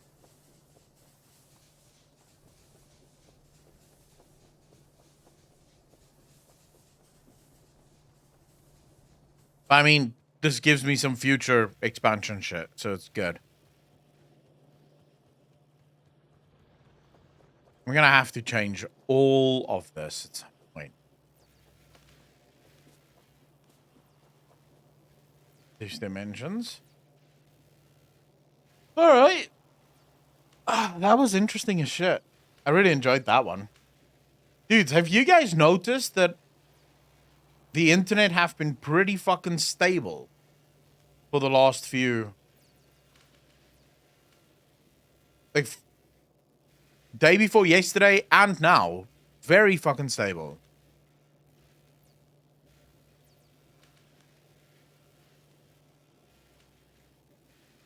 That kind of guy did, yeah? Yeah, there's no ifs today at all, and last 2 days ago, no ifs either. It's like the internet decided, hey, you know what? Let's just work. Cheer up, it's only 8. Otherwise, it could go easily in different ways. True. I mean, they can always fuck me, right? This is definitely true. Gizier, how you doing, bro?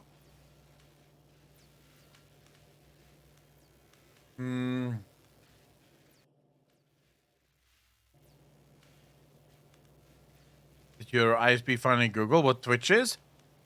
I didn't do anything. I eventually gave up with my ISP, Trumka. I just decided, you know, screw it. There's clearly nothing I can do. It doesn't matter what I say.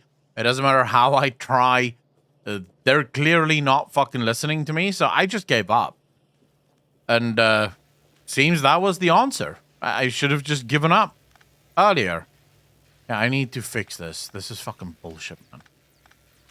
Clearly something is going on here, and I'm not entirely sure. It might just be that I don't have enough. Yeah, let's see how this works.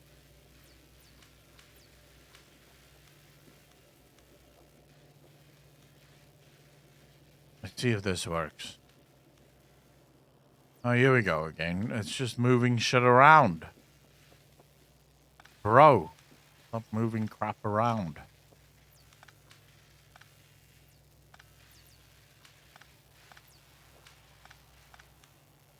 Alright, okay, so let's think about this, chat. We need this to go there, and then there.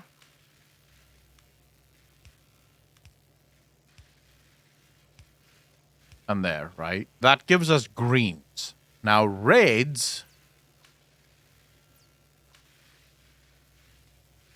I see, nothing I do here is gonna help. It's gonna cause the same shit.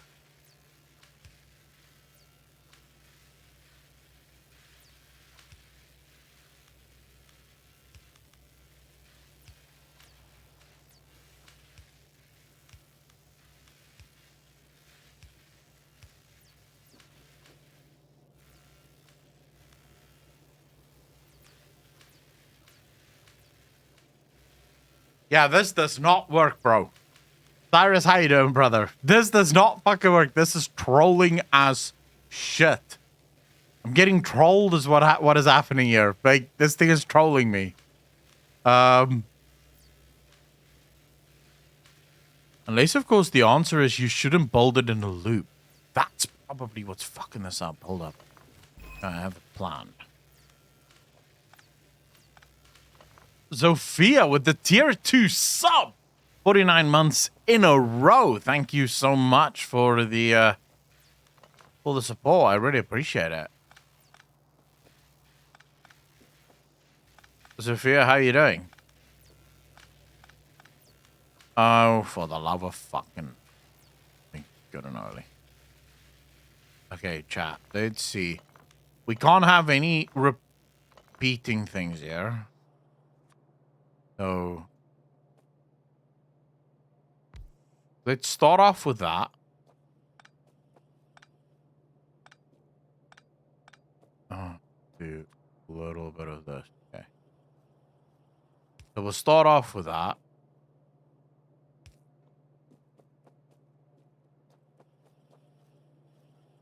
Now, we don't want them to repeat at all.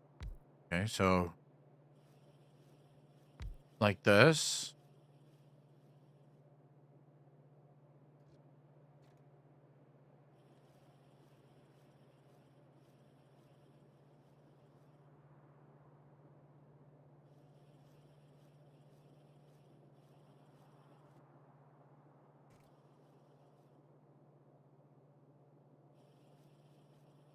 I don't see how the fuck you build this without it repeating.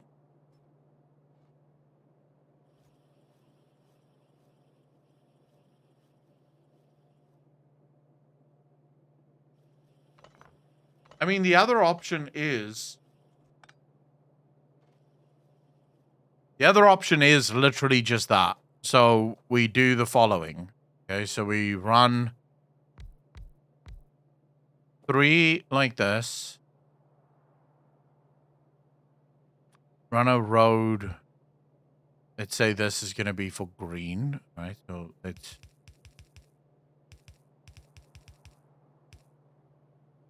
that to green.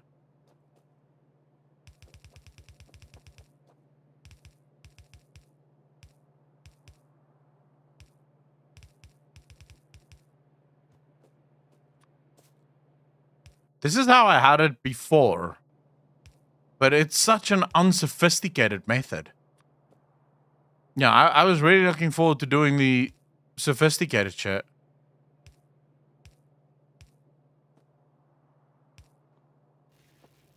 See, this works perfectly. Every goddamn time.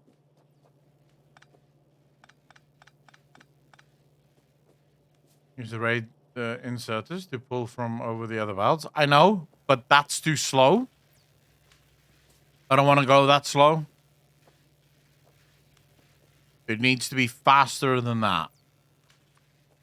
Okay, so we're just basically gonna fucking go apeshit now. Okay. Chat, here we go.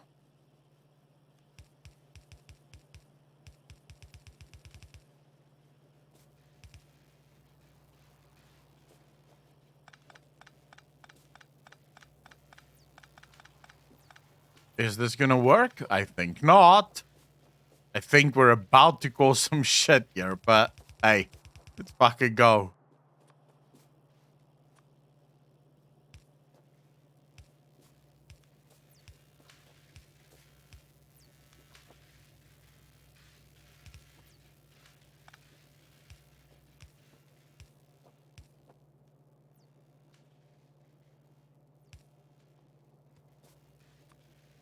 Alright, we're about to blow the entire place up.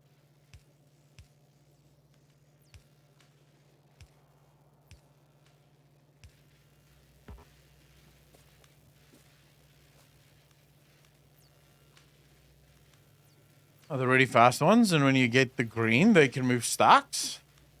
Yeah, I still need to get there, though. See, the problem with this arrangement is, at some point, these vials isn't going to make it to the end there.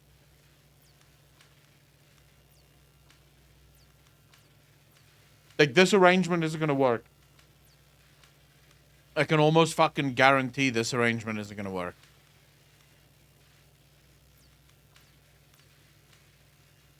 Zofia, I have not. No. What video is that?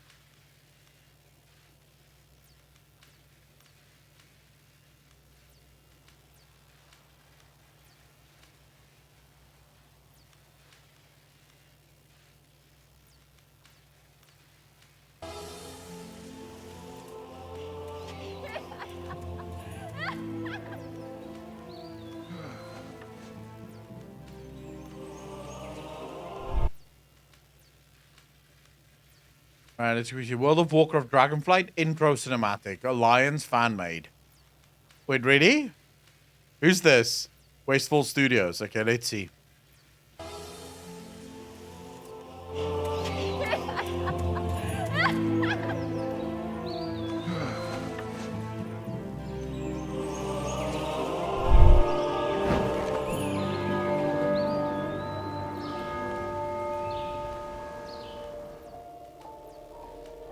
No reason other than to express my passion for World of Warcraft. Thank you to all the people that helped contribute. Okay.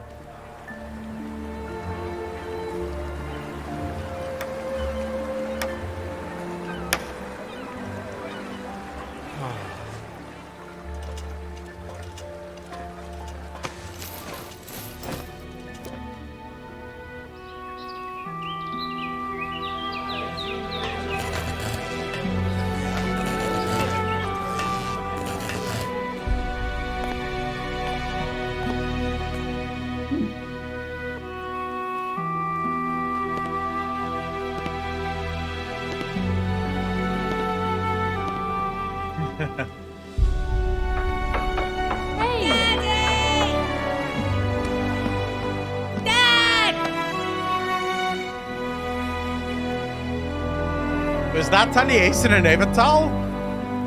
Supposedly, I guess.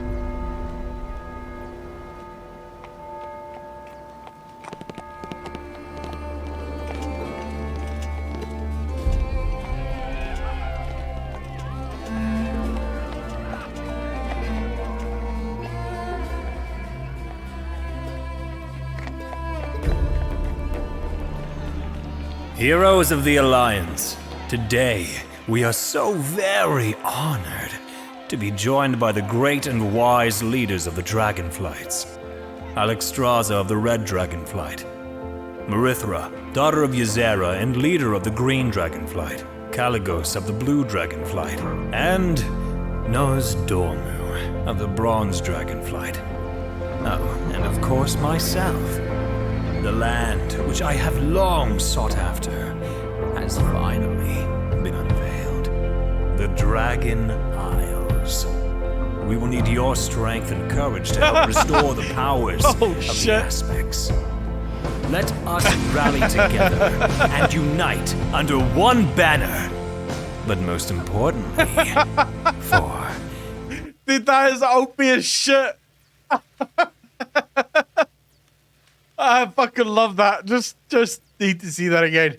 You can see it's the most replayed as well. Everyone's doing a double take. Oh, I fucking love this. The land which I have long sought after has finally been unveiled. The Dragon Isles. We will need your strength and courage to help restore the powers. Not bold enough, though. Let us rally together and unite under one banner. But most importantly, for Azeroth.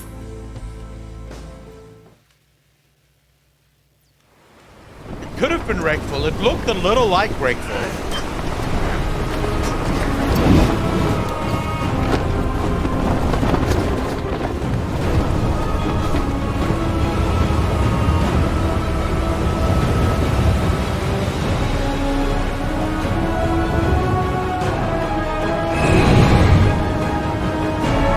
F in chat for Wreckful.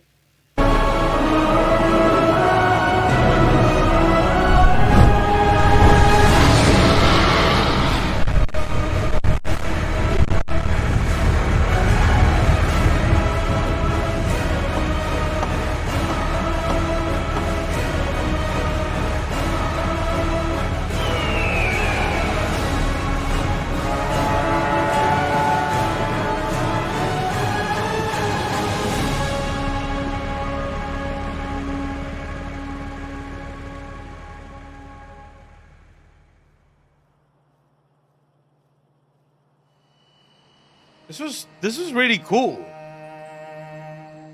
This was really cool. As far as WoW Machinima goes, this is next level. Actually, it's more than Machinima. There's like a lot of fucking editing and graphical work that went into this. This is really fucking good. Yeah, and Games Workshop, can you guys please take fucking note? Look, there's not a lot of things that Blizzard does right these days, but Blizzard doesn't take down these fucking videos and release Blizzard Plus or whatever the fuck. Blizzard release, like, content creators make these videos and people get paid for it. It's as simple as that. Like, Blizzard doesn't give a fuck because they know that some people are gonna see this. You're like, oh my god, I think I want to try out this game or whatever. So this is a really well-made video. This gets a fucking like, absolutely. This is a gorgeous video.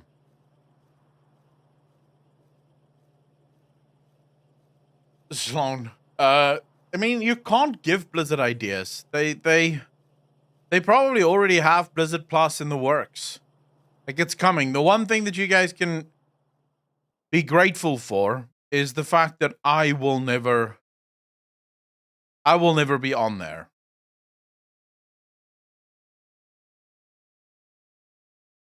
That's true, but at the same time, for Blizzard, it is actually a bit of good job, you know?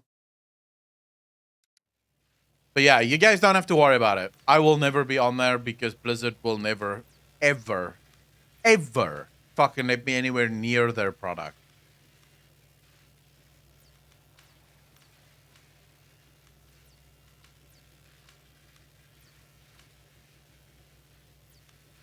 Evans, it's not that I will never sub. It's that Blizzard will not work with me. Like, I have a few contacts within Blizzard Entertainment, and I have been reliably informed that, yeah, I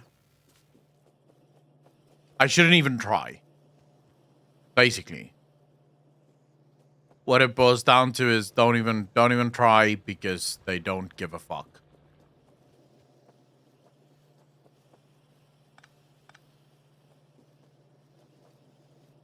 Feels like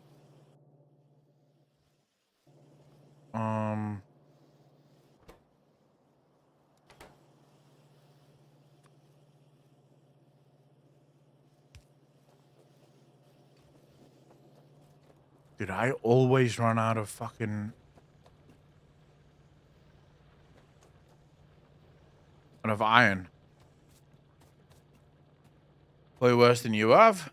Yeah, but most people have the, at least, somewhat forethought not to call some of the people that work at Blizzard cunts and morons. Like that's my mistake. I like calling them cunts and morons, which apparently isn't the best idea. So yeah, that gets me a little bit disliked over at the offices of Blizzard.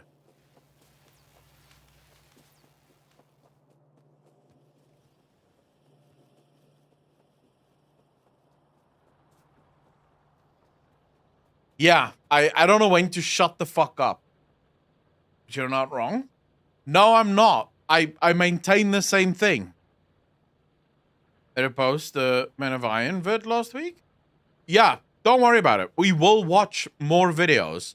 If everything goes the way that it is, or that they claim it will, load shedding will end on Saturday.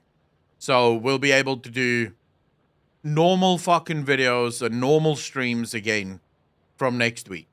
So if everything goes according to plan. But my power is still going out today. So, you know. I don't know why I called it even a short stream. Because I technically did have... What? We've been live for almost 5 hours?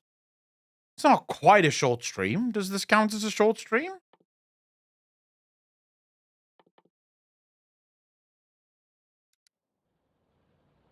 Well, I don't know about longer streams, but more consistent streams, definitely. I mean, my stream times are pretty set at this point, I think. Start at about 12 o'clock, finish at about, 5, 6 o'clock, thereabouts. Depending on. Like, in a perfect world, I wouldn't have to do this, but this is sort of what I'm... This is why I'm probably... how you doing, brother? I am probably gonna put out a job... What do you call it? It's not a job application. It's a position posting. A job posting. For a clips editor.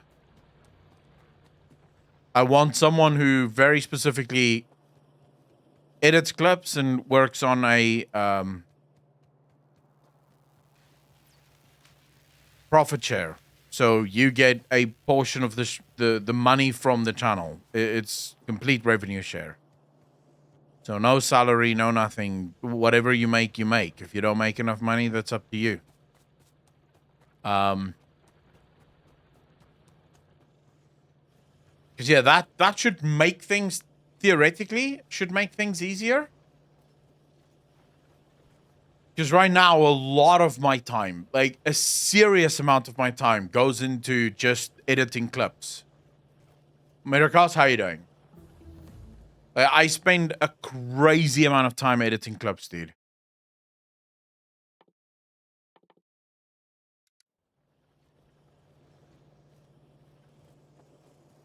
So if we can get that, plus whoever decides to take up the position, you get the ability to decide effectively how much money you want to make. So if you know what the fuck you're doing, you do the editing well and you do the thumbnails well, you can end up making fucking bank on YouTube, especially since I'll do a 60-40 split.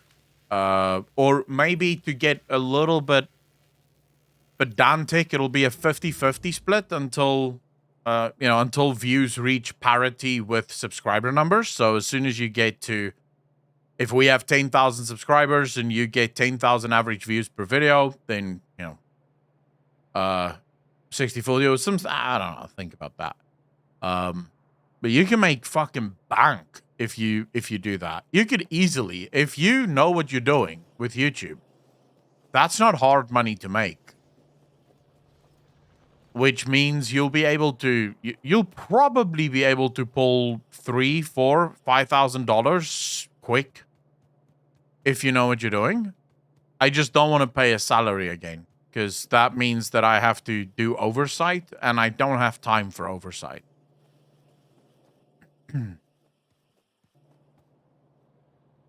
Research when you can. The more advanced factories work faster and you can upgrade them too. Yeah, I will do. But I'm just I'm doing the research here in order because I don't know why. I'm just enjoying myself, I think.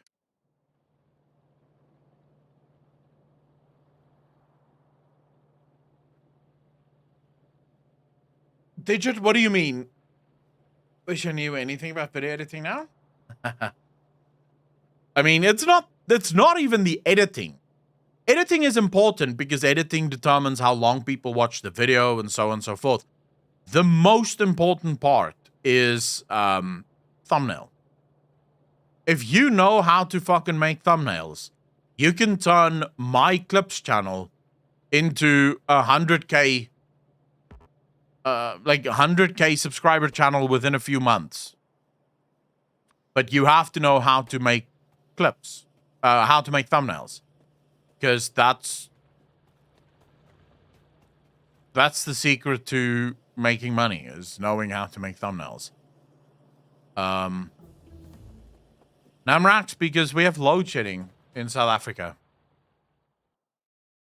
The hell is this thing? Defender. I don't give a shit about that. Automation.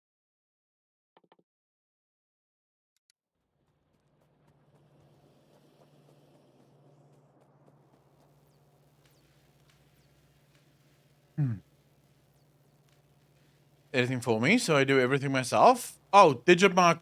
I mean, I do all of my editing myself as well, right? And I won't be giving away my main channel though. I like doing the editing on my main channel.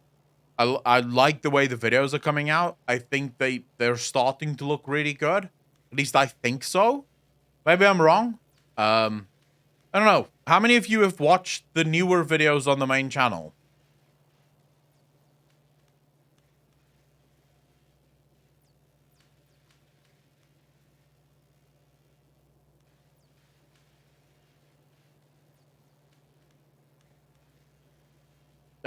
Jabes, the best advice for thumbnails?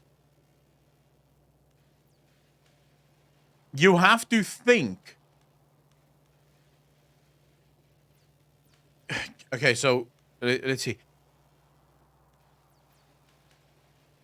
It's gonna be better to showcase this for you. All right, so you are making YouTube videos, right? Or you're trying to make thumbnails for YouTube videos. This is what you're competing with. Just on the main channel, right? We're not even talking about search. So if we were to go for search, let's just search World of Warcraft, right? That's it. We'll just search World of Warcraft. This is what you're competing with. There is a list of videos. Each one of these videos is competition for your video. Are you going to get noticed? Aren't you going to get noticed? Is there any way for you to figure this out? No. The only way to get noticed is to have a thumbnail that's good enough to stand out, because most people aren't going to scroll. So most people, when they type in something, they're going to take the first, second, maybe third video. Basically, they're going to take whatever is at the top of the screen. How many people do you know that's going to fucking scroll down to look at where this video is, right? And this is only here because it's previously watched. All right? My video isn't even showing up on the first page of World of Warcraft videos. That's a problem. Now, if someone were to scroll down, maybe they see this thumbnail. Maybe this is a decent thumbnail. I think at least it's a fairly good thumbnail. I think it stands out quite a bit from your what we would call ordinary World of Warcraft thumbnails, right? So my best advice would be you have to put yourself in the mind of the viewer. Think about what it is that the viewer is seeing whenever they look for videos, and then think about what your video looks like on the home page. Because this is where most of your views come from. On my channel, the homepage equates for about 80 to 90% of all views is from the homepage. You have to be noticed here. And that gets tough. Like this. What would you click on? If it's not even necessarily I am out, have to go do some stuff. Rife, take care of yourself, brother. Thanks so much for hanging out. It's not even that what would you click on that's important. Is what would viewers click on. So what I do in a lot of cases is I'll go look at the other people that's making content like I make. So for example, Noble, right? So I'll go look at Noble's content, and then I'll be like, okay, so this is the sort of thumbnails that Noble is doing. My videos are going to show next to Noble's videos. All right. Now, on a pound for pound, I can't compete with Noble. He's better than me at this. He does better thumbnails. He does better content. So I can't really compete. And he has way more subscribers. The only place I can compete with him is on who sees my video next to his videos and clicks on my video first. So I have to look at his content here and I have to go, okay, so that's what his thumbnails look like. I need to make a better thumbnail. I need to make my thumbnail stand out. It's not better.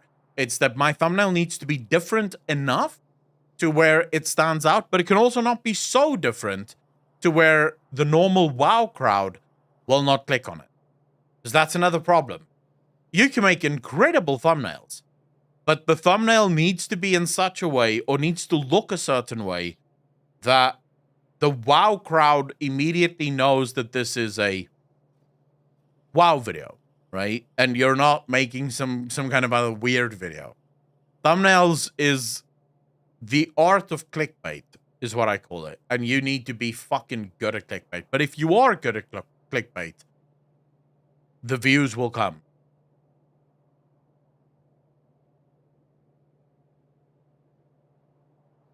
Namrax, the issue is a lot of people think of clickbait as being this bad thing for some reason.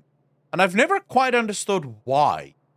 Because you get nefarious clickbait, and that I understand. I fully understand what people mean whenever they hate on nefarious clickbait. So there's, for example, there's this one content creator that I see often pop up in my feeds. Even though I've never clicked on him, he pops onto my feeds quite often. But he'll have thumbnails and titles like, oh my god, this just happened, you would not believe it, what, right? The latest one I saw was, oh my god, Russia just imploded, Europe is free. Europe is free, ? So the way he gets around the clickbait thing is if YouTube were to go to him and say, hey, what the fuck is, because technically speaking, clickbait is illegal on YouTube. If you get caught clickbaiting, YouTube will absolutely ban you from the site. So the way he gets around it is saying, no, but I asked a question. You know, is Russia imploding? Is Europe safe? I asked a question. But you didn't really ask a question. You made a very clear statement that Russia imploded. When you watch the video, it has nothing to do with anything in the title whatsoever. It's sort of vaguely related to Russia, Putin, and fucking Europe. Like, very vaguely. The dude gets million+ views per video. Million+ views per video. Even though, and when I told my brother about this, he immediately knew the channel that I was talking about because he's been clickbaited by this guy a few fucking times. To the point where he actually blocked the channel in YouTube. So he doesn't have to see it anymore.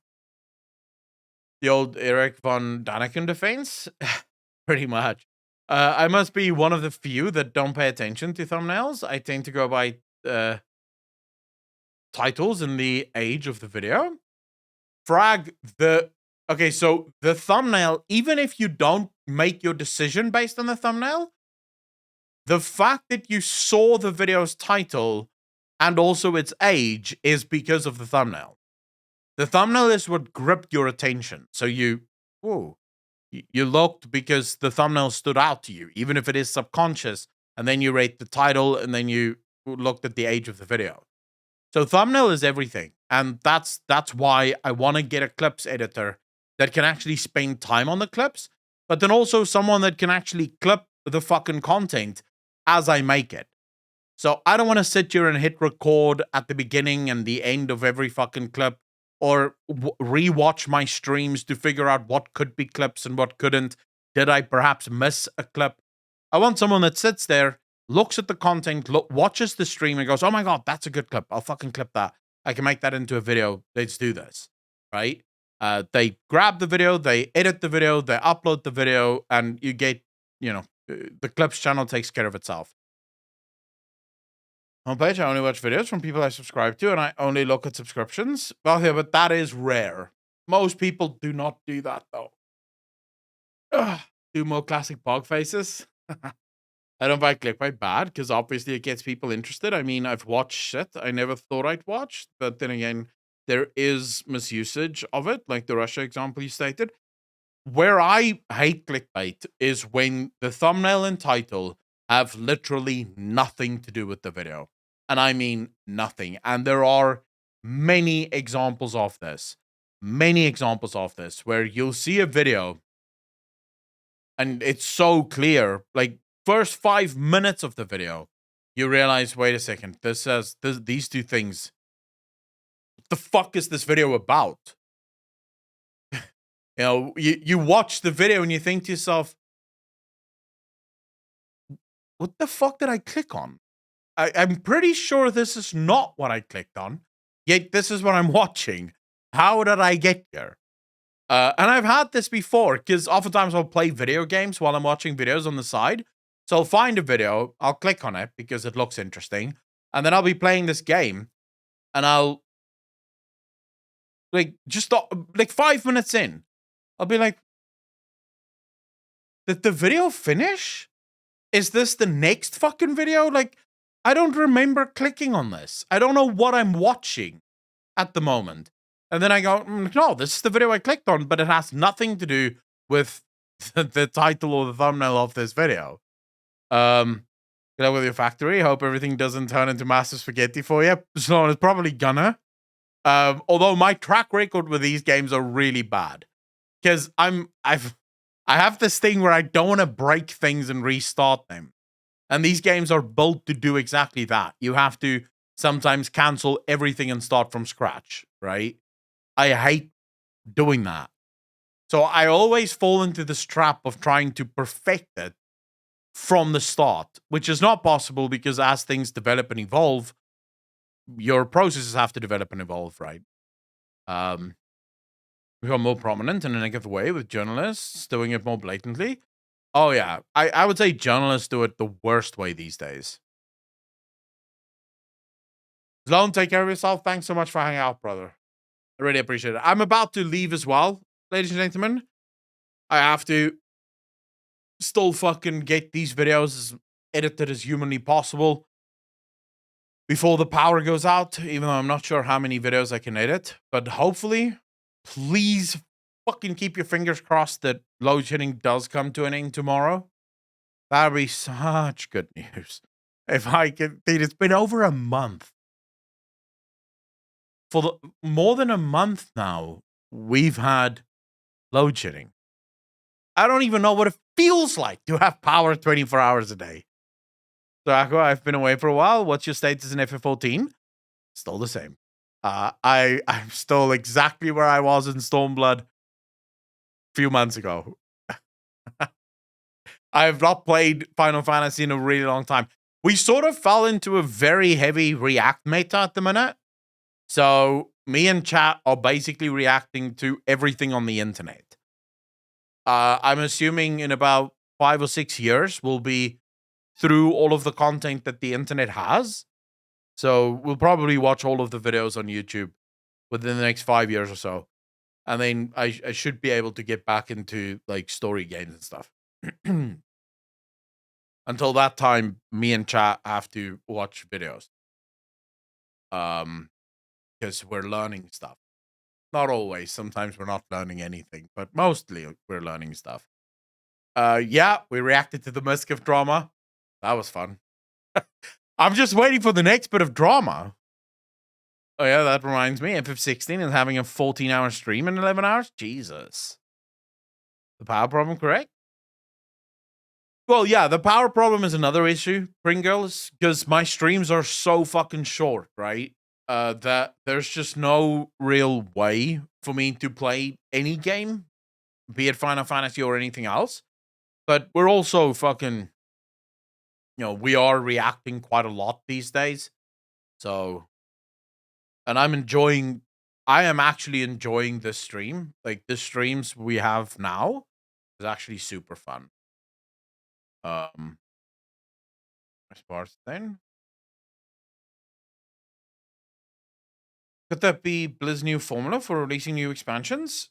I mean, it's gonna be a short fucking formula, right? Because how many classic expansions do Blizzard want to make? It's not long before we get to classic Shadowlands. I don't think many people are gonna be hyped for that. So they could probably do classic Cataclysm, and maybe classic Mob, but then that's over. Then that hype is gone. Unless, of course, they go back to the normal classic and they do classic remake, right? So they upgrade the graphics for classic and make classic look all neat and pretty. And, that's what we get the next round. The next round isn't classic, it's classic remake or classic plus or whatever. Go to PCXX or something. I'm honestly just waiting for sales reps to get out of their meeting to show them my warehouse, which is why I have time today. Nice, Enoch. Hey, nobody got time for Shadowlands Classic? Can't have been oh, shit. Let's just quickly see here. I asked the question on Twitter today. I want to see what people said. Let's see. All right, so I asked, let's settle this. Which expansion was best? WoD, BFA, or Shadowlands? Bro, out of 423 votes? Warlords of Draenor winning? That's bad. That is bad. But I have another one that I asked on YouTube. This one got 800 votes. And WoD and BFA did. Look at that.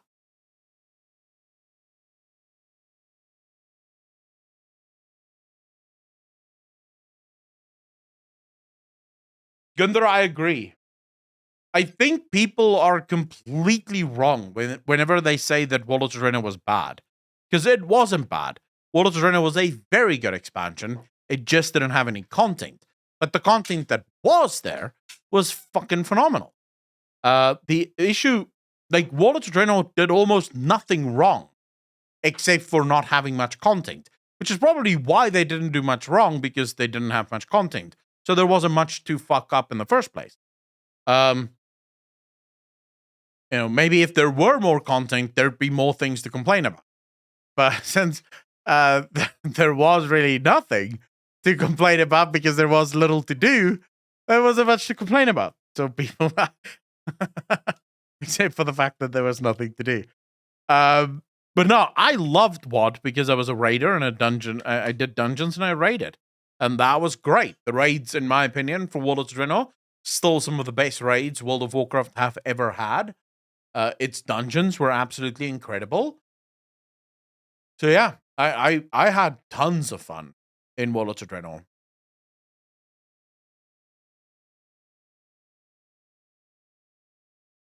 I would say that is something they could do, yes. If they wanted to do more classic stuff, the only way I would do more classic stuff is if they went and they fixed Warlords of Draenor. So they did WoD Classic, but with all of the content included. Then I can absolutely see them doing that. Yeah, sure. Otherwise, I think it would be a terrible idea. Anyways, you fucking degenerate pieces of shit. You guys must have a lovely weekend. I love all of you. Thank you so much for hanging out with me. And thank you so much for sticking with me throughout the last month and a half. It's been rough. And I know that you guys have been craving content and you've been craving streams, and it's been a fuck up, and I realize it's not your problem. That you didn't have to deal with this. But I still appreciate all of you sticking around and being here. It's an honor. I will be back. Tomorrow I have cleaning people in my house the whole fucking day because we're moving. Just bought a property. So I have to get the cleaners in because they're bringing people from next week to look at this house to start renting it out again. So I need to get the cleaners in here to clean everything and make sure that it's fine. I don't know what time they're going to be finished. If they're finished in time, we'll stream tomorrow. If they're not, bad fucking luck. But yeah, I will hopefully, if my government doesn't fuck up again, which is possible, but let's hope, I haven't gotten any messages saying that they fucked up. Let's see. No, just that load shedding is starting soon. But yeah, hopefully from next week, we'll be back to having normal streams. So, ladies and gentlemen, as always, thank you so much for hanging out with me, for spending your afternoon, your morning, your evening with me. It's been an absolute pleasure, an honor. I love you all. Be kind to each other. Be good to each other. Peace, fam.